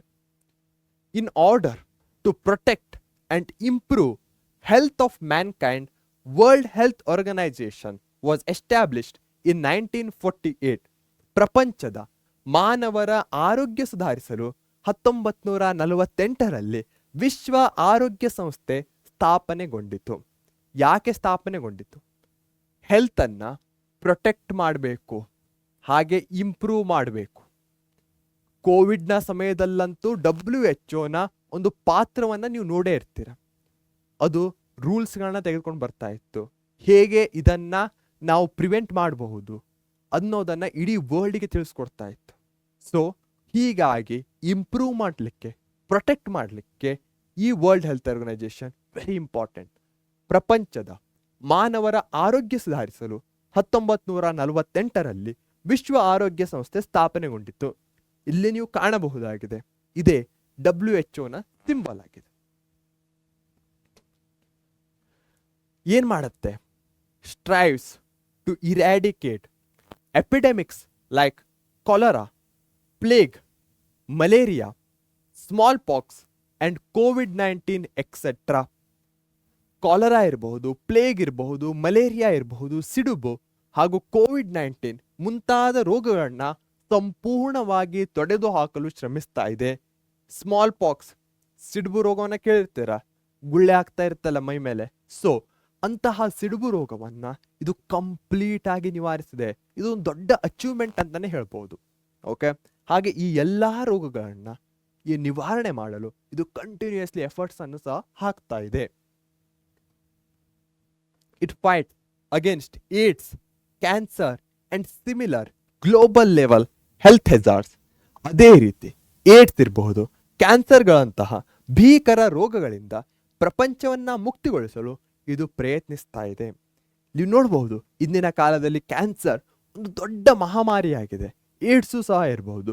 ಇವುಗಳನ್ನು ಸಹ ನಿವಾರಿಸಲು ಇದು ಕಂಟಿನ್ಯೂಸ್ಲಿ ಎಫರ್ಟ್ಸ್ ಅನ್ನ ಹಾಕ್ತಾ ಇದೆ. ಆಲ್ರೆಡಿ ಹೇಳಿರೋ ಹಾಗೆ WHO is successful in eradicating smallpox from the world. ಸಿಡುಬು ರೋಗವನ್ನ ಸಮಗ್ರವಾಗಿ ನಿವಾರಿಸುವಲ್ಲಿ ಈ ಸಂಸ್ಥೆ ಯಶಸ್ಸು ಕಂಡಿದೆ. One of the major achievements.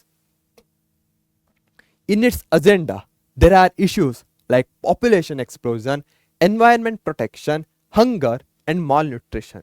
ಯಾಕಂದ್ರೆ ನಮ್ಮ ಹೆಲ್ತ್ ಡಿಪೆಂಡೆಂಟ್ ಆಗಿದೆ ಈ ಎಲ್ಲ ಫ್ಯಾಕ್ಟರ್ಸ್ಗಳ ಮೇಲೆ. ನಮ್ಮ ಸುತ್ತಮುತ್ತಲಿನ ಎನ್ವೈರನ್ಮೆಂಟ್ ಸರಿಯಾಗಿಲ್ಲ ಅಂದರೆ ನಮಗೆ ರೋಗಗಳು ಬರುವ ಸಾಧ್ಯತೆಯೂ ಸಹ ಅಷ್ಟೇ ಹೆಚ್ಚಾಗ್ತಾ ಹೋಗುತ್ತೆ. ಊಟನೇ ಮಾಡಿಲ್ಲ ಅಂದರೆ, ಬಾಡಿಲಿ ಬೇಕಾದಂಥ ನ್ಯೂಟ್ರಿಯೆಂಟ್ಸೇ ಇರಲಿಲ್ಲ ಅಂದರೆ ರೋಗದ ವಿರುದ್ಧ ಹೋರಾಡಲಿಕ್ಕೆ ಆಗೋದೇ ಇಲ್ಲ. ಪಾಪ್ಯುಲೇಷನ್ ಎಕ್ಸ್ಪ್ಲೋಷನ್, ಇದರಿಂದ ಏನಾಗ್ತಾ ಇದೆ? ಜನಸಂಖ್ಯಾ ಸ್ಫೋಟದಿಂದ ಸ್ಕೇರ್ಸಿಟಿ ಆಗ್ತಾ ಇದೆ. ಬೇಕಾದಂತಹ ನೀರಿರಬಹುದು, ಬೇಕಾದಂತಹ ಸೌಲಭ್ಯಗಳು ಜನಸಾಮಾನ್ಯರಿಗೆ ಸಿಗ್ತಾ ಇಲ್ಲ. ಜನಸಂಖ್ಯಾ ಸ್ಫೋಟ, ಪರಿಸರ ಸಂರಕ್ಷಣೆ, ಹಸಿವು, ಅಪೌಷ್ಟಿಕತೆ ಮುಂತಾದ ವಿಷಯಗಳು ಈ ಸಂಸ್ಥೆಯ ಕಾರ್ಯಸೂಚಿಯಲ್ಲಿವೆ. ಸೊ ಇದು ನಿಮಗೆ ಅರ್ಥ ಆಗಿದೆ ಅನ್ಕೊಳ್ತೇನೆ. ಇವೆಲ್ಲವೂ ಹೆಲ್ತ್ ಮೇಲೆ ಇಂಪ್ಯಾಕ್ಟ್ ಬೀಳುವಂತಹದ್ದು. ಹೀಗಾಗಿ ಇದರ ಮೇಲೂ ಸಹ WHO ವರ್ಕ್ ಮಾಡ್ತಾ ಇದೆ. FAO ಫುಡ್ ನೆನಪಿಗೆ ಬರಬೇಕು. WHO ಅಂದ್ಕೊಳ್ಳೇನು? ಹೆಲ್ತ್, ಯಾವ ರೀತಿಯ ಫುಡ್ಡನ್ನು ಕೊಡಬೇಕು, ಅಮೌಂಟ್ ಆಫ್ ಫುಡ್ ಇರ್ಬೋದು, ಸ್ಟ್ಯಾಂಡರ್ಡ್ ಆಫ್ ಫುಡ್ ಇರ್ಬೋದು, ಅದರ ಮೇಲೆ ಇದರ ಒಂದು ಕಾನ್ಸಂಟ್ರೇಷನ್ ನಾವು ಕಾಣಬಹುದಾಗಿದೆ. ಕೋಲ್ awesome. In all these fields the service of WHO is very significant. ಈಗ ಹೇಳಿರುವಂತಹ ಎಲ್ಲಾ ಕ್ಷೇತ್ರಗಳಲ್ಲೂ ಸಹ ವಿಶ್ವ ಆರೋಗ್ಯ ಸಂಸ್ಥೆಯ ಸೇವೆ ಶ್ಲಾಘನೀಯ ಎನಿಸಿದೆ. ಓಕೆ, ಅಪ್ರಿಸಿಯೇಷನ್ ಅನ್ನ ಕೊಡಲೇಬೇಕು. ಇದರ ಹೆಡ್ ಕ್ವಾರ್ಟರ್ಸ್ ಎಲ್ಲಿದೆ? It's head quarter is in Geneva of Switzerland. ಇದರ ಮುಖ್ಯ ಕಚೇರಿ ಸ್ವಿಟ್ಜರ್ಲೆಂಡ್ ದೇಶದ ಜಿನೆವಾದಲ್ಲಿದೆ. ಇಲ್ಲಿ ನೀವು ಕಾಣಬಹುದಾಗಿದೆ ಅದ್ಭುತವಾಗಿರುವಂತಹದ್ದು. ಓಕೆ, ಸ್ವಿಟ್ಜರ್ಲ್ಯಾಂಡ್ ನೋಡಲು ಸಹ ಅಷ್ಟೇ ಅದ್ಭುತವಾಗಿದೆ ಅಂತೆ. ಒಂದ್ಸಲ ಹೋಗೋಣ. ಓಕೆ, ಕರ್ಕೊಂಡು ಹೋಗ್ತೀರಾ ತಾನೆ? Thank you, awesome. So next question, which disease was successfully eradicated from the world by the world health organization? WHO ಯಾವ ರೋಗವನ್ನ ವಿಶ್ವದಿಂದ ಯಶಸ್ವಿಯಾಗಿ ನಿರ್ಮೂಲನೆ ಮಾಡಿದೆ? ಮಲೇರಿಯಾ, ಸಿಡುಬು, smallpox, cholera, polio. Tick 3, 2, 1 comment ಮಾಡಿದ್ರಾ? Easy peasy. Yes, smallpox or ಸಿಡುಬು is the correct answer. Okay, so ಎರಡು ಯಾವುದು? ಫುಡ್ಡನ್ನು ಮುಗಿಸಿದ್ವಿ. Next health. ಫುಡ್ಡು ಹೆಲ್ತ್ ಸರಿಯಾಗಿದೆ ಅಂದಮೇಲೆ ನೆಕ್ಸ್ಟ್ ನಾವೆಲ್ಲಿ ಹೋಗಬೇಕು? ಎಜುಕೇಷನ್ಗೆ ಹೋಗಬೇಕು. ಸೊ ಅದೇ ಬರ್ತಾ ಇದೆ ಯುನೆಸ್ಕೋ, UNESCO. ಇದರ ಫುಲ್ ಫಾರ್ಮ್ ಏನಿರಬಹುದು? ಬನ್ನಿ ನೋಡೋಣ. ಎಸ್, ಯುನೆಸ್ಕೋ ಫುಲ್ ಫಾರ್ಮ್ ಅಂದರೆ ಯುನೈಟೆಡ್ ನೇಷನ್ಸ್. UN ಅಂದರೆ United nations. Educational, scientific and cultural organisation. It was established in 1945 and it's head quarters is in Paris. ಪ್ಯಾರಿಸಲ್ಲಿ ಬರುತ್ತೆ, ಫ್ರಾನ್ಸ್ನಲ್ಲಿ ಬರುತ್ತೆ. ಸೊ ಹೆಡ್ ಕ್ವಾರ್ಟರ್ಸ್ ಪ್ಯಾರಿಸ್ನಲ್ಲಿದೆ, ಫ್ರಾನ್ಸ್ನ. ಯಾವಾಗ ಎಸ್ಟಾಬ್ಲಿಷ್ ಆಯಿತು? 1945. FAO ಸಹ 1945 ಆಯಿತು. WHO 1948. ಸೊ FAO ಮತ್ತು ಯುನೆಸ್ಕೋ ಸೇಮ್ ಅಂತ ಹೇಳ್ಬೋದು. ಏನು, ಯಾವ ಇಯರ್ನಲ್ಲಿ ಸ್ಟಾರ್ಟ್ ಆಯಿತು ಅಂತ? 1945. ಸೊ ಇಲ್ಲಿ ಎಜುಕೇಷನ್, ಸೈಂಟಿಫಿಕ್ ಮತ್ತು ಕಲ್ಚರಲ್ ಇದು ಒಂಥರ ನೆಕ್ಸ್ಟ್ ಸ್ಟೇಜ್ ಅಂತ ಹೇಳ್ಬೋದು, ಸೋಷಿಯಲ್ ಸ್ಟೇಜ್ ಅಂತ ಹೇಳ್ಬೋದು. ಮೊದಲಿಗೆ ನಾವು ಸರ್ವೈವ್ ಆಗಬೇಕು. ಸರ್ವೈವ್ ಆದ್ವಿ ಫುಡ್ ಮತ್ತು ಹೆಲ್ತಿಂದ. ನೆಕ್ಸ್ಟ್ ನಾವು ಮುಂದಿನ ಹಂತಕ್ಕೆ ಹೋಗ್ಬೇಕಂದ್ರೆ ಏನು? ಎಜುಕೇಷನ್ ಇರಬಹುದು, ಸೈಂಟಿಫಿಕ್ ಇರಬಹುದು, ಕಲ್ಚರಲ್ ಇರಬಹುದು, ಅವುಗಳಲ್ಲಿ ಇನ್ವೆಸ್ಟ್ ಮಾಡಬೇಕು. ಯುನೆಸ್ಕೋ ವಿಶ್ವಸಂಸ್ಥೆಯ ಶೈಕ್ಷಣಿಕ, ವೈಜ್ಞಾನಿಕ ಮತ್ತು ಸಾಂಸ್ಕೃತಿಕ ಸಂಸ್ಥೆ. 1945 ಸ್ಥಾಪನೆಗೊಂಡಿದೆ. ಇದರ ಮುಖ್ಯ ಕಚೇರಿ ಫ್ರಾನ್ಸ್ ದೇಶದ ಪ್ಯಾರಿಸ್ನಲ್ಲಿದೆ. ಇಲ್ಲಿ ನೀವು ಯುನೆಸ್ಕೋವನ್ನ ಕಾಣಬಹುದಾಗಿದೆ symbol. Okay, Assam. This is a prominent specialized organ mainly dealing with the promotion of science, education and culture throughout the globe. So ಹೆಸರಲ್ಲೇ ಹೇಳಿರೋ ಹಾಗೆ ಇದು ಪ್ರಮೋಷನ್ ಮಾಡ್ತಾ ಇದೆ. ಸೈನ್ಸ್ ಇರ್ಬೋದು, ಎಜುಕೇಷನ್ ಇರ್ಬೋದು, culture through out the globe. ಹೇಗೆ ಮಾಡ್ತಾ ಇದೆ? ನೀವು ಯುನೆಸ್ಕೋ ಹೆರಿಟೇಜ್ ಸೈಟ್ಸ್ ಅನ್ನೋ ಪದವನ್ನು ಕೇಳಿರ್ತೀರ. ಹಂಪಿ ಇದು ಸಹ ಯುನೆಸ್ಕೋನ ಒಂದು ಹೆರಿಟೇಜ್ ಸೈಟ್ ಆಗಿದೆ.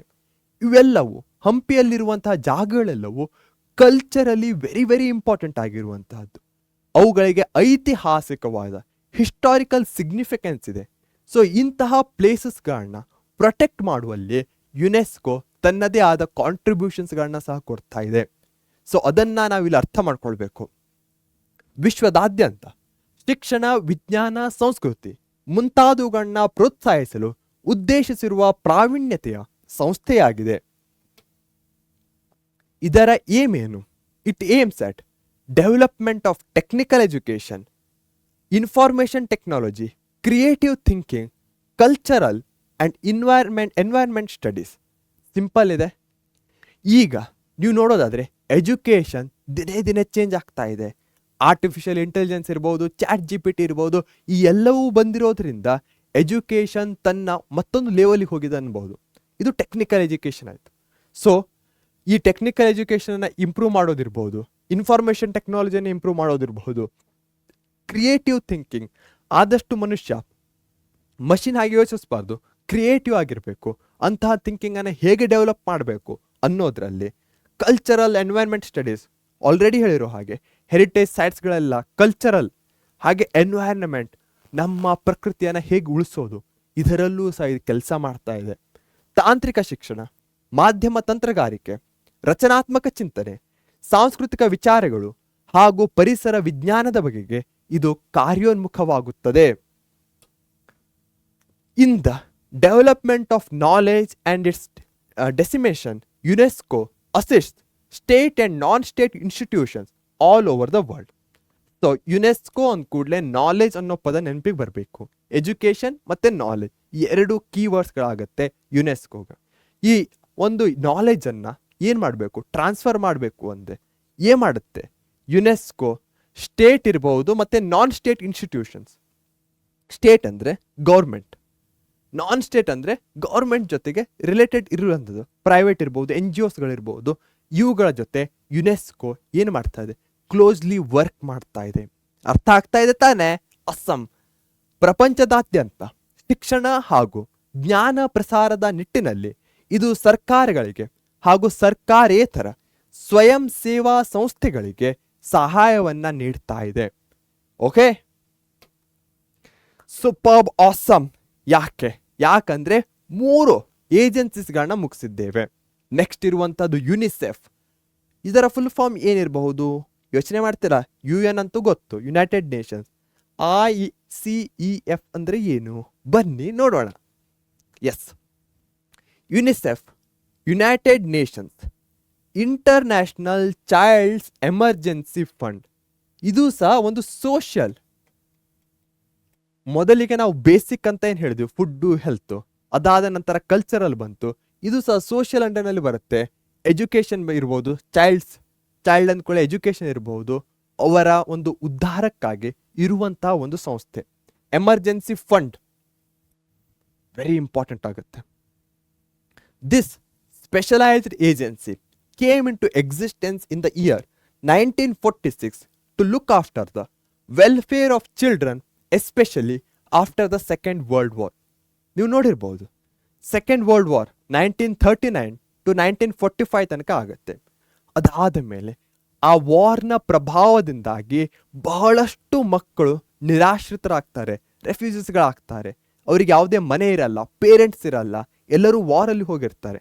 ಹೀಗಾಗಿ ಇಂತಹ ಮಕ್ಕಳನ್ನು ನೋಡಿಕೊಳ್ಳಲು, ಅವರ ಜೀವನಕ್ಕೆ ಒಂದು ದಾರಿಯನ್ನು ಮಾಡಿಕೊಳ್ಳಲು ಈ ಯುನಿಸೆಫ್ ಸ್ಟಾರ್ಟ್ ಆಗುತ್ತೆ.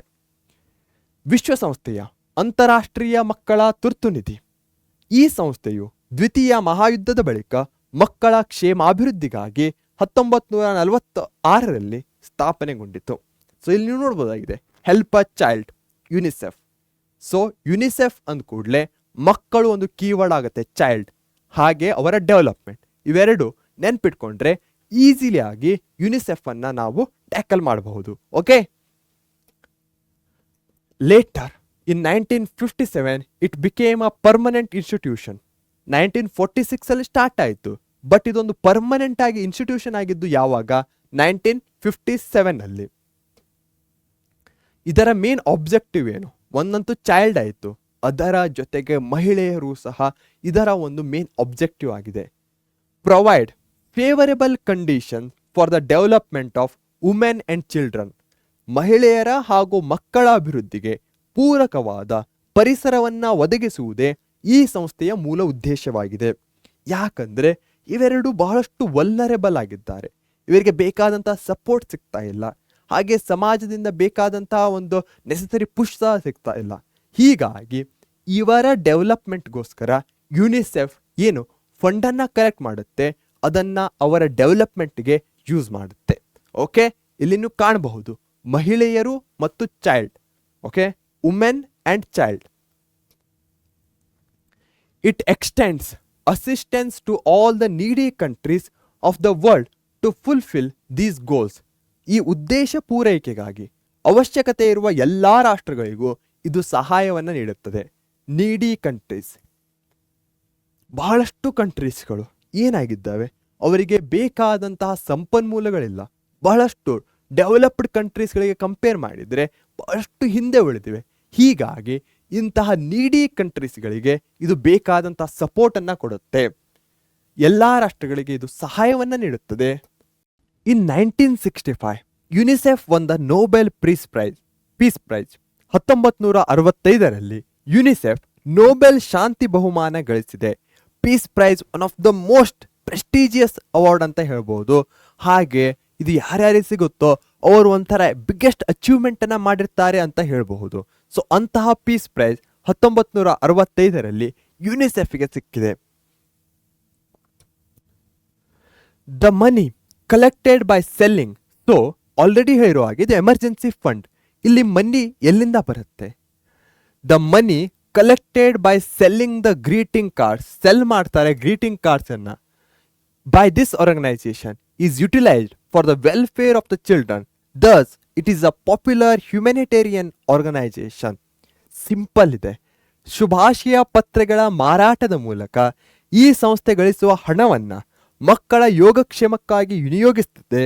ಹೀಗೆ ಈ ಸಂಸ್ಥೆ ಮಾನವೀಯ ದೃಷ್ಟಿಕೋನ ಹೊಂದಿದ ಸಂಸ್ಥೆ ಎನಿಸಿದೆ. ಸೊ ಇದಕ್ಕೆ ಹಣ ಎಲ್ಲಿಂದ ಬರುತ್ತೆ? Selling greeting cards. ಹಾಗೆ ಇದನ್ನು ಯಾವುದಕ್ಕೆ ಉಪಯೋಗಿಸುತ್ತೆ?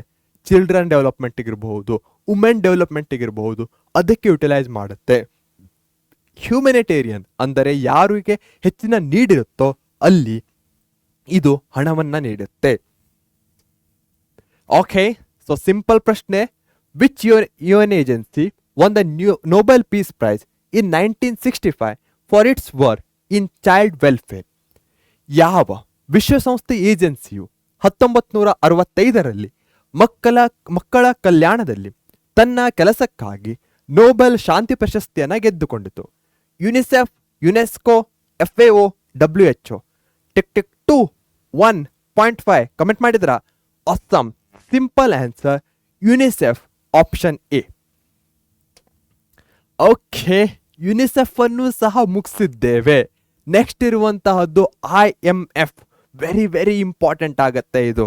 ಯಾಕಂದ್ರೆ ಇಲ್ಲಿ ಇಕಾನಮಿ ಬರ್ತಾ ಇದೆ. ಇಲ್ಲಿ ತನಕ ಸೋಷಿಯಲ್ ಹಾಗೆ ಬೇಸಿಕ್ ನೀಡ್ಸ್ಗಳನ್ನ ನೋಡಿದ್ವಿ. ನೆಕ್ಸ್ಟ್ ಇರುವಂಥದ್ದು ಇಕನಾಮಿಕಲ್ ನೀಡ್. IMF ಫುಲ್ ಫಾರ್ಮ್ ಏನು?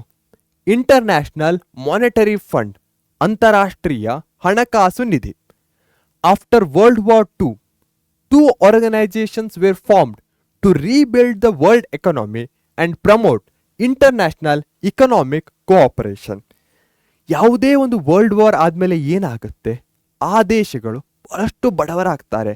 ಯಾಕಂದರೆ ತಮ್ಮ ಸಂಪೂರ್ಣ ಒಂದು ಹಣವನ್ನು ಅವರು ಯುದ್ಧಕ್ಕೆ ಉಪಯೋಗಿಸ್ಬಿಟ್ಟಿರ್ತಾರೆ. ಹೀಗಾಗಿ ಅವುಗಳನ್ನ ರೀಬಿಲ್ಡ್ ಮಾಡೋದು ಸಹ ಅಷ್ಟೇ ಒಂದು ದೊಡ್ಡ ಚಾಲೆಂಜ್ ಆಗಿರುತ್ತೆ. ಇಂತಹ ರೀಬಿಲ್ಡಿಂಗ್ ಪರ್ಪಸ್ಗೋಸ್ಕರ 2 ಇನ್ಸ್ಟಿಟ್ಯೂಷನ್ಸ್ಗಳನ್ನ ತೆಗೆಯಲಾಗತ್ತೆ. ಅವುಗಳಲ್ಲಿ ಒಂದು IMF ಆಗಿರುತ್ತೆ. ಮೊದಲನೆಯ ಮಹಾಯುದ್ಧದ ನಂತರ ವಿಶ್ವ ಆರ್ಥಿಕತೆಯನ್ನ ಪುನರ್ನಿರ್ಮಿಸಲು ಮತ್ತು ಅಂತಾರಾಷ್ಟ್ರೀಯ ಆರ್ಥಿಕ ಸಹಕಾರವನ್ನು ಉತ್ತೇಜಿಸಲು 2 ಸಂಸ್ಥೆಗಳನ್ನ ರಚಿಸಲಾಯಿತು. ಒಂದು IMF, ಅದರ ಬಗ್ಗೆ ಓದ್ತಾ ಇದ್ದೇವೆ, ಇಂಟರ್ನ್ಯಾಷನಲ್ ಮಾನಿಟರಿ ಫಂಡ್. ಮತ್ತೊಂದು IBRD international bank for reconstruction and development. ಅಂತಾರಾಷ್ಟ್ರೀಯ ಹಣಕಾಸು ನಿಧಿ ಪುನರ್ನಿರ್ಮಾಣಕ್ಕಾಗಿ ಅಂತಾರಾಷ್ಟ್ರೀಯ ಬ್ಯಾಂಕ್ ಮತ್ತು ಅಭಿವೃದ್ಧಿ. ಇಲ್ಲಿ ಸಿಂಪಲ್ ಡಿಫರೆನ್ಸ್ ಇದೆ. ಇದು ಎಮರ್ಜೆನ್ಸಿ ಸಿಚುವೇಶನ್ಸ್ಗಳಲ್ಲಿ, ಯಾವುದೋ ಒಂದು ದೇಶದಲ್ಲಿ ಹಣ ಇರಲ್ಲ, ಅದು ದಿವಾಳಿ ಆಗುವಂಥ ಸಂದರ್ಭ ಇರುತ್ತೆ, ಆವಾಗ IMF ಮಧ್ಯಪ್ರವೇಶಿಸುತ್ತೆ. ಅದೇ ಯಾವುದೋ ಒಂದು ದೇಶದಲ್ಲಿ ಪೋರ್ಟ್ ಇರಬಹುದು, ಅಥವಾ ಏರ್ಪೋರ್ಟ್ ಇರಬಹುದು, ಅಥವಾ ಯಾವುದೋ ಒಂದು ಹಾಸ್ಪಿಟಲ್ ಇರಬಹುದು, ಇಂಥವುಗಳನ್ನ ಬಿಲ್ಡ್ ಮಾಡೋದಿತ್ತಂದರೆ ಅವುಗಳಿಗೆ IBRD ಹೆಲ್ಪ್ ಮಾಡುತ್ತೆ. ಸೊ IBRD ಅಂದರೆ ಬಿಲ್ಡಿಂಗ್ ಅಂತ ನೆನ್ಪಿಟ್ಕೊಳ್ಳಿ. IMF ಅಂದರೆ ಎಮರ್ಜೆನ್ಸಿ ಟೈಮಲ್ಲಿ ಲೋನ್ ಇರಬಹುದು, ಈ ಒಂದು ಫೈನಾನ್ಷಿಯಲ್ ಅಸಿಸ್ಟೆನ್ಸ್ ಇರಬಹುದು, ಅದು IMF ಆಗುತ್ತೆ. ಸಿಂಪಲ್. ಇಲ್ಲಿ IMFನ ಲೋಗೋವನ್ನು ಸಹ ನೋಡಬಹುದು, ವರ್ಲ್ಡ್ ಬ್ಯಾಂಕ್ ಅದರ ಲೋಗೋವನ್ನು ಸಹ ನೀವು ನೋಡಬಹುದಾಗಿದೆ. They were established at Bretton Wood conference in 1944. ಯಾವಾಗ ಇವುಗಳು ಎಸ್ಟಾಬ್ಲಿಷ್ ಆಗುತ್ತೆ? 1944ರಲ್ಲಿ ಬ್ರಿಟನ್ ವುಡ್ ಸಮ್ಮೇಳನದಲ್ಲಿ ಇವುಗಳನ್ನ ಸ್ಥಾಪಿಸಲಾಗುತ್ತೆ. ಓಕೆ, ಕ್ಲಿಯರ್ ಆಯಿತು. IMF IBRD ವೆರಿ ಇಂಪಾರ್ಟೆಂಟ್ ಆಗುತ್ತೆ. ಯಾವಾಗ ಸ್ಥಾಪನೆ ಆಗುತ್ತೆ? 1944ರಲ್ಲಿ. ಎಲ್ಲಿ? ಬ್ರಿಟನ್ ವುಡ್ ಕಮಿಷನ್ ಅಲ್ಲಿ.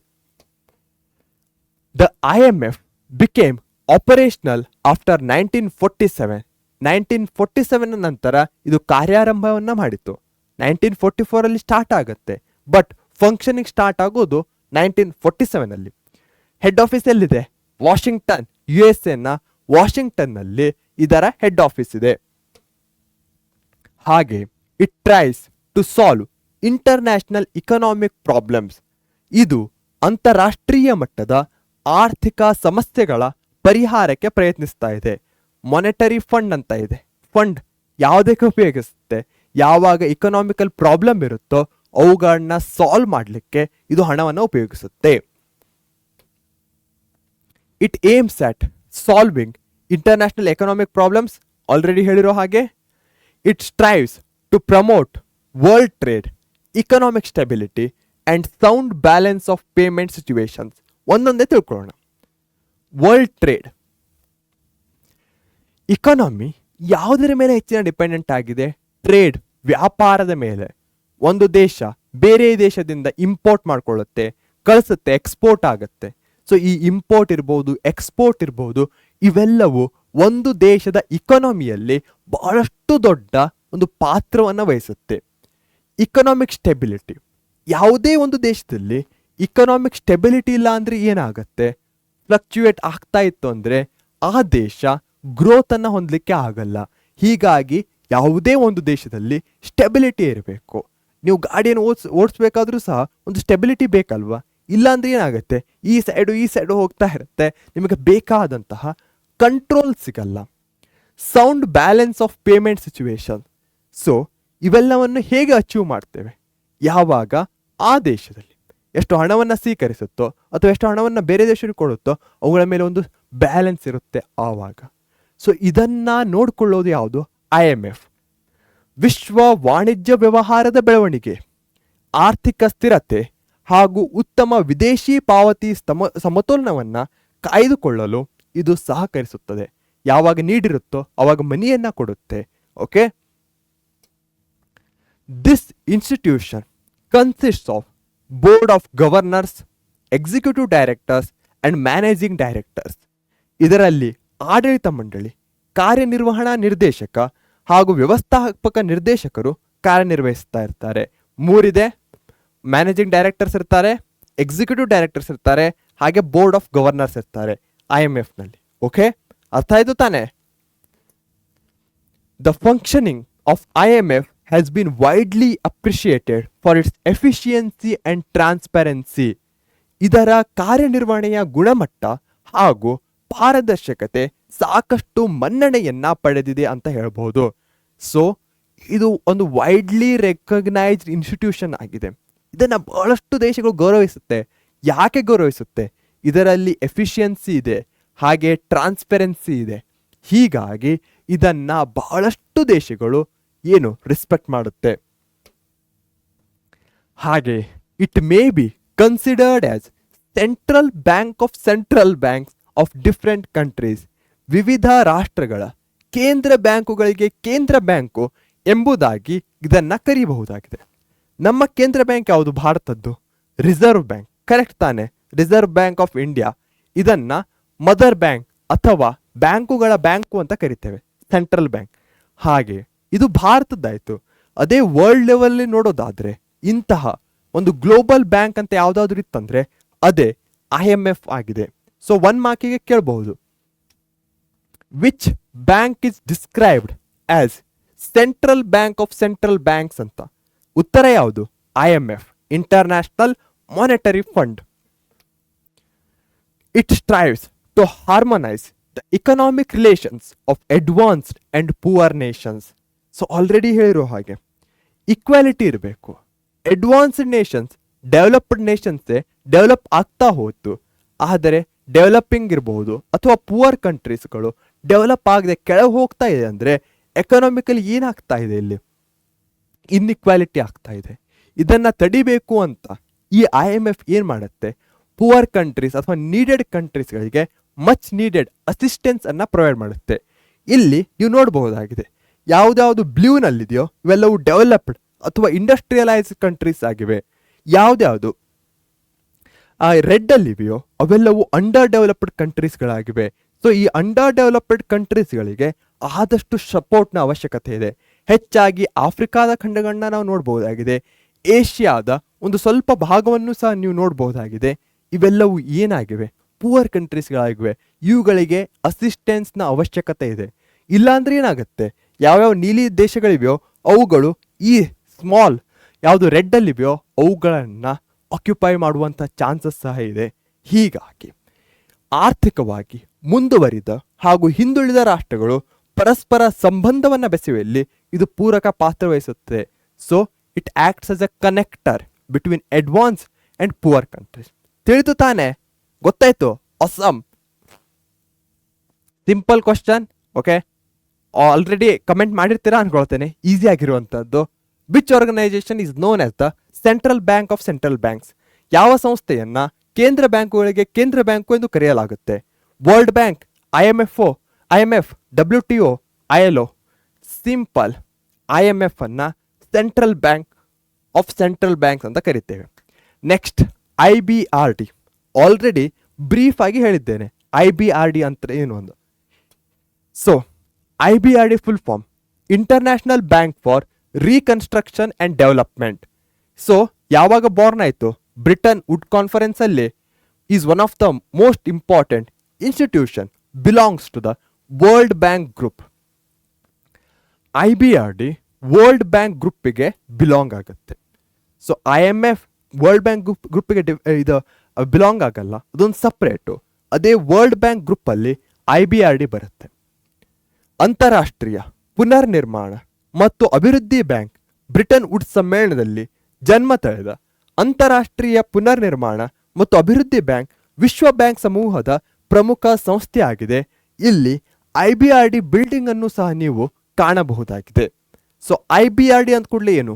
ಬಿಲ್ಡಿಂಗ್ ನೆನಪಿಗೆ ಬರಬೇಕು, ಕನ್ಸ್ಟ್ರಕ್ಷನ್ ನೆನಪಿಗೆ ಬರಬೇಕು. ಓಕೆ, ಸ್ಟಾರ್ಟೆಡ್ 1944ದಲ್ಲಿ. ಹೆಡ್ ಕ್ವಾರ್ಟರ್ಸ್ ಎಲ್ಲಿದೆ? ವಾಷಿಂಗ್ಟನ್ ಅಲ್ಲಿದೆ, ಅಮೆರಿಕಾದ ವಾಷಿಂಗ್ಟನ್ ಅಲ್ಲಿ. ದಿಸ್ ಯಾಕೆ ಎಸ್ಟಾಬ್ಲಿಷ್ ಮಾಡಾಯಿತು? This has been established with the aim of economic regeneration of the world after the second world war. ದ್ವಿತೀಯ ಮಹಾಯುದ್ಧದ ಬಳಿಕ ಆರ್ಥಿಕ ಪುನಶ್ಚೇತನಕ್ಕಾಗಿ ಈ ಬ್ಯಾಂಕು ಸ್ಥಾಪನೆಗೊಂಡಿತು. ಸೊ ಇಲ್ಲಿ ನೀವು ನೋಡಬಹುದು, ಪುವರ್ ಕಂಟ್ರೀಸ್ಗಳು ಏನಾಗಬೇಕು? ಪುನರುಜ್ಜೀವನ ಮೇಲೆ ಹೋಗಬೇಕು. ಅದಕ್ಕೆ IBRD ಹೆಲ್ಪ್ ಮಾಡುತ್ತೆ. ಕನ್ಸ್ಟ್ರಕ್ಷನ್ ಪರ್ಪಸ್ ಇರಬಹುದು, ಈ ಎಲ್ಲ ಮಾಧ್ಯಮಗಳ ಮೂಲಕ IBRD ಹೆಲ್ಪ್ ಮಾಡುತ್ತೆ. It extends huge loan facilities to all the needy member states for the development of agriculture, industry, transport and communication. ಕೃಷಿ, ಕೈಗಾರಿಕೆ, ಸಾರಿಗೆ ಮತ್ತು ಸಂಪರ್ಕ ಅಭಿವೃದ್ಧಿಗಾಗಿ ಅವಶ್ಯಕವಿರುವ ಎಲ್ಲ ಸದಸ್ಯ ರಾಷ್ಟ್ರಗಳಿಗೆ ಈ ಬ್ಯಾಂಕ್ ಅಗಾಧ ಮೊತ್ತದ ಸಾಲ ನೀಡುತ್ತದೆ. ಸಿಂಪಲ್. IMF ಅಂದ ಕೂಡಲೇ ಈ ನೆನಪಿಗೆ ಬರುತ್ತೆ? ಎಮರ್ಜೆನ್ಸಿ. ಅದೇ ಇಲ್ಲಿ ಏನಾಗ್ತದೆ?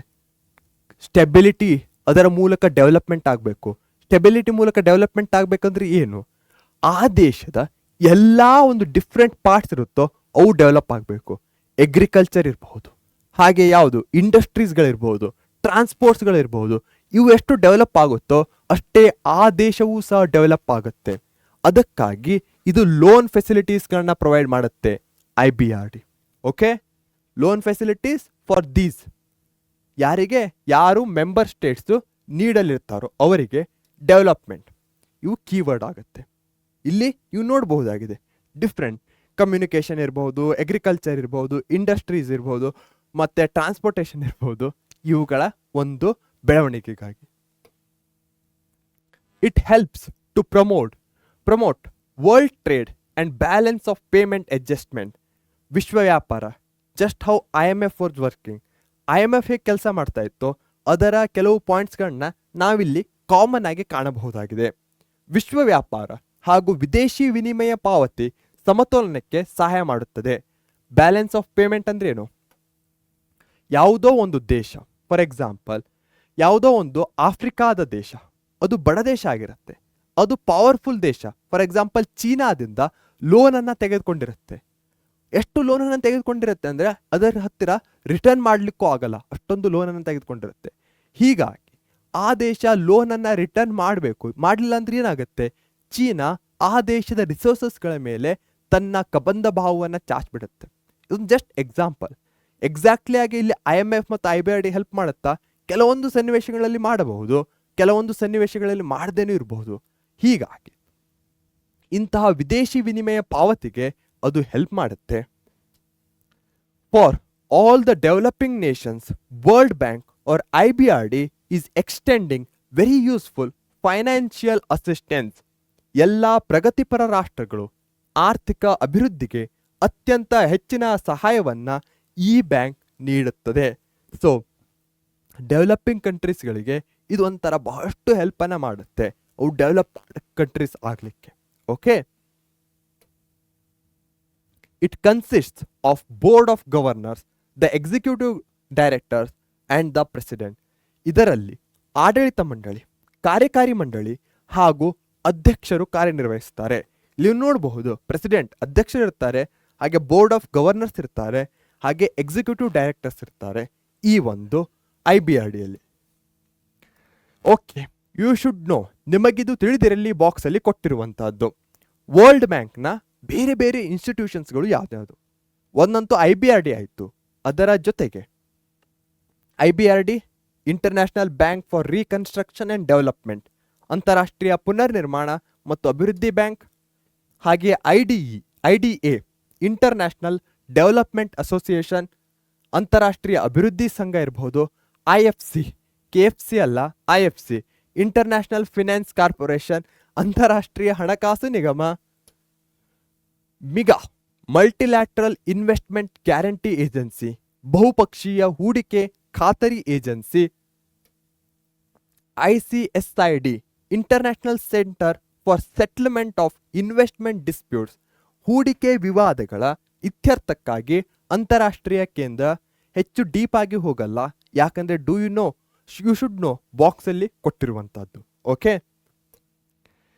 ಸಿಂಪಲ್ ಕ್ವಶನ್, ಬೇಗನೆ ಆನ್ಸರ್ ಮಾಡಿ.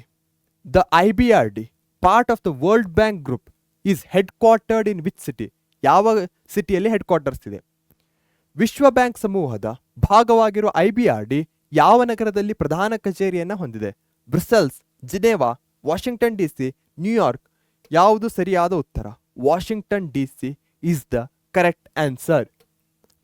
ಓಕೆ, ನೆಕ್ಸ್ಟ್ ಇರುವಂತಹದ್ದು ILO ಅಂತಾರಾಷ್ಟ್ರೀಯ ಕಾರ್ಮಿಕ ಸಂಘ. ಮೊದಲಿಗೆ ಫುಡ್ಡು, ಹೆಲ್ತ್ ಆಯಿತು, ಆಮೇಲೆ ಎಜುಕೇಷನ್ ಇರಬಹುದು, ಕಲ್ಚರ್ ಇರಬಹುದು, ಅದಾದಮೇಲೆ ಚೈಲ್ಡು, ಇವುಗಳನ್ನ ತಿಳ್ಕೊಂಡ್ವಿ. ನೆಕ್ಸ್ಟ್ ಇಕನಾಮಿಕ್ ಬಂದ್ವಿ. ಇಕನಾಮಿಕಲ್ಲಿ IMF ಬಗ್ಗೆ, IBRD ಬಗ್ಗೆ, ವರ್ಲ್ಡ್ ಬ್ಯಾಂಕ್ ಇವುಗಳನ್ನ ತಿಳ್ಕೊಂಡ್ವಿ. ನೆಕ್ಸ್ಟ್ ಇರುವಂಥದ್ದೇನು? ಕಾರ್ಮಿಕರು ಬರ್ತಾರೆ, ಒಂದೊಂದೇ ಪಿಲ್ಲರ್ಸ್. ಚೈಲ್ಡ್ಗಳ ಯುನಿಸೆಫ್ ಯಾವುದ್ರ ಬಗ್ಗೆ ಇತ್ತು? ಚೈಲ್ಡ್ ಮತ್ತು ವುಮೆನ್ ಇತ್ತು. ಹಾಗೆ ಮತ್ತೊಂದು ಸೆಕ್ಷನ್, ಅದಕ್ಕೆ ಬೇಕಾದಂಥ ಅಸಿಸ್ಟೆಂಟ್ನ ಅವಶ್ಯಕತೆ ಇದೆ. ಯಾವುದದು? ILO ಇಂಟರ್ನ್ಯಾಷನಲ್ ಲೇಬರ್ ಆರ್ಗನೈಜೇಷನ್, ಅಂತಾರಾಷ್ಟ್ರೀಯ ಕಾರ್ಮಿಕ ಸಂಘ. The international labour organisation was established after first world war as an organ of league of nation. So already establishment ಅಲ್ಲಿ ತಿಳ್ಕೊಂಡ್ವಿ, ಫಸ್ಟ್ ವರ್ಲ್ಡ್ ವಾರ್ ಆದ್ಮೇಲೆ ಲೀಗ್ ಆಫ್ ನೇಷನ್ಸ್ ಆಗತ್ತೆ, ಆದರೆ ಅದು ಸೆಕೆಂಡ್ ವರ್ಲ್ಡ್ ವಾರ್ ಅನ್ನ ತಡಿಲಿಕ್ಕೆ ಸಕ್ಸಸ್ಫುಲ್ ಆಗಲ್ಲ. ಹೀಗಾಗಿ ಲೀಗ್ ಆಫ್ ನೇಷನ್ ಅನ್ನ ತೆಗೆದುಹಾಕಿ UN ಬರುತ್ತೆ. ಸೊ ಈ ILO ಒಂದು ಸ್ಪೆಷಲ್ಲು, ಯಾಕಂದ್ರೆ ಇದು ಫಸ್ಟ್ ಏನಿತ್ತು ಲೀಗ್ ಆಫ್ ನೇಷನ್, ಅಲ್ಲಿಂದ ಇಲ್ಲಿಯ ತನಕ ಸಹ ಕಂಟಿನ್ಯೂ ಆಗ್ತಾ ಇದೆ. ಉಳಿದಿದ್ದೆಲ್ಲವನ್ನು 1945 ಇರ್ಬೋದು, 1948 ಇರ್ಬೋದು, ಈ ಟೈಮ್ ಪೀರಿಯಡ್ ಅಲ್ಲಿ ಸ್ಟಾರ್ಟ್ ಆಗಿದ್ದು. ಬಟ್ ಇದು ಫಸ್ಟ್ ವರ್ಲ್ಡ್ ವಾರ್ ಟೈಮ್ನಲ್ಲೇ ಇತ್ತು. ಅಂತಾರಾಷ್ಟ್ರೀಯ ಕಾರ್ಮಿಕ ಸಂಘ 1ನೇ ಮಹಾಯುದ್ಧದ ನಂತರ ಸ್ಥಾಪನೆಯಾದ ಲೀಗ್ ಆಫ್ ನೇಷನ್ನ ಭಾಗವಾಗಿ ಜನ್ಮ ತಳೆದಿತ್ತು. It later continued as an agency of UN. It is a century old organization. ನಂತರ ವಿಶ್ವಸಂಸ್ಥೆಯ ಆಶ್ರಯದ ವಿಶೇಷ ಘಟಕವಾಗಿ ಇಂದಿಗೂ ಮುಂದುವರಿಯುತ್ತಿರುವ ಶತಮಾನದಷ್ಟು ಹಳೆಯ ಸಂಸ್ಥೆಯಾಗಿದೆ ಅಂತಾರಾಷ್ಟ್ರೀಯ ಕಾರ್ಮಿಕ ಸಂಘ. ಇದು ಸೆಂಚುರಿ ಓಲ್ಡ್ ಅಂದರೆ 100 ಇಯರ್ಸ್ಗಿಂತ ಹೆಚ್ಚಿನದ್ದು ಒಂದು ಟೈಮನ್ನು ಇದು ಮಾಡಿದೆ, ಹಿಸ್ಟ್ರಿ ಇದೆ ಇದಕ್ಕೆ. ಹೆಡ್ ಕ್ವಾರ್ಟರ್ಸ್ ಎಲ್ಲಿದೆ? ಜಿನೇವಾ, ಸ್ವಿಟ್ಜರ್ಲೆಂಡ್ನ ಜಿನೇವಾದಲ್ಲಿ ಇದರ ಹೆಡ್ ಕ್ವಾರ್ಟರ್ಸ್ ಇದೆ. ಮತ್ಯಾವುದರ ಹೆಡ್ ಕ್ವಾರ್ಟರ್ಸ್ ಜಿನೇವಾದಲ್ಲಿದೆ ನೆನ್ಪು ಮಾಡ್ಕೊಳ್ಳಿ. ಓಕೆ, ಕಮೆಂಟಲ್ಲಿ ತಿಳಿಸಿ, ನಾನಂತೂ ಕ್ಲೂ ಕೊಡಲ್ಲ. As the very word suggest, this is mainly aiming at the welfare of working class. ಈ ಸಂಸ್ಥೆಯು ಹೆಸರೇ ಸೂಚಿಸುವಂತೆ ಕಾರ್ಮಿಕರ ಕ್ಷೇಮಾಭಿವೃದ್ಧಿಗಾಗಿ ಆರಂಭಗೊಂಡ ಸಂಸ್ಥೆಯಾಗಿದೆ. ನೀವು ನೋಡಬಹುದು, ಕಾರ್ಮಿಕರ ಯೂನಿಯನ್ಸ್ಗಳಿರುತ್ತೆ. ಯಾಕೆ ಇವುಗಳು ಅವಶ್ಯಕ? ಯಾಕಂದರೆ ಕಾರ್ಮಿಕರ ಒಂದು ವಲ್ನರೇಬಲ್ ಸೆಕ್ಷನ್ ಆಗಿದೆ. ಅವರನ್ನು ದುಡ್ಡಿಗೋಸ್ಕರ ಬಹಳಷ್ಟು ಜನರು ಮ್ಯಾನಿಪ್ಯುಲೇಟ್ ಮಾಡಬಹುದಾಗಿದೆ, ಎಕ್ಸ್ಪ್ಲಾಯ್ಟ್ ಮಾಡಬಹುದಾಗಿದೆ. ಇಂತಹ ವಲ್ನರೇಬಲ್ ಸೆಕ್ಷನ್ಗೆ ಬೇಕಾದಂತಹ ಸಪೋರ್ಟ್ ಇರಬಹುದು, ಬೇಕಾದಂಥ ಒಂದು ರೆಸ್ಪೆಕ್ಟ್ ಇರಬಹುದು, ಅವುಗಳನ್ನ ಪ್ರೊವೈಡ್ ಮಾಡುವುದು ಅತ್ಯಂತ ಅವಶ್ಯಕವಾಗುತ್ತೆ. ಓಕೆ ಓಕೆ ಸೊ ಇದರ ಸ್ಟ್ರಕ್ಚರ್ ಹೇಗಿದೆ? Every member sends 2 representatives. So 193 ಕಂಟ್ರೀಸ್ಗಳಿವೆ. ಸೊ ಎವ್ರಿ ಕಂಟ್ರಿ 2 ರಿಪ್ರೆಸೆಂಟೇಟಿವ್ಸ್ಗಳನ್ನ ಕಳಿಸುತ್ತೆ. ಓಕೆ, ಸೊ ಎಲ್ಲಿ ಕಳಿಸುತ್ತೆ? ಅಡ್ಮಿನಿಸ್ಟ್ರೇಟಿವ್ ಕೌನ್ಸಿಲ್ಗೆ ಕಳಿಸುತ್ತೆ. ಆ ಅಡ್ಮಿನಿಸ್ಟ್ರೇಟಿವ್ ಕೌನ್ಸಿಲಲ್ಲಿ ಯಾರಿಂದ ಇರ್ತಾರೆ? ಒಂದು ಲೇಬರ್ ಕ್ಲಾಸಲ್ಲಿ ಇರ್ತಾರೆ, ರಿಪ್ರೆಸೆಂಟ್ ಮಾಡ್ತಾರೆ. ಮತ್ತೊಬ್ಬರು ಮ್ಯಾನೇಜ್ಮೆಂಟ್ ಕ್ಲಾಸನ್ನು ರಿಪ್ರೆಸೆಂಟ್ ಮಾಡ್ತಾರೆ. ಸಿಂಪಲ್ ಇದೆ. ಅಡ್ಮಿನಿಸ್ಟ್ರೇಟಿವ್ ಕೌನ್ಸಿಲ್ಗೆ ಪ್ರತಿಯೊಂದು ರಾಷ್ಟ್ರ 2 ಮೆಂಬರನ್ನು ಕಳಿಸುತ್ತೆ. ಒಂದು ಮೆಂಬರ್ ಲೇಬರ್ ಕ್ಲಾಸಲ್ಲಿ ಇರ್ತಾರೆ, ಒಂದು ಮೆಂಬರ್ ಮ್ಯಾನೇಜ್ಮೆಂಟ್ ಅಥವಾ ಆಡಳಿತ ಕ್ಲಾಸ್ನಲ್ಲಿ ಇರ್ತಾರೆ. ಪ್ರತಿಯೊಂದು ಸದಸ್ಯ ರಾಷ್ಟ್ರವು 2 ಪ್ರತಿನಿಧಿಗಳನ್ನ ಈ ಸಂಸ್ಥೆಗೆ ಕಳುಹಿಸುತ್ತಿದ್ದು, ಅದರಲ್ಲಿ ಒಬ್ಬರು ಕಾರ್ಮಿಕ ಪ್ರತಿನಿಧಿ ಹಾಗೂ ಇನ್ನೊಬ್ಬರು ಆಡಳಿತ ನಡೆಸುವವರ ಪ್ರತಿನಿಧಿ ಆಗಿರುತ್ತಾರೆ. ಇಶ್ಯೂಸ್ ಲೈಕ್ ಸೋಷಿಯಲ್ ಸೆಕ್ಯೂರಿಟಿ ಇರಬಹುದು, ಪ್ರೊಟೆಕ್ಷನ್ ಫ್ರಮ್ ಹೆಲ್ತ್ ಹೆಜಾರ್ಡ್ಸ್ ಇರಬಹುದು, standard of living etcetera of working classes come under the purview of ILO. Simple. Social security, ಸಾಮಾಜಿಕ ನ್ಯಾಯ, ಭದ್ರತೆ. ಫಾರ್ ಎಕ್ಸಾಂಪಲ್, ಇನ್ಶೂರೆನ್ಸ್ ಇರಬಹುದು, ಹೆಲ್ತ್ ಇನ್ಶೂರೆನ್ಸ್ಗಳಿರಬಹುದು, ಅವರಿಗೆ ಬೇಕಾದಂಥ ಮೆಡಿಕಲ್ ಬೆನಿಫಿಟ್ಸ್ಗಳಿರಬಹುದು. ಇವೆಲ್ಲವೂ ಸೋಷಿಯಲ್ ಸೆಕ್ಯೂರಿಟಿನ ಅಂಡರ್ನಲ್ಲಿ ಬರುತ್ತೆ. Protection for health hazards. So ಅವರು ವರ್ಕ್ ಮಾಡುವಂಥ ಎನ್ವೈರನ್ಮೆಂಟ್ ಅವರಿಗೆ ಯಾವುದೇ ಒಂದು ದೊಡ್ಡ ಹೆಲ್ತ್ ಹೆಜಾರ್ಡ್ ಕೊಡಬಾರ್ದು.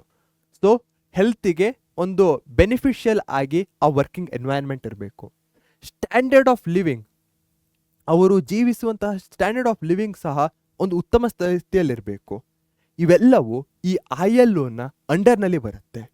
Even the maternity benefits of women labour, minimum wage, housing benefits etcetera are also dealt by this organisation. ಇಷ್ಟೇ ಅಲ್ಲದೆ ಮ್ಯಾಟರ್ನಿಟಿ ಬೆನಿಫಿಟ್ಸ್ ವುಮೆನ್ಸ್ಗಳಿಗೆ, ಮಿನಿಮಮ್ ವೇಜ್ ಇಷ್ಟು ನ್ಯೂನತಮ ಒಂದು ಸ್ಯಾಲರಿ, ಇಷ್ಟು ಮಿನಿಮಮ್ ಸ್ಯಾಲರಿಯನ್ನು ಅವ್ರು ಕೊಡಲೇಬೇಕು. ಹೌಸಿಂಗ್ ಬೆನಿಫಿಟ್ಸ್ ಇವೆಲ್ಲವೂ ಸಹ ILOನ ಅಂಡರ್ನಲ್ಲಿ ಬರುತ್ತೆ. ಸೊ ಒಂದು ಕಂಪ್ಲೀಟ್ ಕ್ಷೇಮಾಭಿವೃದ್ಧಿ ಯಾರದ್ದು? ILO, ಕಾರ್ಮಿಕರದ್ದನ್ನ ಈ ILO ನೋಡಿಕೊಳ್ಳುತ್ತೆ.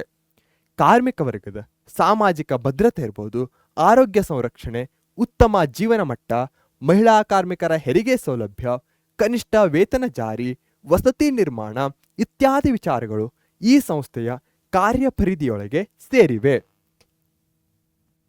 ದೋ the decisions of ILO are only advisory in nature, still the member States do respect them. ಈ ಸಂಸ್ಥೆಯ ನಿರ್ಣಯಗಳು ಕೇವಲ ಸಲಹೆಗಳ ರೂಪದಲ್ಲಿದ್ದರೂ ಸದಸ್ಯ ರಾಷ್ಟ್ರಗಳು ಅವುಗಳಿಗೆ ಮನ್ನಣೆ ನೀಡುತ್ತವೆ. So international court of justice ಅಲ್ಲಿ ನಾವೇನಂತ ತಿಳ್ಕೊಂಡಿವಿ, ಅವರು ಕೊಡುವಂತಹ ನಿರ್ಣಯಗಳು ಅಡ್ವೈಸರಿ ಆಗಿರುತ್ತೆ. ಯಾವುದೇ ಕಂಟ್ರಿಗೆ ಏನಿರಲ್ಲ, ನೀವು ಇದು ಮಾಡಲೇಬೇಕು ಅನ್ನೋ ಜ್ಯೂರಿಡಿಕ್ಷನ್ ಇರಲ್ಲ. ಆದರೂ ಕೆಲವೊಂದು ಕಂಟ್ರಿಗಳು ಪಾಲಿಸುತ್ತೆ. ಅದೇ ರೀತಿಯಾಗಿ ILOದ ಸಹ ಇವು ಅಡ್ವೈಸರಿ ಆಗಿರುತ್ತೆ. ಆದರೂ ಸಹ ಮೆಂಬರ್ ಸ್ಟೇಟ್ಸ್ಗಳು ರೆಸ್ಪೆಕ್ಟನ್ನು ಮಾಡುತ್ತೆ, ಅವರು ಹೇಳಿದ ಹಾಗೆ ನಡೆದುಕೊಳ್ಳುತ್ತೆ. ಈ ಸಂಸ್ಥೆಯ ನಿರ್ಣಯಗಳು ಕೇವಲ ಸಲಹೆಗಳ ರೂಪದಲ್ಲಿದ್ದರೂ ಸದಸ್ಯ ರಾಷ್ಟ್ರಗಳು ಅವುಗಳಿಗೆ ಮನ್ನಣೆಯನ್ನು ನೀಡುತ್ತವೆ. Okay, it's general conference is like a global parliament of the working place and seeks to protect their interest. ಯಾವುದು ವರ್ಲ್ಡ್ ಪಾರ್ಲಿಮೆಂಟ್ ಅಂತ ಕರಿತೇವೆ ಜನರಲ್ ಆಗಿ? World parliament first one general assembly, yes. ಅದೇ ರೀತಿ ಈ ಗ್ಲೋಬಲ್ ಪಾರ್ಲಿಮೆಂಟ್ ಫಾರ್ ಯಾರು labour ಯಾವುದಿದೆ ಅಂದರೆ ಅದೇ ILOದ ಜನರಲ್ ಕಾನ್ಫರೆನ್ಸ್ ಆಗಿದೆ. ಸೊ ILOದ ಜನರಲ್ ಕಾನ್ಫರೆನ್ಸನ್ನು ನಾವು ಕಾರ್ಮಿಕ ವರ್ಗದ ಜಾಗತಿಕ ಸಂಸತ್ತು ಅಂತ ಕರಿತೇವೆ. This agency got Nobel peace prize ಇನ್ 1969. ಈ ಸಂಸ್ಥೆಗೆ 1969ರಲ್ಲಿ ನೋಬೆಲ್ ಶಾಂತಿ ಪ್ರಶಸ್ತಿ ಸಿಕ್ಕಿದೆ. ಯುನಿಸೆಫ್ಗೆ ಯಾವಾಗ ಸಿಕ್ಕಿದೆ Nobel peace prize? Already discuss ಮಾಡಿದ್ದೇನೆ, ಕಮೆಂಟಲ್ಲಿ ತಿಳಿಸಿ. ಓಕೆ, ಯಾವ ಇಯರ್ ಇರಬಹುದು? Okay, awesome. ನೆಕ್ಸ್ಟ್ ಇರುವಂತಹದ್ದು UNCTAD, ವ್ಯಾಪಾರ ಮತ್ತು ಅಭಿವೃದ್ಧಿ ಮೇಲಿನ ವಿಶ್ವಸಂಸ್ಥೆಯ ಸಮ್ಮೇಳನ. ಇದರ ಫುಲ್ ಫಾರ್ಮ್ ಏನು? United nations conference on trade and development. ಇದನ್ನೂ ಸಹ ನಾವು ಹೇಗೆ ಯಾವುದನ್ನು ಓದಿದ್ವಿ? IMF ಅನ್ನು ಓದಿದ್ವಿ. ಅದು ಸಹ ಟ್ರೇಡ್ಗೆ ಸಂಬಂಧಿಸಪಟ್ಟಂತಹ ಪಾಲಿಸೀಸ್ಗಳನ್ನ ಫಾರ್ಮ್ ಮಾಡುತ್ತೆ. IBRD ಇರಬಹುದು, ವರ್ಲ್ಡ್ ಬ್ಯಾಂಕ್ ಇರಬಹುದು, ಅದರ ಒಂದು ಎಕ್ಸ್ಟೆನ್ಷನ್ ರೂಪದಲ್ಲಿ ನೋಡಬಹುದು UNCTAD ಅನ್ನು. This world agency is mainly concerned with the promotion of global level trade and commerce. ಈ ಸಂಸ್ಥೆಯು ಪ್ರಧಾನವಾಗಿ ಜಾಗತಿಕ ಮಟ್ಟದ ವ್ಯಾಪಾರ ಮತ್ತು ವಾಣಿಜ್ಯ ಸಂಗತಿಗಳ ಪ್ರಗತಿಗೆ ಯತ್ನಿಸ್ತಾ ಇದೆ. ಸೊ ಟ್ರೇಡ್ ಇರಬಹುದು ಮತ್ತು ಕಾಮರ್ಸ್, ಇದು ಮೇನ್ ಡೊಮೇನ್ ಆಗುತ್ತೆ UNCTAD. It strives for smooth international trade by providing technical assistance. Smooth international trade very important ಆಗುತ್ತೆ. ಯಾಕಂದರೆ ನೀವು ನೋಡಬಹುದು ಈಗ ಬಹಳಷ್ಟು ಇಂಟರ್ ಕನೆಕ್ಟೆಡ್ ಆಗಿದೆ ಎಲ್ಲ ದೇಶಗಳು. ಒಂದು ದೇಶದ ಒಂದು ಸರಕಿರ್ಬೋದು, ಅದು ಮತ್ತೊಂದು ದೇಶಕ್ಕೆ ಹೋಗ್ತಾ ಇದೆ, ಇಂಪೋರ್ಟು ಎಕ್ಸ್ಪೋರ್ಟು ಡೈಲಿ ಆಗ್ತಾ ಇದೆ. ಹೀಗಾಗಿ ಈ ಟ್ರೇಡು ಎಕನಾಮಿ ಮೇಲೂ ಸಹ ತನ್ನದೇ ಆದ ಇಂಪ್ಯಾಕ್ಟನ್ನೇ ಬೀಳುತ್ತೆ. ಇದು ಎಷ್ಟು ಸ್ಮೂತ್ ಆಗಿರುತ್ತೋ ಅಷ್ಟೇ ಎಕನಾಮಿಕಲಿ ಸ್ಟೆಬಿಲಿಟಿ ಸಹ ಇರುತ್ತೆ. ಇಂತಹ ಸ್ಮೂತ್ನೆಸ್ಸನ್ನು ಕಾಪಾಡಿಕೊಳ್ಳಲು ಈ UNCTAD ಒಂದು ಪ್ರಮುಖ ಪಾತ್ರವನ್ನು ವಹಿಸುತ್ತೆ. ಅಂತಾರಾಷ್ಟ್ರೀಯ ವ್ಯಾಪಾರದ ಬೆಳವಣಿಗೆಗೆ ಬೇಕಾದ ತಾಂತ್ರಿಕ ಸಹಕಾರವನ್ನು ಈ ಸಂಸ್ಥೆಯು ನೀಡುತ್ತದೆ. ಹಾಗೆ ಏನಾದರೂ ಬ್ಯಾರಿಯರ್ಸ್ಗಳಿದ್ದರೆ ಅವುಗಳನ್ನು ತೆಗೆದು ಸಹ ಹಾಕುತ್ತೆ. It helps to avoid any policy barriers and thereby promote international trade and commerce. So policy ಬ್ಯಾರಿಯರ್ಸ್ಗಳನ್ನ ತೆಗೆದು ಹಾಕುತ್ತೆ, ಇಂಟರ್ನ್ಯಾಷನಲ್ ಟ್ರೇಡ್ ಮತ್ತು ಕಾಮರ್ಸನ್ನು ಪ್ರಮೋಟ್ ಮಾಡುತ್ತೆ. ಜಾಗತಿಕ ಮಟ್ಟದಲ್ಲಿ ಯಾವುದೇ ತೆರನಾದ ಧೋರಣಾತ್ಮಕ ತೊಂದರೆಗಳನ್ನ ಇದು ನಿವಾರಿಸಿ ತನ್ಮೂಲಕ ಅಂತಾರಾಷ್ಟ್ರೀಯ ವ್ಯಾಪಾರ ಮತ್ತು ವಾಣಿಜ್ಯದ ಬೆಳವಣಿಗೆಗೆ ಇದು ಸಹಕರಿಸುತ್ತದೆ. Thus it intends to economic progress of the family of Nations.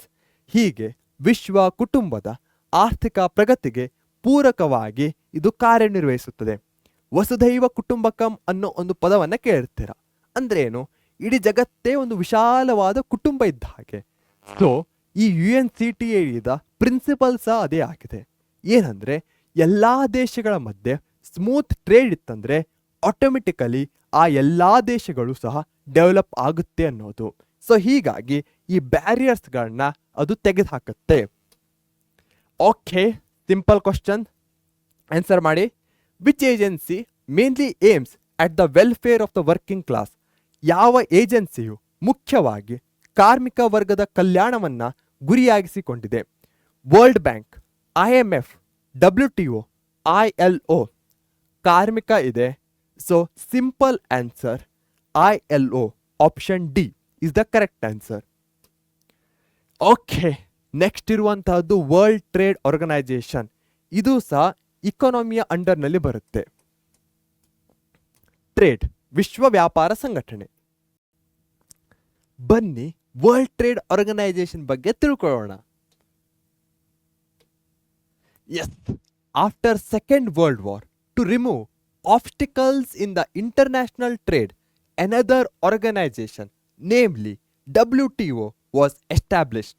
ಎರಡನೇ ಮಹಾಯುದ್ಧದ ನಂತರ ಅಂತಾರಾಷ್ಟ್ರೀಯ ವ್ಯಾಪಾರಕ್ಕಿದ್ದ ಅಡೆತಡೆಗಳನ್ನ ನಿವಾರಿಸುವ ಸಲುವಾಗಿ ಇದನ್ನ ಜಾರಿಗೆ ತರಲಾಯಿತು.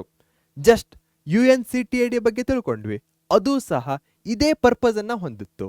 ಅದರ ಜೊತೆಗೆ ಮತ್ತೊಂದು ಆರ್ಗನೈಸೇಷನ್ ಬಂತೆ, ಅದೇ WTO ಆಗಿದೆ.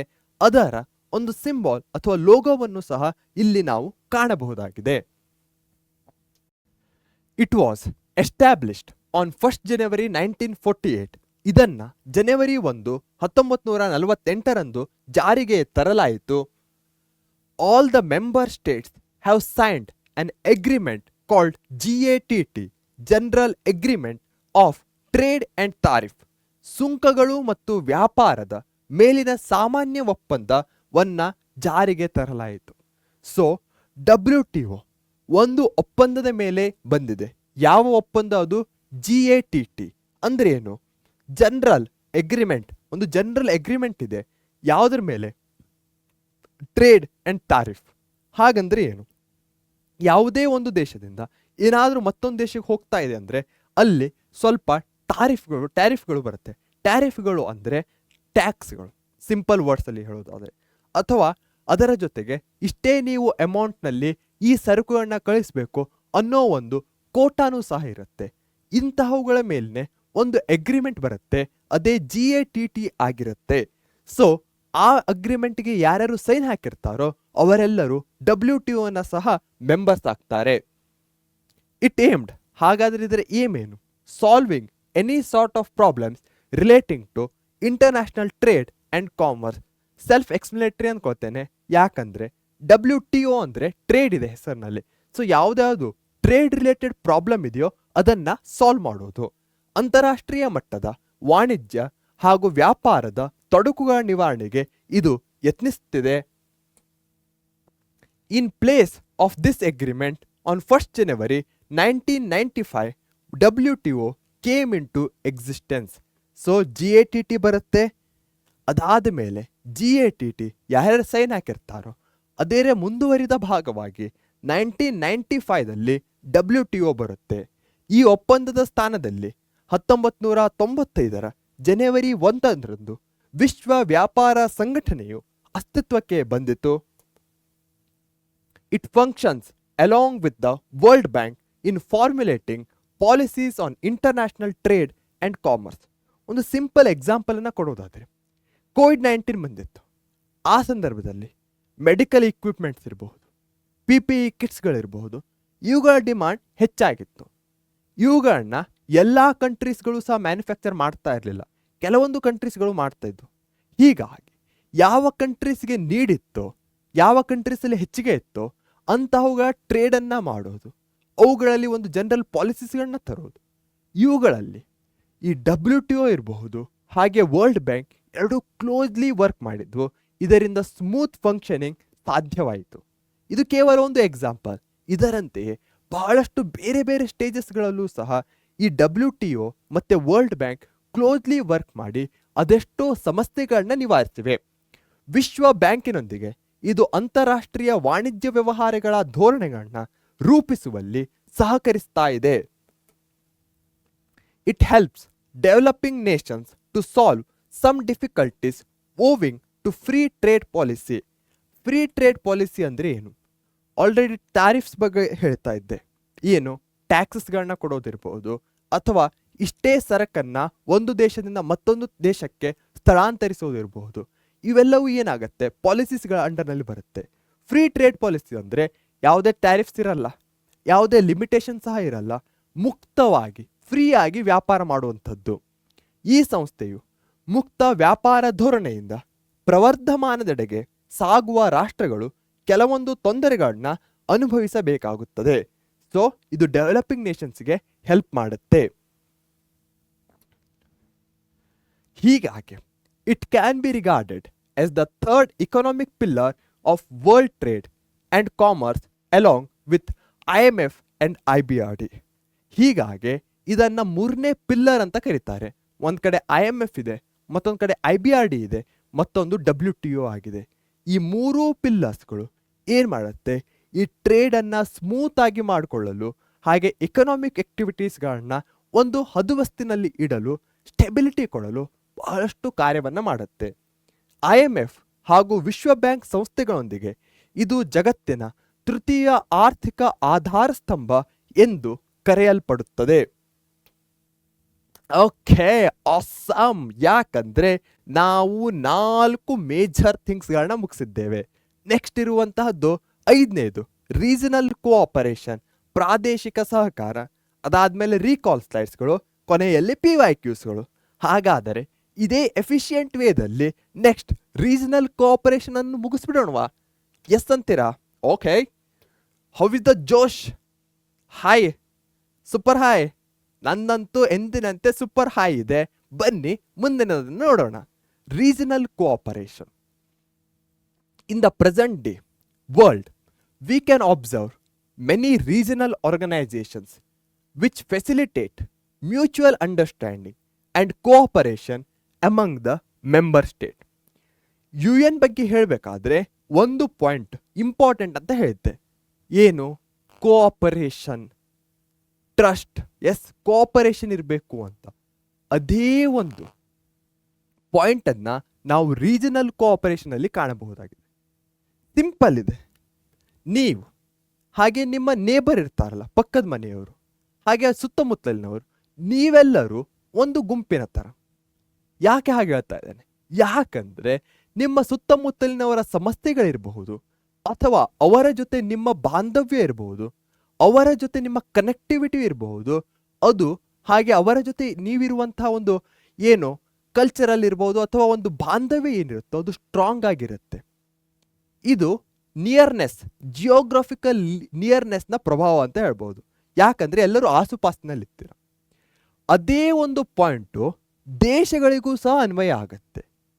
ಯಾಕಂದ್ರೆ ಫಾರ್ ಎಕ್ಸಾಂಪಲ್, ನನ್ನ ದೇಶದ ಒಂದು ಸಮಸ್ಯೆ ನನ್ನ ಪಕ್ಕದ ದೇಶದ ಸಮಸ್ಯೆಗೆ ಬಹಳಷ್ಟು ಹೋಲಿಕೆ ಆಗೋ ಹಾಗಿರುತ್ತೆ. ಯಾಕಂದ್ರೆ ನಮ್ಮಿಬ್ಬರ ದೇಶಗಳ ನಡುವೆ ಇರುವಂತಹ ಒಂದು ಪ್ಲೇಸಸ್ಗಳಿರ್ಬೋದು, ಹವಾಮಾನಗಳಿರ್ಬೋದು, ಇವೆಲ್ಲವೂ ಸಿಮಿಲರ್ ಆಗಿರುತ್ತೆ. ಜನರ ಕಲ್ಚರ್ ಸಹ ಸ್ವಲ್ಪ ಹಿಂದೆ ಮುಂದೆ ಇರ್ಬೋದು, ಆದರೆ ಬಹಳಷ್ಟು ಸಿಮಿಲರ್ ಆಗಿರುತ್ತೆ. ಹೀಗಾಗಿ ಒಂದು ಯುನೈಟೆಡ್ ನೇಷನ್ ಅಂತ ಒಂದು ದೊಡ್ಡ ಅಂಬ್ರೆಲ್ಲಾ ಆಯಿತು. ಆ ಅಂಬ್ರೆಲ್ಲಾದ ಅಡಿಯಲ್ಲಿ ಎಲ್ಲಾ ದೇಶಗಳು ಬರ್ತಾ ಇವೆ. ಆದರೆ ಅಂತಹ ಬರುವಂತಹ ಎಲ್ಲಾ ದೇಶಗಳಲ್ಲೂ ಒಂದು ಸ್ವಲ್ಪ ಡಿವಿಷನ್ ಅನ್ನ ಮಾಡಿಕೊಂಡು ಅವು ತಮ್ಮದೇ ಆದ ಮತ್ತೊಂದು ಗ್ರೂಪ್ ಅನ್ನ ಕ್ರಿಯೇಟ್ ಮಾಡಿವೆ. ಇಂತಹ ಒಂದು ಗ್ರೂಪ್ ಅನ್ನ ಏನು ಕ್ರಿಯೇಟ್ ಮಾಡಿವೆಯೋ ಅದರಲ್ಲಿ ಅವು ಇರುವಂತಹ ಪ್ರದೇಶ ಒಂದು ದೊಡ್ಡ ಡಿಫೈನಿಂಗ್ ಫ್ಯಾಕ್ಟರ್ ಆಗುತ್ತೆ. ಯಾಕಂದ್ರೆ ಈ ಗ್ರೂಪಿನಲ್ಲಿ ಅವರ ಸುತ್ತಮುತ್ತಲಿನ ದೇಶಗಳು ಭಾಗವಹಿಸ್ತಾರೆ. ಅದನ್ನೇ ನಾವು ಈ ರೀಜನಲ್ ಕೋಆಪರೇಷನ್ ಅಂಡರ್ನಲ್ಲಿ ಕಾಣ್ತಾ ಇದ್ದೇವೆ. ಪ್ರಚಲಿತ ಜಗತ್ತಿನಲ್ಲಿ ಹಲವಾರು ಪ್ರಾದೇಶಿಕ ಸಂಸ್ಥೆಗಳ ಇರುವಿಕೆಯನ್ನ ನಾವು ಗಮನಿಸಬಹುದಾಗಿದೆ. ಇವುಗಳು ಸದಸ್ಯ ರಾಷ್ಟ್ರಗಳ ಪರಸ್ಪರ ಸಹಕಾರ ಹಾಗೂ ತಿಳುವಳಿಕೆಯನ್ನು ಬಲಪಡಿಸುತ್ತವೆ. ಓಕೆ, ಇಲ್ಲಿ ನೀವು ನೋಡಬಹುದಾಗಿದೆ, ಒಂಥರ ವರ್ಲ್ಡ್ ಮ್ಯಾಪ್ ಇದೆ. ಇಲ್ಲಿ ಆಫ್ರಿಕಾ ಇರಬಹುದು, ಸದರ್ನ್ ಏಷ್ಯಾ ಇರಬಹುದು, ಇವೆಲ್ಲವೂ ತಮ್ಮಲ್ಲೇ ಒಂದು ಸಪ್ರೇಟ್ ಗ್ರೂಪ್ ಅನ್ನ ಕ್ರಿಯೇಟ್ ಮಾಡಿವೆ. ಯುರೋಪ್ ಇರಬಹುದು, ಇವೆಲ್ಲವೂ ಯಾಕೆ? ಅವುಗಳ ಜಿಯೋಗ್ರಫಿಕಲ್ ಲೊಕೇಶನ್ ಇರಬಹುದು, ಖಂಡಗಳಿರಬಹುದು, ಅವುಗಳ ಆಧಾರದ ಮೇಲೆ. So the following are some of the main organisation. ಇಂತಹ ಪ್ರಾದೇಶಿಕ ಸಂಸ್ಥೆಗಳಲ್ಲಿ ಈ ಕೆಳಗಿನವುಗಳು ಪ್ರಮುಖವಾಗಿವೆ. ನಾನು ಚಾಪ್ಟರ್ ತತ್ವವನ್ನ ಹೇಳಬೇಕಾದರೆ student, houses, red, blue, yellow ಮನೆಗಳು ಹೇಳಿದ್ದೆಲ್ಲ ಅದೇ ಇಲ್ಲಿ ಬರ್ತಾ ಇದೆ. ಯಾವ ಯಾವ ಸಂಸ್ಥೆಗಳು ಮುಖ್ಯವಾದದ್ದು? ಒಂದು ಕಾಮನ್ವೆಲ್ತ್ ಆಫ್ ನೇಷನ್ಸ್, ಕಾಮನ್ವೆಲ್ತ್ ರಾಷ್ಟ್ರಗಳ ಸಂಘ. ಇದರಲ್ಲಿ ಯಾವ್ದ್ಯಾವುದು ಬ್ರಿಟಿಷ್ ಕಾಲೋನೈಸ್ ಮಾಡಿದ್ವು ಆ ರಾಷ್ಟ್ರಗಳು ಬರ್ತಾ ಇವೆ. SAARC, south Asian association of for regional cooperation, ಹೆಸರಿನಲ್ಲೇ ಇದೆ. ಸೌತ್ ಏಷ್ಯಾದ ಕಂಟ್ರೀಸ್ಗಳು, ದಕ್ಷಿಣ ಏಷ್ಯಾ, ಪ್ರಾದೇಶಿಕ ಸಹಕಾರ ಸಂಘ, ಯುರೋಪಿಯನ್ ಯೂನಿಯನ್ ಐರೋಪ್ಯ ಒಕ್ಕೂಟ ಹೆಸರಲ್ಲೇ ಇದೆ, ಯುರೋಪಿಯನ್ ಖಂಡದ ದೇಶಗಳು, association of south East Asian nation ASEAN ಹೆಸರಲ್ಲೇ ಇದೆ, ಸೌತ್ ಈಸ್ಟ್ ಏಷ್ಯನ್ ಕಂಟ್ರೀಸ್ಗಳು, ಆಗ್ನೇಯ ಏಷ್ಯಾ ರಾಷ್ಟ್ರಗಳ ಒಕ್ಕೂಟ, the organisation of African unity African ಒಕ್ಕೂಟ ಸಂಸ್ಥೆ ಹೆಸರಲ್ಲೇ ಇದೆ, ಆಫ್ರಿಕಾದ ಏನೋ ಕಂಟ್ರೀಸ್ಗಳಿವೆ ಅವು ಈ ಗ್ರೂಪ್ನಲ್ಲಿ ಬರ್ತಾ ಇವೆ. ಸೊ ಇವೆಲ್ಲವೂ ಹೆಚ್ಚಾಗಿ ಎಕ್ಸೆಪ್ಟ್ ದಿಸ್ ಒನ್, ಇವೆಲ್ಲವೂ ಜಿಯೋಗ್ರಫಿಕಲ್ ಲೊಕೇಶನ್ನ ಆಧಾರದ ಮೇಲೆ ರಚಿಸಿರುವಂತಹ ಗ್ರೂಪ್ಸ್ಗಳಾಗಿವೆ. ಓಕೆ, ಹಾಗಾಗಿ ಒಂದೊಂದನ್ನೇ ನೋಡೋಣ ಬನ್ನಿ. ಮೊದಲಿಗೆ commonwealth of nations. This was formally called British commonwealth of nations and later the British has been deleted.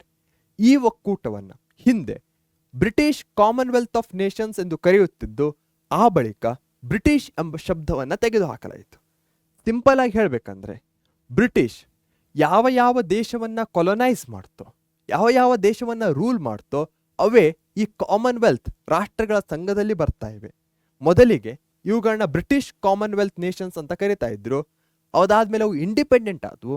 ಹೀಗಾಗಿ ಅವುಗಳನ್ನ ಈಗ ಕಾಮನ್ವೆಲ್ತ್ ನೇಷನ್ಸ್ ಅಥವಾ ಕಾಮನ್ವೆಲ್ತ್ ರಾಷ್ಟ್ರಗಳ ಸಂಘ ಅಂತ ಕರೀಲಾಗುತ್ತೆ.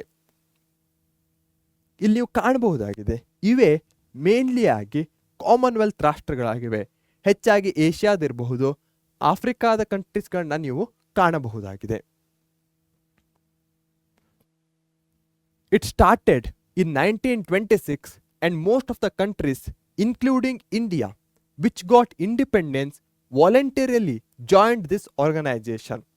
ಈ ಸಂಸ್ಥೆ 1926ರಲ್ಲಿ ಸ್ಥಾಪನೆಗೊಂಡಿದ್ದು, ಮುಂದೆ ಭಾರತವೂ ಸೇರಿ ಸ್ವಾತಂತ್ರ್ಯ ಗಳಿಸಿದ ಹಲವಾರು ರಾಷ್ಟ್ರಗಳು ಇದರ ಸದಸ್ಯತ್ವವನ್ನು ಸ್ವ ಇಚ್ಛೆಯಿಂದ ಪಡೆದುಕೊಂಡವು. ಸಿಂಪಲ್, 1926 ಸ್ಟಾರ್ಟ್ ಆಯಿತು. ಆ ಟೈಮಲ್ಲಿ ಇಂಡಿಯಾ ಏನಾಗಿತ್ತು? ಬ್ರಿಟಿಷ್ ಅವರ ಅಂಡರ್ನಲ್ಲಿ ಇತ್ತು. ಸೊ ಇಂಡಿಪೆಂಡೆನ್ಸ್ 1947ಗೆ ಬಂತು. ಅದಾದ ನಂತರವೂ ಸಹ ಭಾರತ ವಾಲಂಟರಿಲಿ ಅಂದರೆ ತನ್ನದೇ ಸ್ವ ಇಚ್ಛೆಯಿಂದ ಈ ಕಾಮನ್ವೆಲ್ತ್ ರಾಷ್ಟ್ರಗಳ ಸಂಘದಲ್ಲಿ ಮುಂದುವರಿಸುವ ನಿರ್ಣಯವನ್ನು ಹೊಂದಿದೆ. It is symbolically headed by the British crown. ಈ ಸಂಸ್ಥೆಗೆ ಸಾಂಕೇತಿಕವಾಗಿ ಬ್ರಿಟನ್ನಿನ ದೊರೆಯ ಹಿರಿತನವಿದೆ. ಸೊ ಇದು ಒಂಥರ ಇವರೇ ಹೆಡ್ ಅಂತ ಇಲ್ಲ, ಬಟ್ ಸಿಂಬಾಲಿಕಲಿ ಅಂದರೆ ಹೆಸರಿಗೆ ಮಾತ್ರ ಅಥವಾ ಸಾಂಕೇತಿಕವಾಗಿ ಬ್ರಿಟನ್ನಿನ ದೊರೆ ಅಥವಾ ಕ್ರೌನ್ ಇದರ ಹೆಡ್ ಅನ್ನ ಮಾಡಿರ್ತಾರೆ. ಹಾಗಾದರೆ ಎಷ್ಟು ಕಂಟ್ರೀಸ್ಗಳಿವೆ? ಈಗ 56 ಕಂಟ್ರೀಸ್ಗಳು. ಆಟ್ present there are 56 countries in the Commonwealth of Nations and its headquarter is in London. Of course, London ಅಲ್ಲೇ ಇರಬೇಕು. ಬ್ರಿಟಿಷರ ರಾಜಧಾನಿ ಯಾವುದು? ಲಂಡನ್. ಪ್ರಸ್ತುತ ಈ ಕಾಮನ್ವೆಲ್ತ್ ಸಂಸ್ಥೆಯಲ್ಲಿ 56 ಸದಸ್ಯ ರಾಷ್ಟ್ರಗಳಿವೆ, 56 ಇವೆ. ಬ್ರಿಟನ್ನಿನ ಲಂಡನ್ ನಗರದಲ್ಲಿ ಇದರ ಕೇಂದ್ರ ಕಚೇರಿ ಇದೆ. ಇವೇ ಮೇಜರ್ ಕಂಟ್ರೀಸ್ ಅಂತ ಹೇಳಬಹುದು. ಪ್ರೈಮ್ ಮಿನಿಸ್ಟರ್ಸ್ ಇರಬಹುದು, ಫಿನಾನ್ಸ್ ಮಿನಿಸ್ಟರ್ಸ್ ಇರಬಹುದು, ಫಾರಿನ್ ಮಿನಿಸ್ಟರ್ಸ್ ಇರಬಹುದು. Member nations participate in the meetings of this organisation. ಇದರ ಕಾರ್ಯಕಲಾಪಗಳಲ್ಲಿ ಸದಸ್ಯ ರಾಷ್ಟ್ರಗಳ ಪ್ರಧಾನಮಂತ್ರಿಗಳಿರಬಹುದು, ಅರ್ಥ ಸಚಿವರು ಹಾಗೂ ವಿದೇಶಾಂಗ ಮಂತ್ರಿಗಳು ಭಾಗವಹಿಸುತ್ತಾರೆ. ಇದರದ್ದು ಸಹ ಮೀಟಿಂಗ್ ಆಗುತ್ತೆ. ಇಲ್ಲಿ ನೋಡ್ಬೋದಾಗಿದೆ, ಬ್ರಿಟನ್ನಿನ ರಾಣಿಯವರಿದ್ದಾರೆ, ಹಾಗೆ ಬೇರೆ ಬೇರೆ ದೇಶದ ಫಾರಿನ್ ಮಿನಿಸ್ಟರ್ಸ್ಗಳನ್ನು ಸಹ ಕಾಣಬಹುದು. ಇಲ್ಲಿ ನವಾಜ್ ಶರೀಫ್ ಅವರಿದ್ದಾರೆ, ಸುಷ್ಮಾ ಸ್ವರಾಜ್ ಅವರಿದ್ದಾರೆ. ಸೊ ಹಾಗೆ ಬೇರೆ ಕಾಮನ್ವೆಲ್ತ್ ರಾಷ್ಟ್ರಗಳ ಒಂದು ಪ್ರತಿನಿಧಿಗಳನ್ನ ನಾವಿಲ್ಲಿ ಕಾಣಬಹುದು. So prime minister, finance minister ಮತ್ತೆ foreign ministers of the member nations. This organization helps to promote friendly ties among the member states. ಪರಸ್ಪರ ಸದಸ್ಯ ರಾಷ್ಟ್ರಗಳು ಮೈತ್ರಿಯನ್ನ ಈ ಸಂಸ್ಥೆ ಬಲಪಡಿಸುತ್ತದೆ. ಕೋಆಪರೇಷನ್ ಮೇನ್ ಪರ್ಪಸ್ ಏನಾಗಿರುತ್ತೆ? ಫ್ರೆಂಡ್ ಏನೋ ಮಾಡಬೇಕು, ಅದನ್ನು ಇನ್ನೂ ಗಟ್ಟಿಯಾಗಿ ಮಾಡಬೇಕು, ಎನಿಮಿಟಿಯನ್ನು ಕಡಿಮೆ ಮಾಡಬೇಕು. ಸೊ ಅದನ್ನೇ ಇದು ಮಾಡ್ತಾ ಇದೆ. Upholding of democracy, liberties, assistance to eradicate poverty, promotion of world peace, sports, science and cultural ties are some of the objectives of Commonwealth Nations. Simple ಇದೆ, ಡೆಮೋಕ್ರಸಿಯನ್ನು ಅಪ್ಹೋಲ್ಡ್ ಮಾಡಬೇಕು, ಪ್ರಜಾಪ್ರಭುತ್ವತೆ, ವೋಟಿಂಗ್ ಇರಬಹುದು, ಪ್ರತಿಯೊಬ್ಬನಿಗೂ ಸರಿಸಮಾನವಾದ ಒಂದು ನ್ಯಾಯ ಸಿಗೋದಿರಬಹುದು, ಅದು ಪ್ರಜಾಪ್ರಭುತ್ವ. Liberties, freedom, assistance to eradicate poverty. ಈ ದೇಶಗಳಲ್ಲಿ ಬಹಳಷ್ಟು ಬಡ ರಾಷ್ಟ್ರಗಳಾಗಿದ್ದು ಅವುಗಳನ್ನ ಈ ಪಾವರ್ಟಿಯಿಂದ ತೆಗೆದುಕೊಂಡು ಬರಲಿಕ್ಕೆ ಪ್ರಮೋಷನ್ ಆಫ್ ವರ್ಲ್ಡ್ ಪೀಸ್, ಶಾಂತಿ, ಸ್ಪೋರ್ಟ್ಸ್ ಇರ್ಬೋದು, ಕಾಮನ್ವೆಲ್ತ್ ಗೇಮ್ಸ್ ಆಗುತ್ತೆ ನಿಮ್ಗೆ ನೆನಪಿದ್ರೆ, ಸೈನ್ಸ್, ಕಲ್ಚರಲ್ ಟೈಸ್, ಸಾಂಸ್ಕೃತಿಕ ಒಂದು ಟೈಸ್ಗಳು ಇರಬಹುದು. ಇವೆಲ್ಲವೂ ಮೇನ್ ಆಬ್ಜೆಕ್ಟಿವ್ಸ್ ಆಗಿದೆ ಕಾಮನ್ವೆಲ್ತ್ ರಾಷ್ಟ್ರಗಳದ್ದು. ಪ್ರಜಾತಂತ್ರವನ್ನ ಎತ್ತಿ ಹಿಡಿಯುವುದು, ಸ್ವಾತಂತ್ರ್ಯದ ಸಂರಕ್ಷಣೆ ಇರಬಹುದು, ಬಡತನವನ್ನ ನಿರ್ಮೂಲನೆ ಮಾಡೋದಿರಬಹುದು, ವಿಶ್ವಸಂಸ್ಥೆಯ ನೆಲೆಗೊಳಿಸುವಿಕೆ ಇರಬಹುದು, ಕ್ರೀಡೆ, ವಿಜ್ಞಾನ ಹಾಗೂ ಕಲೆಯ ಬೆಳವಣಿಗೆಗೆ ಹಾಗೂ ಆ ಬಗೆಗೆ ಸಂಬಂಧಗಳ ವೃದ್ಧಿ, ಇವು ಈ ಸಂಸ್ಥೆಯ ಪ್ರಮುಖ ಉದ್ದೇಶಗಳಾಗಿವೆ. ಸುಪಾಬ್. ಓಕೆ, ಒಂದನ್ನ ಮುಗಿಸಿದ್ದೇವೆ. ನೆಕ್ಸ್ಟ್ ಇರುವಂತಹದ್ದು ಸಾರ್ಕ್. ಇದರ ಫುಲ್ ಫಾರ್ಮ್ ಏನು? South Asian association for regional cooperation. ಹೆಸರಲ್ಲೇ ಇದೆ, ಇದು ಏಷ್ಯಾ. ಏಷ್ಯಾದ ಸೌತ್ ಅಲ್ಲಿ ಭಾರತ ಇದೆ, ಶ್ರೀಲಂಕಾ ಇದೆ, ಹಾಗೆ ಇಲ್ಲಿ ನೇಪಾಳನ ಕಾಣಬಹುದಾಗಿದೆ, ಪಾಕಿಸ್ತಾನ್ ಇದೆ, ಅಫ್ಘಾನಿಸ್ತಾನ್ ಇದೆ, ಇವೆಲ್ಲವೂ ಮಾಲ್ಡೀವ್ಸ್ ಬರುತ್ತೆ. ಇವೆಲ್ಲವೂ ಏನಾಗಿವೆ? ಇವೆಲ್ಲವೂ ಸಾರ್ಕ್ನ ದೇಶಗಳಾಗಿವೆ. In 1985 South Asian association for regional cooperation came in to existence. ಯಾವಾಗ ಬಂತು? 1985. ಈ ಸಂಸ್ಥೆ 1985ರಲ್ಲಿ ಸ್ಥಾಪನೆಗೊಂಡಿದ್ದು ದಕ್ಷಿಣ ಏಷ್ಯಾ ಪ್ರಾದೇಶಿಕ ಸಹಕಾರ ಸಂಘ. ಸೊ 8 ಕಂಟ್ರೀಸ್ ಇದೆ. ಇಂಡಿಯಾ, ಬಾಂಗ್ಲಾದೇಶ್. ಓಕೆ, ಮ್ಯಾಪ್ ನಿನ್ನ ಜೊತೆ ಹೇಳ್ಬಿಡ್ತೇನೆ. ಇಂಡಿಯಾ ಇರಬಹುದು, ಶ್ರೀಲಂಕಾ ಕಾಣಿಸ್ತಾ ಇದೆ, ಪಾಕಿಸ್ತಾನ್ ಕಾಣಿಸ್ತಾ ಇದೆ, ಬಾಂಗ್ಲಾದೇಶ್ ಇದೆ, ನೇಪಾಳ್ ಇದೆ. ಹಾಗಾದ್ರೆ ಈ ಕಂಟ್ರೀಸ್ಗಳು ಯಾವುವು? ನೆನ್ಪು ಮಾಡ್ಕೊಳ್ಳಿ. ಮಾಲ್ಡೀವ್ಸ್, ಮಯನ್ಮಾರ್, ನೇಪಾಳ್, ಭೂತಾನ್. ಎಸ್, ಇವುಗಳಲ್ಲಿ ಅಫ್ಘಾನಿಸ್ತಾನು ಸಹ ಇದೆ, ಅದನ್ನು ಸಹ ನಾವು ಕಾಣಬಹುದಾಗಿದೆ. India, Bangladesh, Pakistan, Sri Lanka, Maldives, Nepal, Bhutan and Afghanistan. This is mainly aspiring for the promotion of welfare of these member states. So ಯಾವುದೇ ಒಂದು ರೀಜನಲ್ ಕೋಆಪರೇಷನ್ ಇದ್ರೂ ಅದರ ಮೇನ್ ಏಮ್ ಏನಿರುತ್ತೆ? ಎಲ್ಲವೂ ಡೆವಲಪ್ಮೆಂಟ್ ಆಗಬೇಕು, ಪೀಸ್ ಇರಬೇಕು. ಅದೇ ಸಹ ಇದರದ್ದು ಸಹ ಆಗಿದೆ. ಇದು ಮುಖ್ಯವಾಗಿ ಈ ಸದಸ್ಯ ರಾಷ್ಟ್ರಗಳ ಕಲ್ಯಾಣದ ಪ್ರಚಾರಕ್ಕಾಗಿ ಹಾತೊರೆಯುತ್ತಾ ಇದೆ. The main objective of SAARC are the promotion of economic growth, social progress and cultural development through mutual cooperation. So ಇಲ್ಲಿ ಡ್ಯಾನ್ಸ್ ಮಾಡ್ತಾ ಇದ್ದಾರೆ. ಸೊ ಇದರ ಅರ್ಥ ಏನು? ಕಲ್ಚರಲ್ ಕನೆಕ್ಟಿವಿಟಿ ಕಾಣಿಸ್ತಾ ಇದೆ, ಕೋಆಪರೇಷನ್ ಕಾಣಿಸ್ತಾ ಇದೆ, ಎಕನಾಮಿಕ್ ಪ್ರೋಗ್ರೆಸ್, ವೆಲ್ತ್ ಕಾಣಿಸ್ತಾ ಇದೆ. ಇದೇ ಇದರ ಮೇನ್ ಆಬ್ಜೆಕ್ಟಿವ್ಸ್ ಆಗಿದೆ. ಆರ್ಥಿಕ ಸಂಬಂಧಗಳ ವೃದ್ಧಿ ಇರಬಹುದು, ಸಾಮಾಜಿಕ ಪ್ರಗತಿ ಇರಬಹುದು, ಸಾಂಸ್ಕೃತಿಕ ಬೆಳವಣಿಗೆ ಇರಬಹುದು, ಹಾಗೆ ಪರಸ್ಪರ ಸಹಕಾರ, ಕನೆಕ್ಟಿವಿಟಿ, ಇವುಗಳಿಂದ ಸಾಧಿಸೋದು ಈ ಸಂಸ್ಥೆಯ ಮೂಲ ಉದ್ದೇಶವಾಗಿದೆ. In order to fulfill these objectives, a number of technical, standing as well as action committees have been established. ಈ ಗುರಿ ಸಾಧನೆಗಾಗಿ ಹಲವಾರು ತಾಂತ್ರಿಕ ಸಮಿತಿಗಳಿರಬಹುದು, ಕಾರ್ಯಾಚರಣೆ ಪಡೆಗಳಿರಬಹುದು, ಸ್ಥಾಯಿ ಸಮಿತಿಗಳು ರಚನೆಗೊಂಡಿವೆ. ಇವೆಲ್ಲವೂ ಕಮಿಟೀಸ್ಗಳು. ಏನು ಮಾಡುತ್ತೆ ಕಮಿಟೀಸ್ಗಳು? ಮೇನ್ ಪರ್ಪಸ್ ಈ ಏನು ಗೋಲ್ಸ್ ಇರುತ್ತೆ ಅವುಗಳನ್ನ ಅಚೀವ್ ಮಾಡೋದು. ಇಲ್ಲಿ ಸಾರ್ಕ್ ಸೆಕ್ರೆಟರಿಯೇಟ್ ಅನ್ನ ನಾವು ಕಾಣಬಹುದಾಗಿದೆ. ಅಫ್ ಕೋರ್ಸ್, ಓಕೆ, ಇಷ್ಟೆಲ್ಲ ಇದ್ರು mutual distrust and a number of disputes among the member states stood as the stumbling blocks on the path of the progress. ಯಾವ ಕಂಟ್ರೀಸ್ಗಳಿವೆ? ಇಂಡಿಯಾ ಇದೆ, ಪಾಕಿಸ್ತಾನ್ ಇದೆ. ಇಂಡಿಯಾ ಮತ್ತೆ ಪಾಕಿಸ್ತಾನ ಅಂದ ಕೂಡಲೇ ಏನು ನೆನಪಿಗೆ ಬರುತ್ತೆ? ವೈರತ್ವ, ಯುದ್ಧ.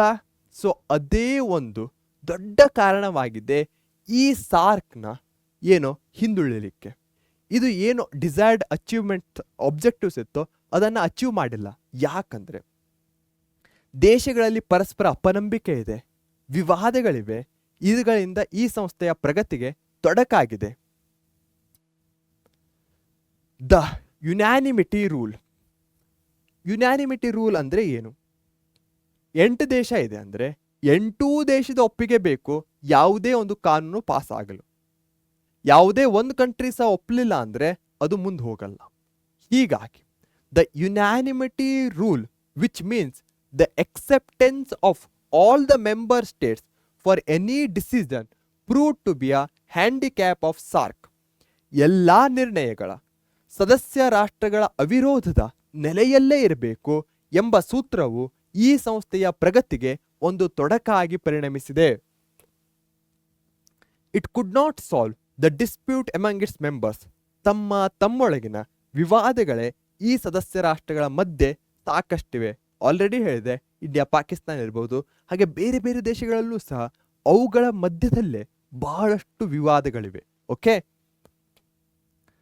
Still it's periodical meetings provided opportunity for leaders to have amicable discussions.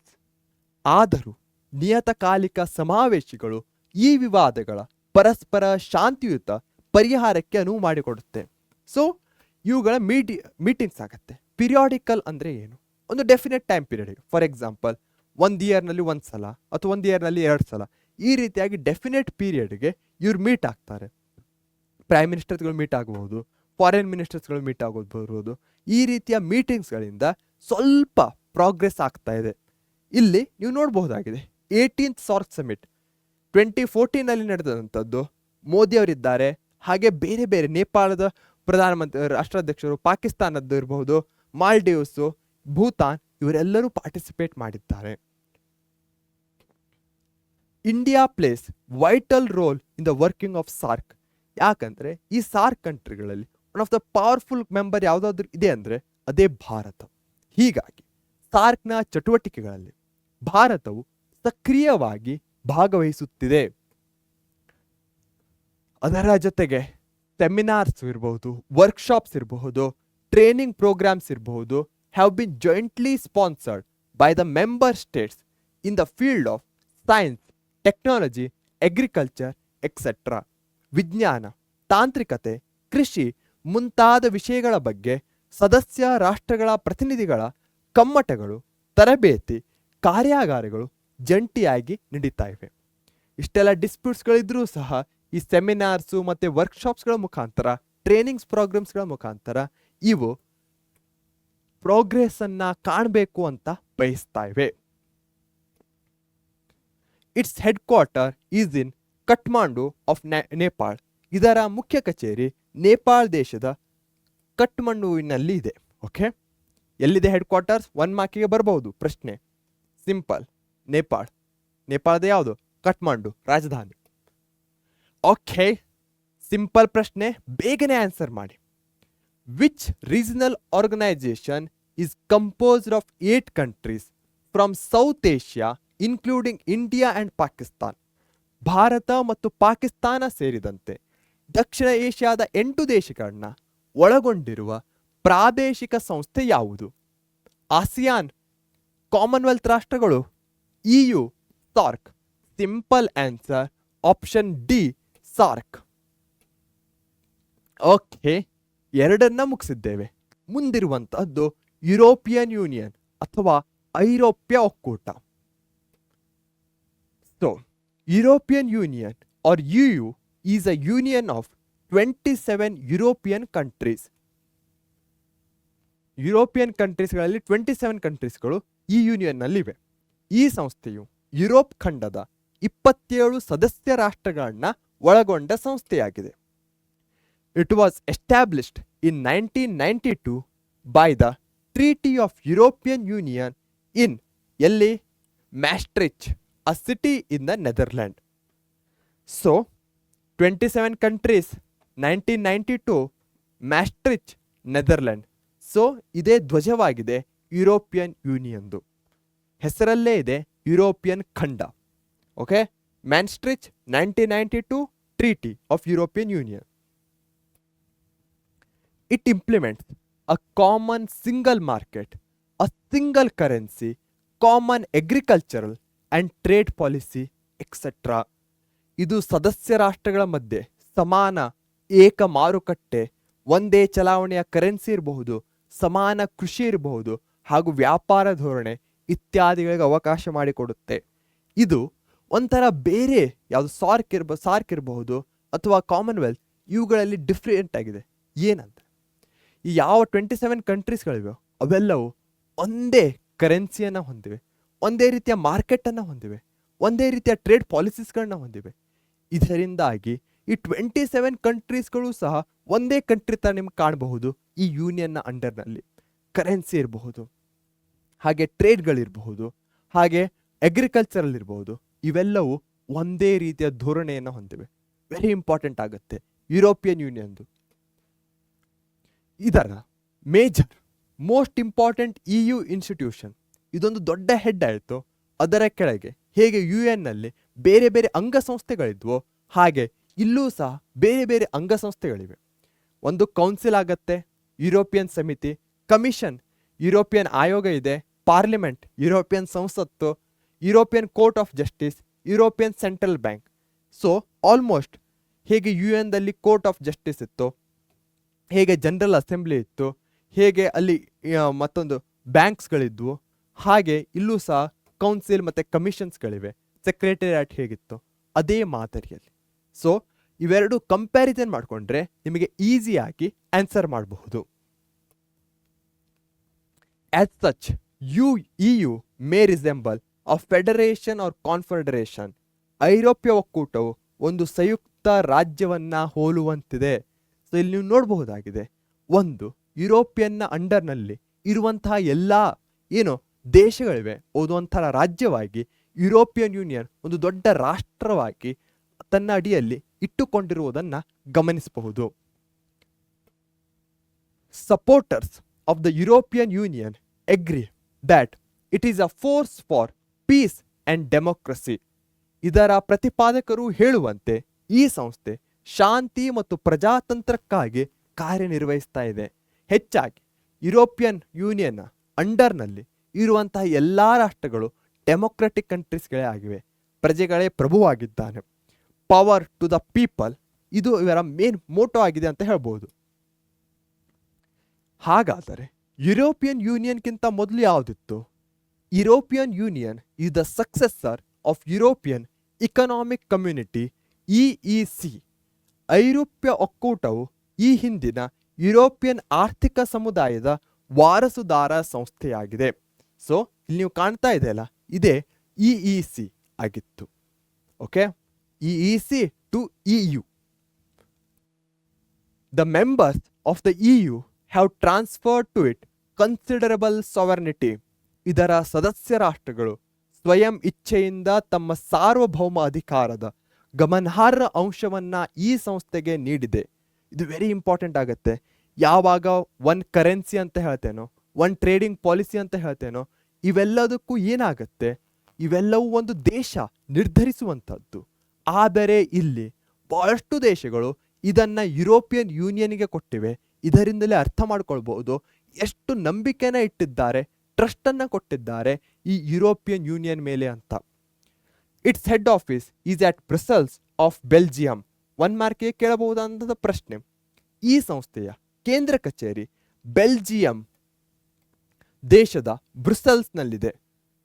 Okay, so ಇಲ್ಲೂ ನೋಡಬಹುದಾಗಿದೆ ಇವೆಲ್ಲವೂ ಯುರೋಪಿಯನ್ ಯೂನಿಯನ್ನ ದೇಶಗಳಾಗಿವೆ. ನಿಮಗೇನಾದರೂ ಬ್ರೆಕ್ಸಿಟ್ ಅನ್ನೋ ಪದ ಗೊತ್ತಿದೆಯಾ?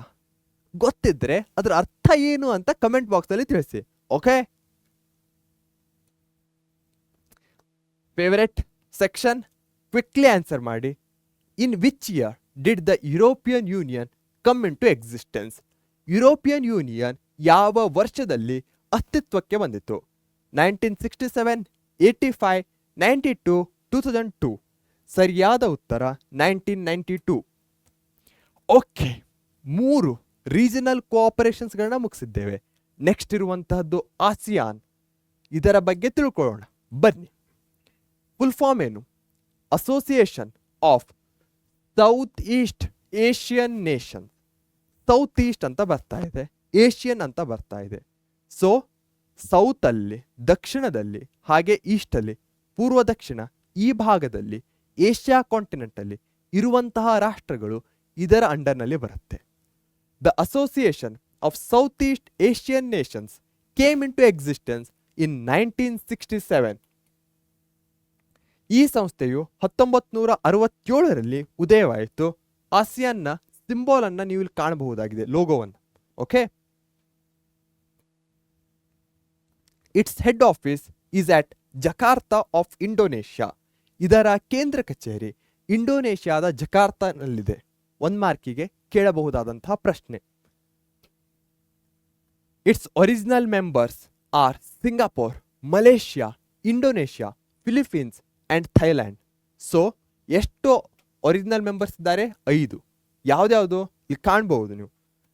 Singapore, Malaysia, Indonesia, Philippines and Thailand. ಇದು ಇವುಗಳ ಒರಿಜಿನಲ್ ಮೆಂಬರ್ಸ್ ಆಗಿದ್ದಾರೆ. ಈಗ ಎಷ್ಟು ಮೆಂಬರ್ಸ್ ಇದ್ದಾರೆ? Now there are 10 countries in this organisation. ಪ್ರಸ್ತುತ ಇದರಲ್ಲಿ 10 ರಾಷ್ಟ್ರಗಳು ಸದಸ್ಯತ್ವ ಹೊಂದಿವೆ. ಅಂದರೆ +5 ಮತ್ತೆ 5 ಕಂಟ್ರೀಸ್ಗಳು ಇಲ್ಲಿ ಆ್ಯಡ್ ಆಗಿವೆ. The main object of ASEAN are to accelerate the economic growth, social progress and cultural development in this region. ಇದರ ಮುಖ್ಯ ಉದ್ದೇಶಗಳೆಂದರೆ ಈ ಪ್ರದೇಶದ ಆರ್ಥಿಕ ಅಭಿವೃದ್ಧಿಗೆ ಹಾಗೂ ಸಾಮಾಜಿಕ ಬೆಳವಣಿಗೆಗೆ ಪ್ರಯತ್ನಿಸುವುದು. ಇಲ್ಲಿ ನೀವು ಏಸಿಯಾನ್ ಎಕನಾಮಿಕ್ಸ್ಗಳನ್ನ ಕಾಣಬಹುದಾಗಿದೆ. ಇಂಡೋನೇಷ್ಯಾ ಇರ್ಬೋದು, Thailand, Malaysia, Singapore, Philippines, Vietnam ಇರಬಹುದು. ಇವೆಲ್ಲವೂ ಅತ್ಯಂತ ಹೆಚ್ಚಿನ ಒಂದು ಎಕಾನಮಿಯನ್ನು ಗಳಿಸಿವೆ. ಆದರೆ ಹೇಗೆ ನೀವು ಕೆಳಗೆ ಹೋಗ್ತಾ ಹೋಗ್ತೀರೋ ಅವೆಲ್ಲವೂ ಸ್ಮಾಲರ್ ಕಂಟ್ರೀಸ್ಗಳು. ಅವುಗಳ ಎಕಾನಮಿ ಎಷ್ಟು ಸ್ಮಾಲ್ ಇದೆ ಅನ್ನೋದನ್ನ ಗಮನಿಸಬಹುದು. ಸೊ ಇದರ ಮೇನ್ ಆಬ್ಜೆಕ್ಟಿವ್ಸ್ ಏನು? ಎಲ್ಲರೂ ಡೆವಲಪ್ಮೆಂಟ್ ಆಗಬೇಕು ಅನ್ನೋದು. Okay, to promote active collaboration and mutual assistance in economic, social, cultural, technical, scientific, administrative fields etcetera. ಇದು ಒಂಥರ ಕಾಮನ್ ಇದೆ. ಇಕನಾಮಿಕ್ ಪ್ರೋಗ್ರೆಸ್ ಆಗಲೇಬೇಕು, ಹಣಕಾಸು, ಆರ್ಥಿಕತೆ. ಸೋಷಿಯಲಿ ಆಲ್ರೆಡಿ ಡಿಸ್ಕಸ್ ಮಾಡಿರುವಂತೆ ಸೋಷಿಯಲಿ ಏನಾಗಬೇಕು? ಡೆವಲಪ್ಮೆಂಟ್ ಆಗ್ತಾ ಇರಬೇಕು. ಕಲ್ಚರಲಿ ಸಾಂಸ್ಕೃತಿಕವಾಗಿ, ಸಾಮಾಜಿಕವಾಗಿ. ಟೆಕ್ನಿಕಲ್ ತಂತ್ರಜ್ಞಾನ ವೆರಿ ಇಂಪಾರ್ಟೆಂಟ್ ಆಗುತ್ತೆ. ಸೈಂಟಿಫಿಕ್ ವೈಜ್ಞಾನಿಕವಾಗಿ. ಅಡ್ಮಿನಿಸ್ಟ್ರೇಟಿವ್ ಅಂದರೆ ಏನು? ಆಡಳಿತಾತ್ಮಕವಾಗಿ. ಇವುಗಳಲ್ಲಿ ಡೆವಲಪ್ಮೆಂಟ್ ಆಗುವುದು. ಆರ್ಥಿಕ, ಸಾಮಾಜಿಕ, ಸಾಂಸ್ಕೃತಿಕ, ತಾಂತ್ರಿಕ, ವೈಜ್ಞಾನಿಕ, ಆಡಳಿತಾತ್ಮಕ ಇತ್ಯಾದಿ ಕ್ಷೇತ್ರಗಳಲ್ಲಿ ಪರಸ್ಪರ ನೆರವು ಹಾಗೂ ಸಹಭಾಗಿತ್ವ ಹೊಂದುವಿಕೆ, ಕೊಲಾಬರೇಷನ್ ಮತ್ತು ಅಸಿಸ್ಟೆನ್ಸ್, ಇವುಗಳ ಮುಖಾಂತರ ಡೆವಲಪ್ಮೆಂಟ್ ಆಗೋದು ಈ ಎಲ್ಲ ಕ್ಷೇತ್ರಗಳಲ್ಲಿ. ಓಕೆ, ಇಲ್ಲಿ ನೀವು ಕಾಣಬಹುದಾಗಿದೆ ಡಿಫ್ರೆಂಟ್ ಕಂಟ್ರೀಸ್.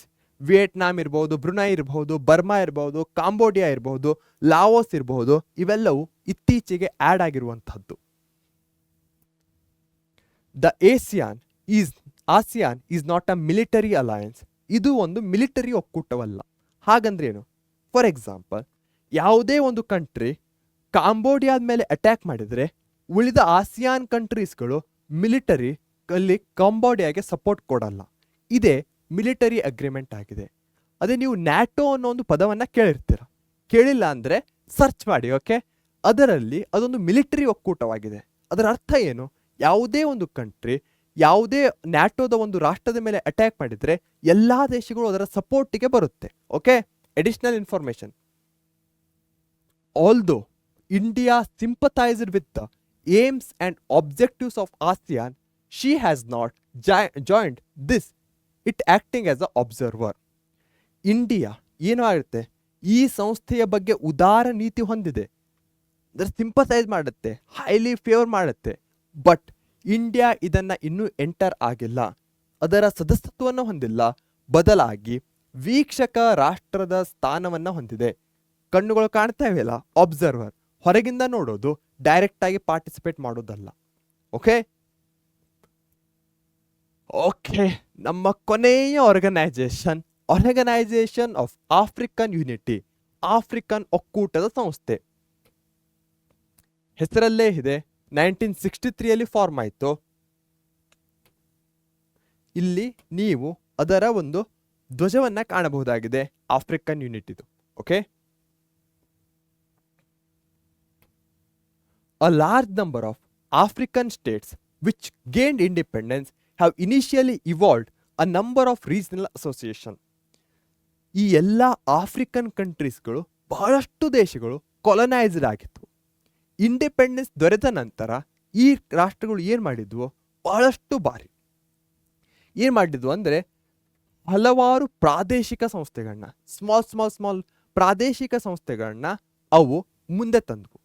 ಆದರೆ ಇದೇ ಮುಂದುವರೆದು later they form this organisation of African unity. ಮುಂದೆ ಅವೆಲ್ಲ ಒಟ್ಟಾಗಿ ಆರ್ಗನೈಸೇಷನ್ ಆಫ್ ಆಫ್ರಿಕನ್ ಯುನಿಟಿ ಎಂಬ ಹೊಸ ಸಂಸ್ಥೆಯನ್ನ ಸ್ಥಾಪಿಸ್ತವೆ. Okay, it stands for the principle of self determination of all the independent African states. ಎಲ್ಲ ಸ್ವತಂತ್ರ ಆಫ್ರಿಕನ್ ರಾಷ್ಟ್ರಗಳು ಸ್ವಯಂ ನಿರ್ಧಾರದ ಹಕ್ಕನ್ನ ಈ ಸಂಸ್ಥೆ ಪ್ರತಿಪಾದಿಸುತ್ತದೆ. ಇಲ್ಲಿ ಸೆಲ್ಫ್ ಡಿಟರ್ಮಿನೇಷನ್ ಇದು ವೆರಿ ಇಂಪಾರ್ಟೆಂಟ್ ಆಗುತ್ತೆ. ಯಾಕಂದ್ರೆ ಇಲ್ಲಿ ಬರುವಂತಹ ಬಹಳಷ್ಟು ರಾಷ್ಟ್ರಗಳು ಬಹಳಷ್ಟು ಕಾಲದವರೆಗೆ ಕೊಲನೈಸ್ಡ್ ಆಗಿದ್ದು, ಅಂದರೆ ಬೇರೆ ದೇಶ ಆ ದೇಶಗಳನ್ನ ರೂಲ್ ಮಾಡಿದ್ದು. ಹೀಗಾಗಿ ಈ ದೇಶಗಳಿಗೆ ಫ್ರೀಡಮ್ ಒಂದು ಪ್ಯಾರಾಮೌಂಟ್ ಆಗುತ್ತೆ, ಅದೇ ಒಂದು ಡ್ರೈವಿಂಗ್ ಫೋರ್ಸ್ ಆಗುತ್ತೆ. ಹೀಗಾಗಿ ಯಾವುದೇ ಕ್ಷಣದಲ್ಲೂ ಸಹ ಅವು ತಮ್ಮ ಫ್ರೀಡಮ್ ಅನ್ನ ಕಳೆದುಕೊಳ್ಳಿಕ್ಕೆ ರೆಡಿ ಇಲ್ಲ. It upholds freedom, equality, justice and solidarity of African countries. ಇದು ಸ್ವಾತಂತ್ರ್ಯ, ಸಮಾನತೆ, ನ್ಯಾಯ ಹಾಗೂ ಒಗ್ಗಟ್ಟನ್ನ ಆಫ್ರಿಕನ್ ರಾಷ್ಟ್ರಗಳಲ್ಲಿ ನೆಲೆಯಾಗಿಸಲು ಶ್ರಮಿಸ್ತಾ ಇದೆ. ಫ್ರೀಡಮ್ ಇರಬಹುದು, ಜಸ್ಟಿಸ್ ಇರಬಹುದು, ಲಾ ಆ್ಯಂಡ್ ಆರ್ಡರ್ ಇರಬಹುದು, ಇವುಗಳಲ್ಲಿ ಇದು ಏನು ಮಾಡ್ತಾ ಇದೆ, ಕಾಂಪ್ರಮೈಸ್ ಮಾಡ್ಕೊಳ್ಳಲ್ಲ, ಅವುಗಳನ್ನ ಅಪ್ಹೋಲ್ಡ್ ಮಾಡ್ತಾ ಇದೆ. Okay, the member States of OAU expressed their determination to fight against neo-colonialism in all its form. ಕೊಲೊನಿಯಲಿಸಮ್ ಇದಂತೂ ಗೊತ್ತಿದೆ, ಏನು ಡೈರೆಕ್ಟ್ ಆಗಿ ರೂಲ್ ಮಾಡೋದು. ಫಾರ್ ಎಕ್ಸಾಂಪಲ್, ಭಾರತದ ಮೇಲೆ ಬ್ರಿಟಿಷರು ರೂಲ್ ಮಾಡಿದ್ದು ಕೊಲೊನಿಯಲಿಸಮ್ನ ಅಂಡರ್ನಲ್ಲಿ ಬರ್ತಾ ಇದೆ. ಆದರೆ ಇಂದಿನ ಈ ಕಾಲದಲ್ಲಿ ನಿಯೋ ಕೊಲೊನಿಯಲಿಸಮ್ ಒಂದು ಹೊಸದು. ಏನು ಇಲ್ಲಿ ನೀವು ನೋಡ್ಬೋದಾಗಿದೆ, ಆಫ್ರಿಕನ್ ಕಂಟ್ರೀಸ್ ರಿಚ್ ಇವೆ. ಯಾವುದರಲ್ಲಿ? ನ್ಯಾಚುರಲ್ ರಿಸೋರ್ಸಸ್ಗಳಲ್ಲಿ ವೆರಿ ರಿಚ್ ಇವೆ. ಖನಿಜಗಳಿರ್ಬಹುದು, ಗೋಲ್ಡ್ ಇರ್ಬೋದು, ಇವೆಲ್ಲವೂ ಅಲ್ಲಿ ಬಹಳಷ್ಟು ಸಿಗುತ್ತೆ. ಹೀಗಾಗಿ ಯಾವ ದೇಶ ಪವರ್ಫುಲ್ ಇರುತ್ತೋ ಅದೇನು ಮಾಡುತ್ತೆ, ಇಂತಹ ಸ್ಮಾಲ್ ಕಂಟ್ರೀಸ್ಗಳಲ್ಲಿ ತನ್ನ ದುಡ್ಡಿನ ಮುಖಾಂತರ ಹೆಚ್ಚಿನ ಲೋನನ್ನು ಕೊಡಬಹುದು, ಅಥವಾ ಮಿಲಿಟರಿ ಫೋರ್ಸನ್ನು ಕೊಡಬಹುದು, ಸಪೋರ್ಟನ್ನು ಮಾಡಬಹುದು. ಈ ಎಲ್ಲ ಮಾಧ್ಯಮಗಳ ಮೂಲಕ ಆ ದೇಶದ ಸಂಪತ್ತನ್ನ ಅಥವಾ ರಿಸೋರ್ಸನ್ನು ಕ್ಯಾಪ್ಚರ್ ಮಾಡಿಕೊಳುತ್ತೆ. ಇದೇ ನಿಯೋ ಕೊಲೊನಿಸಮ್ ಆಗಿದೆ. ನೂತನ ವಸಾಹತುಶಾಹಿತ್ವದ ವಿರುದ್ಧ ಧ್ವನಿ ಎತ್ತಲು ಸದಸ್ಯತ್ವ ಸಂಸ್ಥೆಯು ಬದ್ಧರಾಗಿದ್ದಾರೆ. The membership of the OAU is open to all independent sovereign states of Africa who are willing to abide by the charter. Same UN ಹೇಳಿರೋ ಹಾಗೆ ಎಲ್ಲ ರಾಷ್ಟ್ರಗಳು, ಯಾವ ರಾಷ್ಟ್ರಗಳು ಪೀಸನ್ನು ಲವ್ ಮಾಡುತ್ತೋ, ಯಾವ ರಾಷ್ಟ್ರಗಳು ಈ ಚಾರ್ಟರನ್ನು ಒಪ್ಪಲಿಕ್ಕೆ ರೆಡಿಯಾಗಿದ್ದಾವೋ ಅವು ಎಂಟರ್ ಆಗಬಹುದು. ಸೇಮ್ ಅದೂ ಸಹ ಅದೇ ಒಂದು ನೀತಿಯನ್ನು ನಾವು OAUಗೂ ಸಹ ಕಾಣಬಹುದಾಗಿದೆ. ಇದು ಸನ್ನದ್ಧಿಗೆ ಒಪ್ಪಿಗೆ ಇರುವ ಎಲ್ಲ ಆಫ್ರಿಕಾ ಖಂಡದ ರಾಷ್ಟ್ರಗಳು ಈ ಸಂಸ್ಥೆಯ ಸದಸ್ಯರಾಗಲು ಅರ್ಹರಾಗಿವೆ. This organisation renamed as African Union in 2002. ಈ ಸಂಸ್ಥೆಯು 2002ರಲ್ಲಿ ಆಫ್ರಿಕನ್ ಒಕ್ಕೂಟ ಎಂದು ಮರುನಾಮಕರಣಗೊಂಡಿದೆ. ಸೊ ಈಗ ಏನಂತ ಕರೀತಿದ್ದಾರೆ? AU. ಮೊದಲೇನಿತ್ತು OAU. Presently there are 55 members of this organization. So ಎಷ್ಟು ಕಂಟ್ರೀಸ್ ಇದೆ? 55. ಹಾಗೆಯೇ 2023ಯಲ್ಲಿ G20 ಸಮಿಟ್ ಅಲ್ಲಿ ಎಲ್ಲಿ ನಡೆದಿತ್ತು? ನ್ಯೂ ಡೆಲ್ಲಿ. ಆ G20 summit African union members were given its permanent membership. ಒಂದು ಎಕ್ಸ್ಟ್ರಾ ಬಂದಿದೆ. ಸೊ 2023ರಲ್ಲಿ ನವದೆಹಲಿಯಲ್ಲಿ ನಡೆದ G20 ಶೃಂಗ ಸಭೆಯಲ್ಲಿ ಏನು ಮಾಡ್ತಾರೆ? ಆಫ್ರಿಕನ್ ಒಕ್ಕೂಟಕ್ಕೆ G20 ಸಮೂಹದ ಖಾಯಂ ಸದಸ್ಯತ್ವವನ್ನು ನೀಡಲಾಗಿದೆ. ಸೊ ಯಾವ 55 ಕಂಟ್ರೀಸ್ ಈ AUನ ಅಂಡರ್ನಲ್ಲಿವೆಯೋ ಅವು ಸಹ ಏನು G20+1 ಅಂತ ಕರಿಬಹುದು, G21 ಅಂತ ಕರಿಬಹುದು. ಯಾಕಂದರೆ ಅವುಗಳಿಗೂ ಪರ್ಮನೆಂಟ್ ಮೆಂಬರ್ಶಿಪ್ಪನ್ನು ನೀಡಲಾಗಿದೆ. ಈ ಸಂಸ್ಥೆಯಲ್ಲಿ ಏನೇನಿದೆ? Assembly of heads of States and government, ಸದಸ್ಯ ರಾಷ್ಟ್ರಗಳ ಮುಖ್ಯಸ್ಥರು ಹಾಗೂ ಅಲ್ಲಿನ ಸರ್ಕಾರದ ಮುಖ್ಯಸ್ಥರ ಸಭೆ ಇರುತ್ತೆ. ಸಚಿವ ಸಂಪುಟ, ಕೌನ್ಸಿಲ್ ಆಫ್ ಮಿನಿಸ್ಟರ್ಸ್ ಇರುತ್ತೆ. ಮಧ್ಯ ಸೆಕ್ರೆಟರಿಯಾಟ್ ಇರ್ತಾರೆ. Commission of mediation, consolation and arbitration, ಮಧ್ಯಸ್ಥಿಕೆ ಒಪ್ಪಂದ ಹಾಗೂ ರಾಜ್ಯ ಪಂಚಾಯಿತಿ ಸಮಿತಿ ಇರುತ್ತೆ.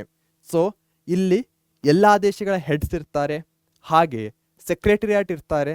ಅದರ ಜೊತೆಗೆ ಏನಾದರೂ ಡಿಸ್ಪ್ಯೂಟ್ಸ್ ಆದರೆ ಅವುಗಳನ್ನ ಸಾಲ್ವ್ ಮಾಡಲಿಕ್ಕೆ ರಾಜ್ಯ ಪಂಚಾಯಿತಿ ಸಭೆ ಇರಬಹುದು, ಇಲ್ಲಿ ನೋಡ್ಬೋದಾಗಿದೆ ಕಮಿಷನ್ ಆಫ್ ಮೀಡಿಯೇಷನ್ ಇರಬಹುದು, ಇವೆಲ್ಲ ಇರುತ್ತೆ ಯಾವುದೇ ಭೇದ ಭಾವಗಳನ್ನ ತೆಗೆದುಹಾಕಲಿಕ್ಕೆ. The OAU has played an important role in denouncing colonialism, apartheid and imperialism, etc. Colonialism simple ಇದೆ, ಆ ದೇಶದಲ್ಲಿ ಕಾಲೋನಿ ಸೆಟ್ಲ್ ಆಗಿ ರೂಲ್ ಮಾಡೋದು, ಇಂಡಿಯಾ ಆದಮೇಲೆ ಬ್ರಿಟಿಷ್ ಮಾಡಿದ್ದು. ಅಪರ್ಥೈಡ್ ಸಿಂಪಲ್, ಚರ್ಮದ ಬಣ್ಣದ ಆಧಾರದ ಮೇಲೆ, ಸ್ಕಿನ್ ಕಲರ್ನ ಆಧಾರದ ಮೇಲೆ ತಾರತಮ್ಯ ಮಾಡೋದು. ಇಂಪೀರಿಯಲಿಸಮ್ ಆ ದೇಶದಲ್ಲಿ ಸೆಟ್ಲ್ ಆಗೋದು ಒಂದು ಮೀಡಿಯಮ್ ಆಯಿತು, ಅಷ್ಟೇ ಅಲ್ಲದೆ ಏನು ಮಾಡ್ಬೋದು, ಎಕನಾಮಿಕಲಿ ಪವರ್ಫುಲ್ ಆಗಿ ಲೋನ್ನ ಮುಖಾಂತರ ಇರಬಹುದು, ಅಥವಾ ಇಂಡೈರೆಕ್ಟ್ಲಿ ಆಗಿ ಪೊಲಿಟಿಕಲಿ ಕಂಟ್ರೋಲ್ ಮಾಡೋದಿರಬಹುದು. ಇದು ಇಂಪೀರಿಯಲಿಸಮ್ನ ಅಂಡರ್ನಲ್ಲಿ ಬರುತ್ತೆ. ಸೊ ವಸಾಹತುಶಾಹಿತ್ವ, ವರ್ಣಭೇದ ನೀತಿ, ಸಾಮ್ರಾಜ್ಯಶಾಹಿತ್ವ ಮುಂತಾದವುಗಳ ವಿರುದ್ಧ ಈ ಸಂಸ್ಥೆಯು ಅಧಿಕಾರ ಪೂರ್ವಕವಾಗಿ ಧ್ವನಿಯನ್ನ ಎತ್ತಿದೆ. ಇಲ್ಲಿ ನೀವು ಕಾಣಬಹುದಾಗಿದೆ ಏನಾಗ್ತಾ ಇತ್ತು ಹಿಂದೆ, ವೈಟ್ಸಿಗೆ ಒಂದು ಸಪ್ರೇಟ್ ಪ್ಲೇಸು, ಹಾಗೆ ಯಾರು ಬ್ಲ್ಯಾಕ್ಸ್ ಚರ್ಮದ ಆಧಾರದ ಮೇಲೆ ಇದ್ದಾರೋ ಅವರಿಗೆ ಒಂದು ಸಪ್ರೇಟ್ ಪ್ಲೇಸನ್ನು ನೀಡಲಾಗ್ತಾ ಇತ್ತು. ವೈಟ್ಸ್ ಎಲ್ಲಿ ಹೋಗ್ತಿದ್ರೋ ಅಲ್ಲಿ ಬ್ಲ್ಯಾಕ್ಸ್ಗೆ ಪರ್ಮಿಷನ್ ನೀಡಲಾಗ್ತಾ ಇರಲಿಲ್ಲ.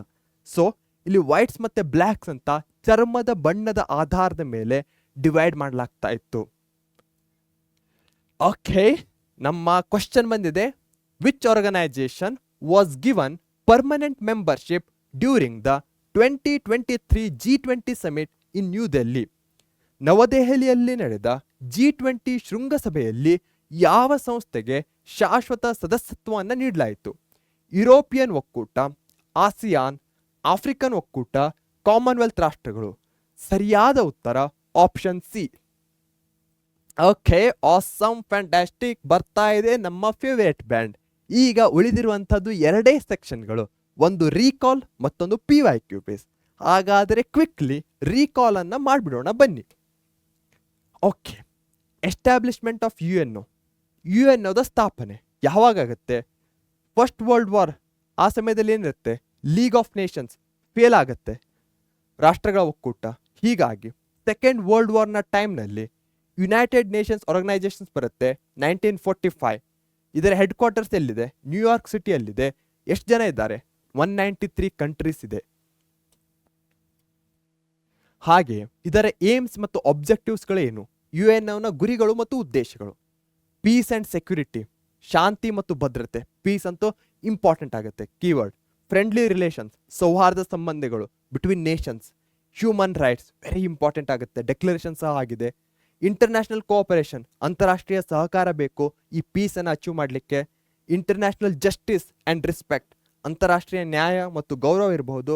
ಹಾರ್ಮನೈಸಿಂಗ್ ದ ಆಕ್ಷನ್ ಆಫ್ ನೇಷನ್ಸ್, ರಾಷ್ಟ್ರಗಳ ಕ್ರಿಯೆಯನ್ನು ಸಮನ್ವಯಗೊಳಿಸೋದು. ಓಕೆ, ಹಾಗಾದರೆ 6 ಆರ್ಗನ್ಸ್ ಆಫ್ ದ UN ಏನು? ವಿಶ್ವಸಂಸ್ಥೆ 6 ಅಂಗಸಂಸ್ಥೆಗಳು. ಮೊದಲನೇದಂತೂ ಸೆಕ್ಯೂರಿಟಿ ಕೌನ್ಸಿಲ್, ಭದ್ರತಾ ಮಂಡಳಿ. ಜನರಲ್ ಅಸೆಂಬ್ಲಿ ಮೊದಲಿಗೆ ಬರುತ್ತೆ, ಆಮೇಲೆ ಸೆಕ್ಯೂರಿಟಿ ಕೌನ್ಸಿಲ್, ಸೆಕ್ರೆಟರಿಯಾಟ್. ಹಾಗೆ ಯಾವುದಿದೆ? ಇಂಟರ್ನ್ಯಾಷನಲ್ ಕೋರ್ಟ್ ಆಫ್ ಜಸ್ಟಿಸ್ ಇದೆ, ಟ್ರಸ್ಟಿಶಿಪ್ ಕೌನ್ಸಿಲ್ ಇದೆ, the economic and social council, ಆರ್ಥಿಕ ಮತ್ತು ಸಾಮಾಜಿಕ ಮಂಡಳಿ. ಈ ಆರ್ಡರ್ನಲ್ಲಿ ಟೆಕ್ಸ್ಟ್ ಬುಕ್ನಲ್ಲಿ ಕೊಡಲಾಗಿದೆ. ಓಕೆ, ಹಾಗಾದರೆ ಈ ಟೇಬಲ್ ಅನ್ನ ನಾವು ಮುಂದೆ ಸಹ ಫಾಲೋ ಮಾಡ್ತೇವೆ. ಇಲ್ಲಿ ಆರ್ಗನ್ಸ್ ಅನ್ನ ಕೊಡ್ತೇವೆ, ಅಂಗಗಳು. ಹಾಗೆ ಇಲ್ಲಿ ಏನು ಪಾಯಿಂಟ್ಸ್ ಆಫ್ ಡಿಫರೆನ್ಸ್, ಯಾವುದರ ಆಧಾರದ ಮೇಲೆ ಪಾಯಿಂಟ್ ಅಂದ ಡಿಫರೆನ್ಸ್ ಅನ್ನ ಹೇಳ್ತಾ ಇದ್ದೇವೆ ಅಂತ ಇಲ್ಲಿ ಮೇಲೆ ಬರೆಯಲಾಗಿದೆ. ಮೊದಲನೆಯದು ಜನರಲ್ ಅಸೆಂಬ್ಲಿ, ಸಾಮಾನ್ಯ ಸಭೆ. ಹೈರಾರ್ಕಿ, ಶ್ರೇಣಿ ವ್ಯವಸ್ಥೆ. ಯಾರ್ಯಾರಿದ್ದಾರೆ ಅಲ್ಲಿ? ಎಲ್ಲ ದೇಶಗಳಿದ್ದಾರೆ, 193 ನೇಷನ್ಸ್ ಇದ್ದಾರೆ. 5 ಮೆಂಬರ್ಸ್, ಒಂದು ದೇಶದಿಂದ 5 ಮೆಂಬರ್ಸ್ ಬರ್ತಾರೆ. ಆದರೆ ಒಂದು ದೇಶಕ್ಕೆ ಒಂದೇ ವೋಟ್ ಇರುತ್ತೆ. ಎಲ್ಲ ಸದಸ್ಯರು 5 ಸದಸ್ಯರು ಪ್ರತಿ ರಾಷ್ಟ್ರದಿಂದ ಒಂದೇ ಮತ. ಅದೇ ಇಲ್ಲಿ ನಮ್ಮ ಸೆಕ್ಯೂರಿಟಿ ಕೌನ್ಸಿಲ್ಗೆ ಬರೋದಾದರೆ ಟೋಟಲ್ 15 ಮೆಂಬರ್ಸ್ ಇದ್ದಾರೆ. ಅದರಲ್ಲಿ 5 ಪರ್ಮನೆಂಟ್ ಮೆಂಬರ್ಸು, 10 ಮೆಂಬರ್ಸ್ ಏನಾಗಿರ್ತಾರೆ? Non permanent members. 5 permanent members ಯಾರು? USA, Russia, Britain, France and China. ಕೇವಲ 5 ಖಾಯಂ ಸದಸ್ಯರು. ಇನ್ನು ಗೈಡ್ಲೈನ್ಸ್ಗೆ ಬರೋದಾದ್ರೆ ಈ ಜನರಲ್ ಅಸೆಂಬ್ಲಿಯಲ್ಲಿ 2/3 ಮೆಜಾರಿಟಿ ರಿಕ್ವೈರ್ಡ್ ಆಗಿರುತ್ತೆ. Voting on all important questions, ಎಲ್ಲದರಲ್ಲೂ ವೋಟಿಂಗ್ನ ಅವಶ್ಯಕತೆ ಇರುತ್ತೆ. 2/3 ಬಹುಮತದ ಸದಸ್ಯರು ಇರ್ತಾರೆ. ಎಲ್ಲಾ ಪ್ರಮುಖ ಪ್ರಶ್ನೆಗಳಿಗೆ ಮತದಾನವನ್ನು ಮಾಡಲಾಗುತ್ತೆ. ಅದೇ ಸೆಕ್ಯೂರಿಟಿ ಕೌನ್ಸಿಲ್ಗೆ ಬರೋದಾದ್ರೆ support of all the permanent members essential for any decisions of this body. Veto ಪದವನ್ನ ಕೇಳಿರ್ತೀರಾ ಅನ್ಕೊಳ್ತೇನೆ.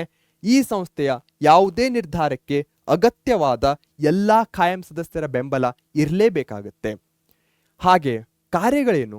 General assembly annual budget approval ಇರಬಹುದು, ವಾರ್ಷಿಕ ಬಜೆಟ್ಗೆ ಅನುಮೋದನೆ, emergency meetings for urgent issues, ತುರ್ತು ಸಮಸ್ಯೆಗಳಿಗೆ ತುರ್ತು ಸಭೆಗಳನ್ನ ನಡೆಸುತ್ತೆ.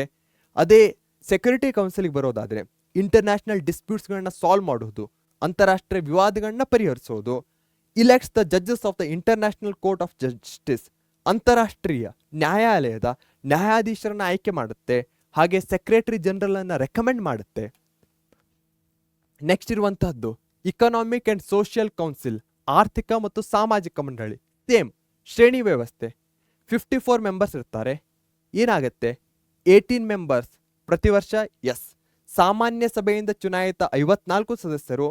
18 members elected each year for a term of 3 years.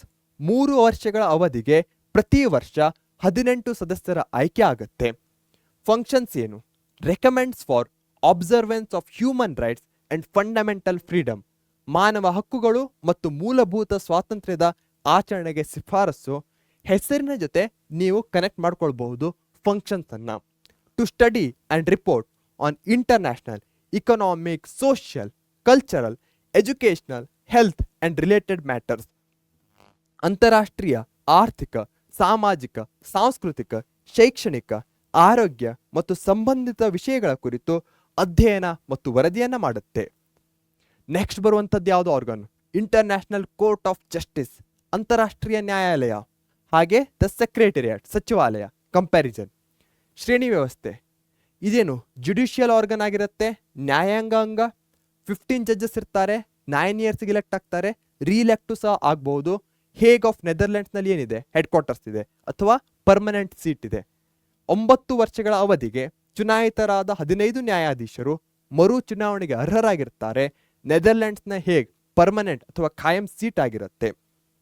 ಅದೇ ಸೆಕ್ರೆಟರಿಯಾಟ್ ಬರೋದಾದರೆ ಸೆಕ್ರೆಟರಿ ಜನರಲ್ ಇರ್ತಾರೆ, ಸ್ಟಾಫ್ ಆಫ್ ದ UN ಇರ್ತಾರೆ, UN ನ ಪ್ರಧಾನ ಕಾರ್ಯದರ್ಶಿ ಮತ್ತು ಸಿಬ್ಬಂದಿಗಳಿರ್ತಾರೆ. ನ್ಯೂಯಾರ್ಕ್ನಲ್ಲಿ ಇದರ ಏನಿದೆ? ಹೆಡ್ ಕ್ವಾರ್ಟರ್ಸ್ ಇದೆ. ಗೈಡ್ಲೈನ್ಸ್ ಏನು? Court of justice disputes judgements ಕೊಡುತ್ತೆ ಇಂಟರ್ನ್ಯಾಷನಲ್ ಡಿಸ್ಪ್ಯೂಟ್ಸ್ಗೆ. ಹಾಗೆ ಅಡ್ವೈಸರಿ ಒಪಿನಿಯನ್ಸ್ ಅನ್ನು ಕೊಡುತ್ತೆ ಯಾವುದೇ ಲೀಗಲ್ ಕ್ವಶನ್ ಅಲ್ಲಿ. ಅಂತಾರಾಷ್ಟ್ರೀಯ ವಿವಾದಗಳ ತೀರ್ಪುಗಳು, ಯಾವುದೇ ಕಾನೂನು ಪ್ರಶ್ನೆಗೆ ಸಲಹಾ ಅಭಿಪ್ರಾಯಗಳನ್ನು ಸಹ ನೀಡುತ್ತದೆ. ಅದರ ಜೊತೆಗೆ ಫಂಕ್ಷನ್ಸ್ ಏನು? International court of justice peace ಮತ್ತೆ ಸೆಕ್ಯೂರಿಟಿಯನ್ನ ಕೊಡುತ್ತೆ. ಅಂತಾರಾಷ್ಟ್ರೀಯ ಶಾಂತಿ ಮತ್ತು ಭದ್ರತೆ. ಬೆಣಗಲ್ ನರಸಿಂಗ್ ರಾವ್ ಏನಾಗಿದ್ರು? ನೆನಪು ಮಾಡ್ಕೊಳ್ಳಿ. ಓಕೆ, ನನ್ನ ಕಮೆಂಟ್ ಅಲ್ಲಿ ತಿಳಿಸಿ ಏನಂತ.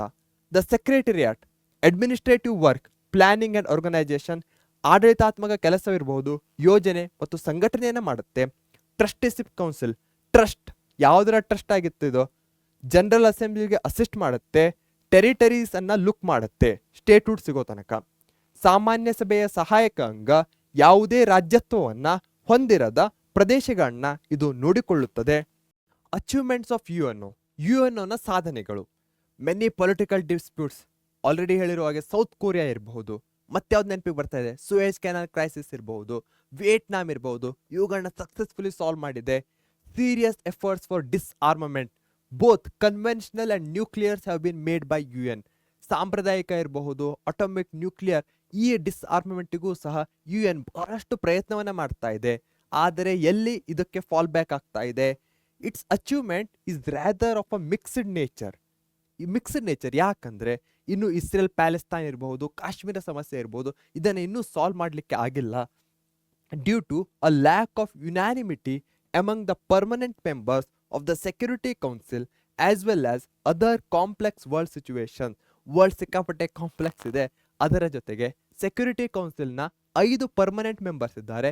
ಎಲ್ಲಾ ದೇಶಗಳು ಒಂದೇ ನಿರ್ಣಯಕ್ಕೆ ಬರ್ಲಿಕ್ಕೆ ಆಗ್ತಾ ಇಲ್ಲ. ಯಾಕಂದ್ರೆ ಅವುಗಳ ಏನು ಇಚ್ಛೆ ಇರಬಹುದು, ಅವುಗಳ ಜಿಯೋಗ್ರಫಿಕಲ್ ಲೊಕೇಶನ್ ಇರಬಹುದು, ಎಲ್ಲವೂ ಬೇರೆ ಬೇರೆ ಆಗಿದೆ. ಹೀಗಾಗಿ ಒಂದು ಯುನಾನಿಮಸ್ ಡಿಸಿಷನ್ಗೆ ಬರಲಿಕ್ಕೆ ಆಗ್ತಾ ಇಲ್ಲ. ಭದ್ರತಾ ಮಂಡಳಿಯ ಕಾಯಂ ಸದಸ್ಯರ ನಡುವೆ ಒಮ್ಮತದ ಕೊರತೆ ಮತ್ತು ಇತರ ಸಂಕೀರ್ಣ ಪ್ರಪಂಚದ ಪರಿಸ್ಥಿತಿಗಳಿಂದಾಗಿ ಅದರ ಸಾಧನೆಯು ಮಿಶ್ರ ಸ್ವಭಾವವನ್ನು ಹೊಂದಿದೆ. ಹಾಗೆ ಇದು ಬಹಳಷ್ಟು ಅಚೀವ್ಮೆಂಟ್ಸ್ಗಳನ್ನ ಮಾಡಿದೆ ತನ್ನ ಆರ್ಗನ್ಸ್ಗಳ ಮುಖಾಂತರ, ತನ್ನ ಏಜೆನ್ಸೀಸ್ಗಳ ಮುಖಾಂತರ. ಇಕನಾಮಿಕ್ ಮತ್ತು ಸೋಷಿಯಲ್ ಕೌನ್ಸಿಲ್ ಇದರ ಅಂಡರ್ನಲ್ಲೂ ಸಹ ಬಹಳಷ್ಟು ಅಚೀವ್ಮೆಂಟ್ಸ್ಗಳಾಗಿವೆ. GATT general agreement on tariffs and trade, ಅದಾದ ಮೇಲೆ WTO ಆಗುತ್ತೆ, ಅದು ಸಹ ಒಂದು ಅಚೀವ್ಮೆಂಟು. IMF, IBRD ಇವುಗಳ ಅಂಡರ್ನಲ್ಲೂ ಸಹ ಬಹಳಷ್ಟು ಒಳ್ಳೆಯ ಕಾರ್ಯಗಳನ್ನ UN ಮಾಡ್ತಾ ಇದೆ. ಹಾಗೆ ಸೋಷಿಯಲ್ ಅಚೀವ್ಮೆಂಟ್ಸ್ಗೆ ಬರೋದಾದರೆ ಯುನಿಸೆಫ್ ಇರಬಹುದು, UNESCO ಇರಬಹುದು, ಇವುಗಳ ಅಂಡರ್ನಲ್ಲೂ ಇದು ಬಹಳಷ್ಟು ಕಾರ್ಯಗಳನ್ನ ಮಾಡ್ತಾ ಇದೆ. Several educational, health, women and children welfare schemes have been implemented. ಶೈಕ್ಷಣಿಕ, ಆರೋಗ್ಯ, ಮಹಿಳೆಯರು ಮತ್ತು ಮಕ್ಕಳ ಕಲ್ಯಾಣ ಯೋಜನೆಗಳನ್ನ ಜಾರಿಗೊಳಿಸಲಾಗಿದೆ. WHO ಇರಬಹುದು, UNESCO ಇರಬಹುದು, ಯುನಿಸೆಫ್ ಇರಬಹುದು, ಹಾಗೆ universal declaration of human rights ಇರಬಹುದು, ಇರಾಡಿಕೇಶನ್ ಆಫ್ ಅಪರ್ಥೈಡ್ ಇರಬಹುದು. ಇವೆಲ್ಲವೂ ವೆರಿ ಇಂಪಾರ್ಟೆಂಟ್ ಆಗುತ್ತೆ.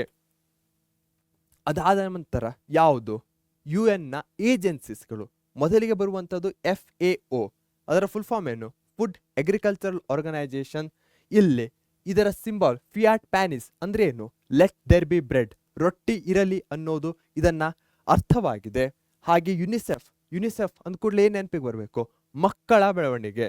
So help a child, UNICEF. Okay. IMF, aims of IMF ಏನು? International monetary fund, emergency fund ಅನ್ನ ಕೊಡುತ್ತೆ ಬೇಕಾದಾಗ, ರಿಕ್ವೈರ್ಮೆಂಟ್ ಇದ್ದಾಗ. IBRD ಏನು? IBRD ಅಂದ್ಕೂಡ್ಲೆ ಏನ್ ನೆನಪಿಗೆ ಬರಬೇಕು? ನಿರ್ಮಾಣ, ಕನ್ಸ್ಟ್ರಕ್ಷನ್. ಸೊ ಇಂಟರ್ನ್ಯಾಷನಲ್ ಬ್ಯಾಂಕ್ ಯಾವುದಕ್ಕೆ ಬರುತ್ತೆ ಇದು? ಕಮ್ಯುನಿಕೇಶನ್ ಇರಬಹುದು, ಇಂಡಸ್ಟ್ರೀಸ್ ಇರಬಹುದು, ಹಾಗೆ ಅಗ್ರಿಕಲ್ಚರ್ ಇರಬಹುದು, ಈ ಎಲ್ಲ ಟ್ರಾನ್ಸ್ಪೋರ್ಟೇಷನ್ ಇರಬಹುದು. ಈ ಎಲ್ಲ ಮಾಧ್ಯಮಗಳಲ್ಲೂ ಡೆವಲಪಿಂಗ್ ನೇಷನ್ಸ್ಗೆ ಹಾಗೆ ಯಾರಿಗೆ ಹೆಚ್ಚಿನ ನೀಡ್ ಇರುತ್ತೋ ಅಲ್ಲಿ ಸಪೋರ್ಟ್ ಅನ್ನ ಕೊಡುತ್ತೆ IBRD. ಓಕೆ. ಸೊ ಏಜೆನ್ಸೀಸ್ಗಳಿವಿಲೆ, ಅವುಗಳ ಏಜೆಂಡಾ ಅಥವಾ ಆಬ್ಜೆಕ್ಟಿವ್ ಅಥವಾ ಏಮ್ಸ್ಗಳು ಏನು? FAO, food and agriculture organisation, ಆಹಾರ ಮತ್ತು ಕೃಷಿ ಸಂಸ್ಥೆ, 1945 ಆಯಿತು. ರೋಮ್, ಪಿಜ್ಜಾ, ಪಾಸ್ತಾ ನೆನಪಿಗೆ ಬರ್ತಾ ಇದೆಯಾ? ಸೂಪರ್ಬ್. ಅದರ ಏಜೆಂಡಾ ಏನು? ಅಗ್ರಿಕಲ್ಚರ್ ಇರಬಹುದು, nutritious food, hunger and rural people, ಕೃಷಿ, ಪೌಷ್ಟಿಕ ಆಹಾರ, ಹಸಿವು ಮತ್ತು ಗ್ರಾಮೀಣ ಜನರು. IMF, ಅಂತಾರಾಷ್ಟ್ರೀಯ ಹಣಕಾಸು ನಿಧಿ, 1945 ವಾಷಿಂಗ್ಟನ್ ಏನು ಹೆಡ್ ಕ್ವಾರ್ಟರ್ಸ್ ಆಗುತ್ತೆ. ಇದರ ಮೇನ್ ಏಜೆಂಡಾ ಏನು? ಫೈನಾನ್ಷಿಯಲ್ ಇನ್ಸ್ಟಿಟ್ಯೂಷನ್, ವರ್ಲ್ಡ್ ಟ್ರೇಡ್ ಅನ್ನ ಪ್ರಮೋಟ್ ಮಾಡುತ್ತೆ, ಇಕನಾಮಿಕ್ ಸ್ಟೆಬಿಲಿಟಿಯನ್ನು ಕೊಡೋದಿರಬಹುದು, ಸಾಲ್ವಿಂಗ್ ಇಂಟರ್ನ್ಯಾಷನಲ್ ಇಕನಾಮಿಕ್ ಪ್ರಾಬ್ಲಮ್ಸ್ ಇರಬಹುದು. ಜಾಗತಿಕ ಹಣಕಾಸು ಸಂಸ್ಥೆ, ವಿಶ್ವ ವ್ಯಾಪಾರವನ್ನು ಉತ್ತೇಜಿಸುತ್ತದೆ, ಆರ್ಥಿಕ ಸ್ಥಿರತೆ ಇರಬಹುದು, ಅಂತಾರಾಷ್ಟ್ರೀಯ ಆರ್ಥಿಕ ಸಮಸ್ಯೆಗಳನ್ನ ಪರಿಹರಿಸೋದಿರಬಹುದು. UNICEF, United Nations children's emergency fund, ವಿಶ್ವಸಂಸ್ಥೆಯ ಅಂತಾರಾಷ್ಟ್ರೀಯ ಮಕ್ಕಳ ತುರ್ತು ನಿಧಿ, 1946 ನ್ಯೂಯಾರ್ಕ್ನಲ್ಲಿ ಬಂದಂತಹದ್ದು. Aim of looking after children especially after second world war, ಮಕ್ಕಳನ್ನ ನೋಡಿಕೊಳ್ಳುವ ಗುರಿ ವಿಶೇಷವಾಗಿ ಎರಡನೆಯ ಮಹಾಯುದ್ಧದ ನಂತರ. ಯುನೆಸ್ಕೋ, ಇದರ ಏಮ್ ಏನು? United nations educational, scientific and cultural organisation. ಇವುಗಳ ಫುಲ್ ಫಾರ್ಮ್ನಲ್ಲೇ ಇವುಗಳ ಪೂರ್ತಿಯಾದ ಗುರಿಯನ್ನ ಕಾಣಬಹುದಾಗಿದೆ. ವಿಶ್ವಸಂಸ್ಥೆಯ ಶೈಕ್ಷಣಿಕ, ವೈಜ್ಞಾನಿಕ ಮತ್ತು ಸಾಂಸ್ಕೃತಿಕ ಸಂಸ್ಥೆ, 1946 ಅಲ್ಲಾಯಿತು, ಪ್ಯಾರಿಸ್ನಲ್ಲಿ ಇದರ ಹೆಡ್ ಕ್ವಾರ್ಟರ್ಸ್ ಇದೆ. Promotion of science, education and culture, technical education, information technology, ಹಾಗೆ creative, mental, physical and environmental studies. ವಿಜ್ಞಾನ ಇರಬಹುದು, ಶಿಕ್ಷಣ ಇರಬಹುದು, ಸಂಸ್ಕೃತಿ ಇರಬಹುದು, ಅವುಗಳ ಪ್ರಚಾರ, ತಾಂತ್ರಿಕ ಶಿಕ್ಷಣ ಇರಬಹುದು, ಮಾಹಿತಿ ತಂತ್ರಜ್ಞಾನ, ಸೃಜನಾತ್ಮಕ ಮಾನಸಿಕತೆ, ದೈಹಿಕ ಮತ್ತು ಪರಿಸರದ ಅಧ್ಯಯನಗಳು. IBRD ಯಾವುದು? International bank of reconstruction and development, ಅಂತಾರಾಷ್ಟ್ರೀಯ ಪುನರ್ನಿರ್ಮಾಣ ಮತ್ತು ಅಭಿವೃದ್ಧಿ ಬ್ಯಾಂಕ್, 1947 ವಾಷಿಂಗ್ಟನ್ನಲ್ಲಿ ಇದ್ದಂಥದ್ದು. ಲೋನ್ ಫೆಸಿಲಿಟೀಸ್ಗಳನ್ನ ಕೊಡುತ್ತೆ, ಪ್ರಮೋಟ್ ವರ್ಲ್ಡ್ ಟ್ರೇಡ್ ಮಾಡುತ್ತೆ, ಬ್ಯಾಲೆನ್ಸ್ ಆಫ್ ಪೇಮೆಂಟ್ಸ್ಗಳಿಗೆ ಹೆಲ್ಪ್ ಮಾಡುತ್ತೆ, ಆ್ಯಂಡ್ ಫಿನಾನ್ಷಿಯಲ್ ಅಸಿಸ್ಟೆನ್ಸ್, ಬೃಹತ್ ಸಾಲ ಸೌಲಭ್ಯಗಳು, ವಿಶ್ವ ವ್ಯಾಪಾರವನ್ನು ಉತ್ತೇಜಿಸಿ ಪಾವತಿ ಹೊಂದಾಣಿಕೆಗಳ ಸಮತೋಲನ ಮತ್ತು ಹಣಕಾಸಿನ ನೆರವು. ಅಜೆಂಡಾ ಆಫ್ WHO ನ ಕಾರ್ಯಸೂಚಿ ಏನಾಗಿದೆ? ಎನ್ವೈರನ್ಮೆಂಟಲ್ ಪ್ರೊಟೆಕ್ಷನ್ ಇರಬಹುದು, ಪರಿಸರ ರಕ್ಷಣೆ, ಪಾಪ್ಯುಲೇಷನ್ ಎಕ್ಸ್ಪ್ಲೋಷನ್, ಜನಸಂಖ್ಯಾ ಸ್ಫೋಟ ಇರಬಹುದು, ಹಂಗರ್, ಹಸಿವು ಇರಬಹುದು, ಮಾಲ್ನ್ಯೂಟ್ರಿಷನ್, ಅಪೌಷ್ಟಿಕತೆ ಇರಬಹುದು, ಇವುಗಳ ವಿರುದ್ಧ ಹೋರಾಡ್ತಾ ಇದೆ. ILO ಹೆಸರಿನಲ್ಲೇ ಇದೆ, ಇಂಟರ್ನ್ಯಾಷನಲ್ ಲೇಬರ್ ಆರ್ಗನೈಸೇಷನ್, ಅಂತಾರಾಷ್ಟ್ರೀಯ ಕಾರ್ಮಿಕ ಸಂಘ. ಅಡ್ಮಿನಿಸ್ಟ್ರೇಟಿವ್ ಕೌನ್ಸಿಲ್ ಇರುತ್ತೆ, 2 ರಿಪ್ರೆಸೆಂಟೇಟಿವ್ಸ್, ಒಂದು ಲೇಬರ್ ವರ್ಗದಿಂದ ಬಂದಿರ್ತಾರೆ, ಮತ್ತೊಂದು ಮ್ಯಾನೇಜ್ಮೆಂಟ್ ಇಂದ ಬಂದಿರ್ತಾರೆ. ಎಲ್ಲ ಮೆಂಬರ್ ಸ್ಟೇಟ್ಸ್ಗಳು 2 ಕಳಿಸುತ್ತೆ. ಹಾಗೆ WTO ವರ್ಲ್ಡ್ ಟ್ರೇಡ್ ಆರ್ಗನೈಸೇಷನ್, ಅಂತಾರಾಷ್ಟ್ರೀಯ ಕಾರ್ಮಿಕ ಸಂಘ, 3rd ಎಕನಾಮಿಕ್ ಪಿಲ್ಲರ್ ಆಗಿರುತ್ತೆ ವರ್ಲ್ಡ್ ಟ್ರೇಡ್ ಒಂದು. ಯಾವುದ್ರ ಜೊತೆಗೆ? IMF ಮತ್ತೆ IBRD ಜೊತೆಗೆ. ವಿಶ್ವ ವ್ಯಾಪಾರ ಮತ್ತು ವಾಣಿಜ್ಯದ 3ನೇ ಆರ್ಥಿಕ ಸ್ತಂಭ WTO, IMF, IBRD. ಹಾಗಾದರೆ WHO ನ ಕೇಂದ್ರ ಕಚೇರಿ ಹಾಗೂ ILO ನ ಕೇಂದ್ರ ಕಚೇರಿ ಜಿನೇವಾ, ಸ್ವಿಟ್ಜರ್ಲೆಂಡ್ನಲ್ಲಿದೆ. ಕಾಮನ್. ಓಕೆ. WHO ಏನು ಮಾಡುತ್ತೆ? ಎಪಿಡೆಮಿಕ್ ಇರಬಹುದು, ಎನ್ವೈರನ್ಮೆಂಟಲ್ ಪ್ರೊಟೆಕ್ಷನ್ ಇರಬಹುದು, ಪಾಪ್ಯುಲೇಷನ್ ಎಕ್ಸ್ಪ್ಲೋಷನ್ ಇರಬಹುದು, ಹಂಗರ್, ಮಾಲ್ನ್ಯೂಟ್ರಿಷನ್ ವಿರುದ್ಧ ಹೋರಾಡುತ್ತೆ. ಸಾಂಕ್ರಾಮಿಕ ರೋಗಗಳನ್ನ ನಿರ್ಮೂಲನೆ ಮಾಡಲು ಶ್ರಮಿಸುತ್ತದೆ. ಪರಿಸರ ಸಂರಕ್ಷಣೆ, ಜನಸಂಖ್ಯಾ ಸ್ಫೋಟ, ಹಸಿವು, ಅಪೌಷ್ಟಿಕತೆ. ILO ಏನು? ಹೆಸರಿನಲ್ಲೇ ಇದೆ, labour. Issues and welfare of the working class, maternity benefits ಇರ್ಬೋದು, ಸೋಷಿಯಲ್ ಸೆಕ್ಯೂರಿಟಿ ಬೆನಿಫಿಟ್ಸ್ ಇರ್ಬೋದು, ಇವುಗಳಿಗೆಲ್ಲ ಕೆಲಸ ಮಾಡುತ್ತೆ. ಕಾರ್ಮಿಕ ವರ್ಗದ ಸಮಸ್ಯೆಗಳು ಮತ್ತು ಕಲ್ಯಾಣ ಹೆರಿಗೆ ಪ್ರಯೋಜನಗಳು. UNCTAD, the United nations conference on trade and development, ವ್ಯಾಪಾರ ಮತ್ತು ಅಭಿವೃದ್ಧಿ ಮೇಲಿನ ವಿಶ್ವಸಂಸ್ಥೆಯ ಸಮ್ಮೇಳನ ಜಿನೆವಾ, ಸ್ವಿಟ್ಜರ್ಲೆಂಡ್ ಬರುತ್ತೆ. WTO ವರ್ಲ್ಡ್ ಟ್ರೇಡ್ ಆರ್ಗನೈಸೇಷನ್, ವಿಶ್ವ ವ್ಯಾಪಾರ ಸಂಘಟನೆ, 1995. ಇದರದೇನು? ಪ್ರಮೋಷನ್ ಆಫ್ ಗ್ಲೋಬಲ್ ಟ್ರೇಡ್, 2 ಟ್ರೇಡಿಗೆ ಸಂಬಂಧಿಸಪಟ್ಟಂಥದ್ದೇ. ಟ್ರೇಡ್ ಮತ್ತೆ ಕಾಮರ್ಸ್ ಸ್ಮೂತ್ ಆಗಿ ಆಗಬೇಕು. ಇಂಟರ್ನ್ಯಾಷನಲ್ ಟ್ರೇಡ್, ಏನು ಪಾಲಿಸಿ ಬ್ಯಾರಿಯರ್ಸ್ ಇರಬಾರ್ದು. ಇಕನಾಮಿಕ್ ಪ್ರೋಗ್ರೆಸ್, ಆರ್ಥಿಕ ಪ್ರಗತಿ ಆಗಬೇಕು. ಜಾಗತಿಕ ವ್ಯಾಪಾರ ಮತ್ತು ವಾಣಿಜ್ಯದ ಪ್ರಚಾರ, ಸುಗಮ ಅಂತಾರಾಷ್ಟ್ರೀಯ ವ್ಯಾಪಾರಕ್ಕಾಗಿ ಶ್ರಮಿಸುತ್ತದೆ. ಯಾವುದೇ ನೀತಿ ಅಡೆತಡೆಗಳನ್ನ ತಪ್ಪಿಸಲು ಸಹಾಯ ಮಾಡುತ್ತದೆ. WTO ಏನು ಮಾಡುತ್ತೆ? ಇಂಟರ್ನ್ಯಾಷನಲ್ ಟ್ರೇಡ್ ಅಂಡ್ ಕಾಮರ್ಸ್ ಆಗಿದೆ, 3rd ಎಕನಾಮಿಕ್ ಪಿಲ್ಲರ್ ಆಗಿದೆ, ಆಲ್ರೆಡಿ ಡಿಸ್ಕಸ್ ಮಾಡಿರುವಂತಹದ್ದೇ. ಇನ್ನು ರೀಜನಲ್ ಕೋಆಪರೇಷನ್, ಫೈನಲ್ ಪಾರ್ಟ್. ಒಟ್ಟು 5 ಇವೆ ಮುಖ್ಯವಾಗಿ. ಒಂದು ಕಾಮನ್ವೆಲ್ತ್ ಆಫ್ ನೇಷನ್ಸ್, ಬ್ರಿಟಿಷರ ಒಂದು ಕೊಲೊನೈಸ್ಡ್ ನೇಷನ್ಸ್ ಅಂತ ಕರಿಬಹುದು. ಸೌತ್ ಏಷ್ಯನ್ ಅಸೋಸಿಯೇಷನ್, SAARC, 8 ರಾಷ್ಟ್ರಗಳು ಬರುತ್ತೆ. ಭಾರತ ಮತ್ತು ಪಾಕಿಸ್ತಾನಗಳು ಸಹ ಇವೆ. ದಕ್ಷಿಣ ಏಷ್ಯಾ ಪ್ರಾದೇಶಿಕ ಸಹಕಾರ ಸಂಘ, ಯುರೋಪಿಯನ್ ಯೂನಿಯನ್, ಐರೋಪ್ಯ ಒಕ್ಕೂಟ, 26 ಕಂಟ್ರೀಸ್ಗಳು ಬರುತ್ತೆ. ಒಂದು ಕರೆನ್ಸಿ ಇರಬಹುದು, ಒಂದೇ ಮಾರ್ಕೆಟ್ ಇರಬಹುದು.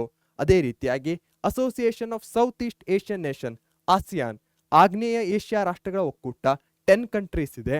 The organisation of African unity, African ಒಕ್ಕೂಟದ ಸಂಸ್ಥೆ. ಎಲ್ಲ ಆ ಮೇಜರ್ ಆಫ್ರಿಕನ್ ಏನು ಕಾಂಟಿನೆಂಟ್ ಅಲ್ಲಿ ಬರುವಂತಹ ಕಂಟ್ರೀಸ್ಗಳಿವೆ.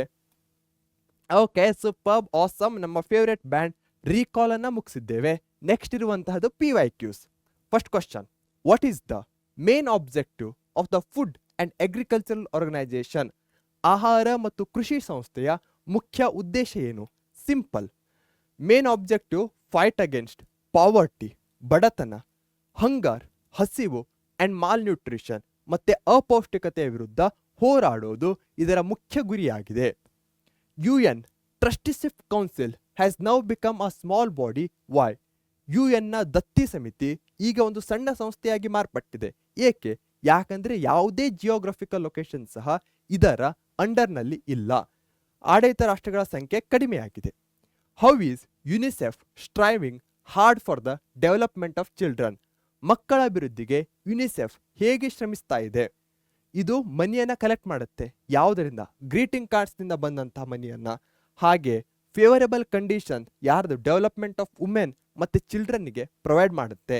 ಶುಭಾಶಯ ಪತ್ರಗಳನ್ನ ಮಾರಾಟ ಮಾಡಿ ಸಂಗ್ರಹಿಸಿದ ಹಣವನ್ನ ಮಕ್ಕಳ ಕಲ್ಯಾಣಕ್ಕಾಗಿ ಬಳಸಿಕೊಳ್ಳುತ್ತದೆ. ಮಹಿಳೆಯರು ಮತ್ತು ಮಕ್ಕಳ ಅಭಿವೃದ್ಧಿಗೆ ಅನುಕೂಲಕರ ಸ್ಥಿತಿಯನ್ನ ಒದಗಿಸಿಕೊಡುತ್ತದೆ. Where is WHO headquartered? WHO ನ ಪ್ರಧಾನ ಕಚೇರಿ ಎಲ್ಲಿದೆ? ಸಿಂಪಲ್ ಆಗಿರುವಂತಹದ್ದು ಸ್ವಿಟ್ಜರ್ಲೆಂಡ್ನ ಜಿನೇವಾ. UNO ಕಾರ್ಯದರ್ಶಿಯ ಮುಖ್ಯ ಕಾರ್ಯವನ್ನು ವಿವರಿಸಿ. Explain the main task of secretariat of UNO. Main task ಏನಿರುತ್ತೆ? Day to day administrative work, planning and organisation work ಅನ್ನ ನೋಡ್ಕೊಳ್ಳೋದು. UNOದ ಸಚಿವಾಲಯವು ವಿಶ್ವಸಂಸ್ಥೆ ಸಂಘಟನೆಯ ದೈನಂದಿನ ಆಡಳಿತ, ಯೋಜನೆ, ಸಂಘಟನೆಯ ಕೆಲಸಗಳಿಗೆ ಕಾರಣವಾಗಿದೆ. Mention the greatest achievement of WHO. ಯಾವುದು? ಸ್ಮಾಲ್ ಪಾಕ್ಸ್, ಸಿಡುಬು. ಇದು ಗ್ರೇಟೆಸ್ಟ್ ಅಚೀವ್ಮೆಂಟ್ ಆಗಿದೆ. ಇದನ್ನ ಅದು ನಿರ್ಮೂಲನೆ ಮಾಡಿದೆ. ಹಾಗೆ ಇದು ಸ್ಟಿಲ್ ಸ್ಟ್ರೈವ್ ಮಾಡ್ತಾ ಇದೆ. ಕೊಲರಾ ಇರಬಹುದು, ಪ್ಲೇಗ್ ಇರಬಹುದು, ಮಲೇರಿಯಾ, ಇವುಗಳನ್ನ ನಿರ್ಮೂಲನೆ ಮಾಡಲು. Who coined the term United Nations for the first time? ಒಂದು 10 ಸಲ ಆದ್ರೂ ಹೇಳಿದ್ದೇನೆ. ಯಾರು? ಅಮೆರಿಕಾದ president, USA the Franklin D Roosevelt. What factor has blocked the progress of SAARC? ಸಾರ್ಕ್ನ ಪ್ರಗತಿಯನ್ನ ಯಾವ ಅಂಶವು ತಡೀತಾ ಇದೆ? ಮ್ಯೂಚುವಲ್ ಡಿಸ್ಟ್ರಸ್ಟ್ ಇದೆ, ಹಾಗೆ ಡಿಸ್ಪ್ಯೂಟ್ಸ್ ಇದೆ ಎಮಂಗ್ ದ ನೇಷನ್ಸ್. ಸದಸ್ಯ ರಾಷ್ಟ್ರಗಳ ನಡುವೆ ಪರಸ್ಪರ ಅಪನಂಬಿಕೆ ಮತ್ತು ವಿವಾದಗಳು. Why is security council considered as cabinet of UNO? ಭದ್ರತಾ ಮಂಡಳಿಯನ್ನ UNO ದ ಕ್ಯಾಬಿನೆಟ್ ಎಂದು ಏಕೆ ಪರಿಗಣಿಸಲಾಗುತ್ತದೆ? ಇಟ್ ಸ್ಟ್ರೈವ್ಸ್, ಏನ್ ಮಾಡುತ್ತೆ ಅದರ ಕೆಲಸ?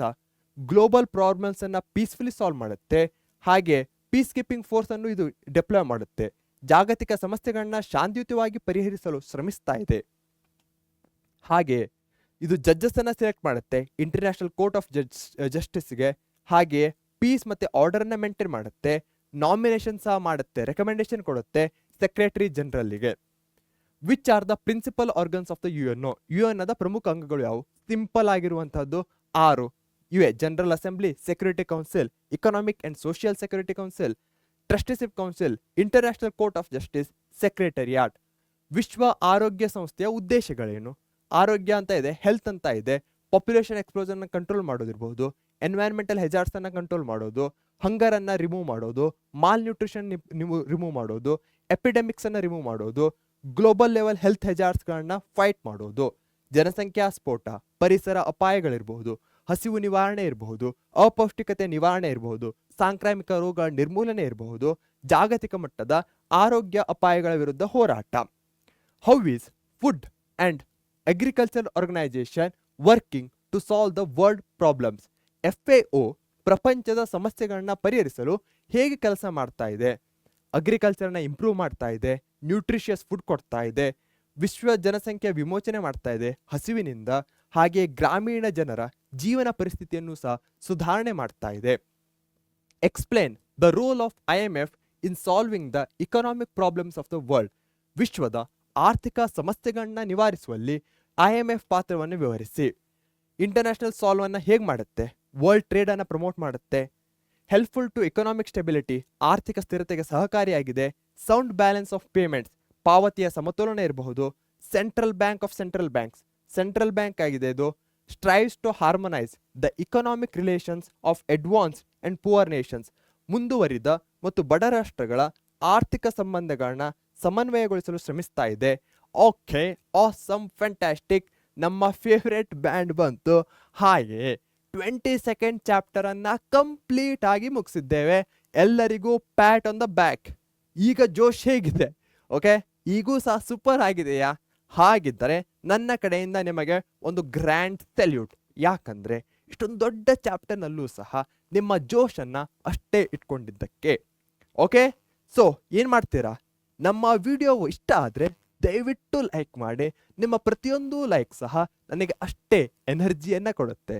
ನಿಮ್ಮ ಏನಾದರೂ ಕಮೆಂಟ್ಸ್ ಇರಲಿ, ಪಾಸಿಟಿವ್ ಇದ್ದರೆ ಪಾಸಿಟಿವ್, ನೆಗೆಟಿವ್ ಇದ್ದರೆ ನೆಗೆಟಿವ್, ಇಂಪ್ರೂವ್ಮೆಂಟ್ಸ್ ಇದ್ದರೆ ಇಂಪ್ರೂವ್ಮೆಂಟ್ಸ್, ಏನೇ ಇರಲಿ ಅದನ್ನು ದಯವಿಟ್ಟು ಕಮೆಂಟ್ ಬಾಕ್ಸ್ನಲ್ಲಿ ತಿಳಿಸಿ. ಆದಷ್ಟು ಈ ವಿಡಿಯೋವನ್ನ ನಿಮ್ಮ ಫ್ರೆಂಡ್ಸ್ಗಳ ಜೊತೆ ಶೇರ್ ಮಾಡಿ. Sharing is caring. ಅದರಲ್ಲೂ ನಾಲೆಜನ್ನು ಶೇರ್ ಮಾಡ್ತಾ ಇದ್ದೀರಾ, ಅದಕ್ಕಿಂತ ದೊಡ್ಡ ಕೇರಿಂಗ್ ಮತ್ತಾವುದಾದ್ರೂ ಇದೆಯಾ? ಖಂಡಿತವಾಗಿಯೂ ಇಲ್ಲ. ಹಾಗೆ ನಮ್ಮ ಚಾನಲ್ ಅನ್ನ ಸಬ್ಸ್ಕ್ರೈಬ್ ಮಾಡಿಲ್ಲ ಅಂದ್ರೆ ದಯವಿಟ್ಟು ಸಬ್ಸ್ಕ್ರೈಬ್ ಮಾಡಿ. ನಿಮ್ಮ ಪ್ರತಿಯೊಂದು ಸಬ್ಸ್ಕ್ರೈಬ್ ಸಹ ನಮ್ಮ ಪೂರ್ತಿ ಟೀಮಿಗೆ ಎಕ್ಸ್ಟ್ರಾ ಮೋಟಿವೇಶನ್ ಅನ್ನ ಕೊಡುತ್ತೆ.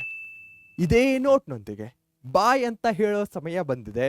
ಸ್ಟಾರ್ಟಿಂಗ್ ಅಲ್ಲಿ ಗುಡ್ ಮಾರ್ನಿಂಗ್ ಎಲ್ಲ ಹೇಳಿದ್ದೆ, ಈಗ ಗುಡ್ ನೈಟ್ ಅಂತ ಹೇಳ್ತಾ ಇದ್ದೇನೆ. ಯಾವುದೇ ಟೈಮ್ನಲ್ಲೂ ನೋಡ್ತಾ ಇದ್ರು. ಶುಭರಾತ್ರಿ, take care, see you soon, good night, bye bye, thank you.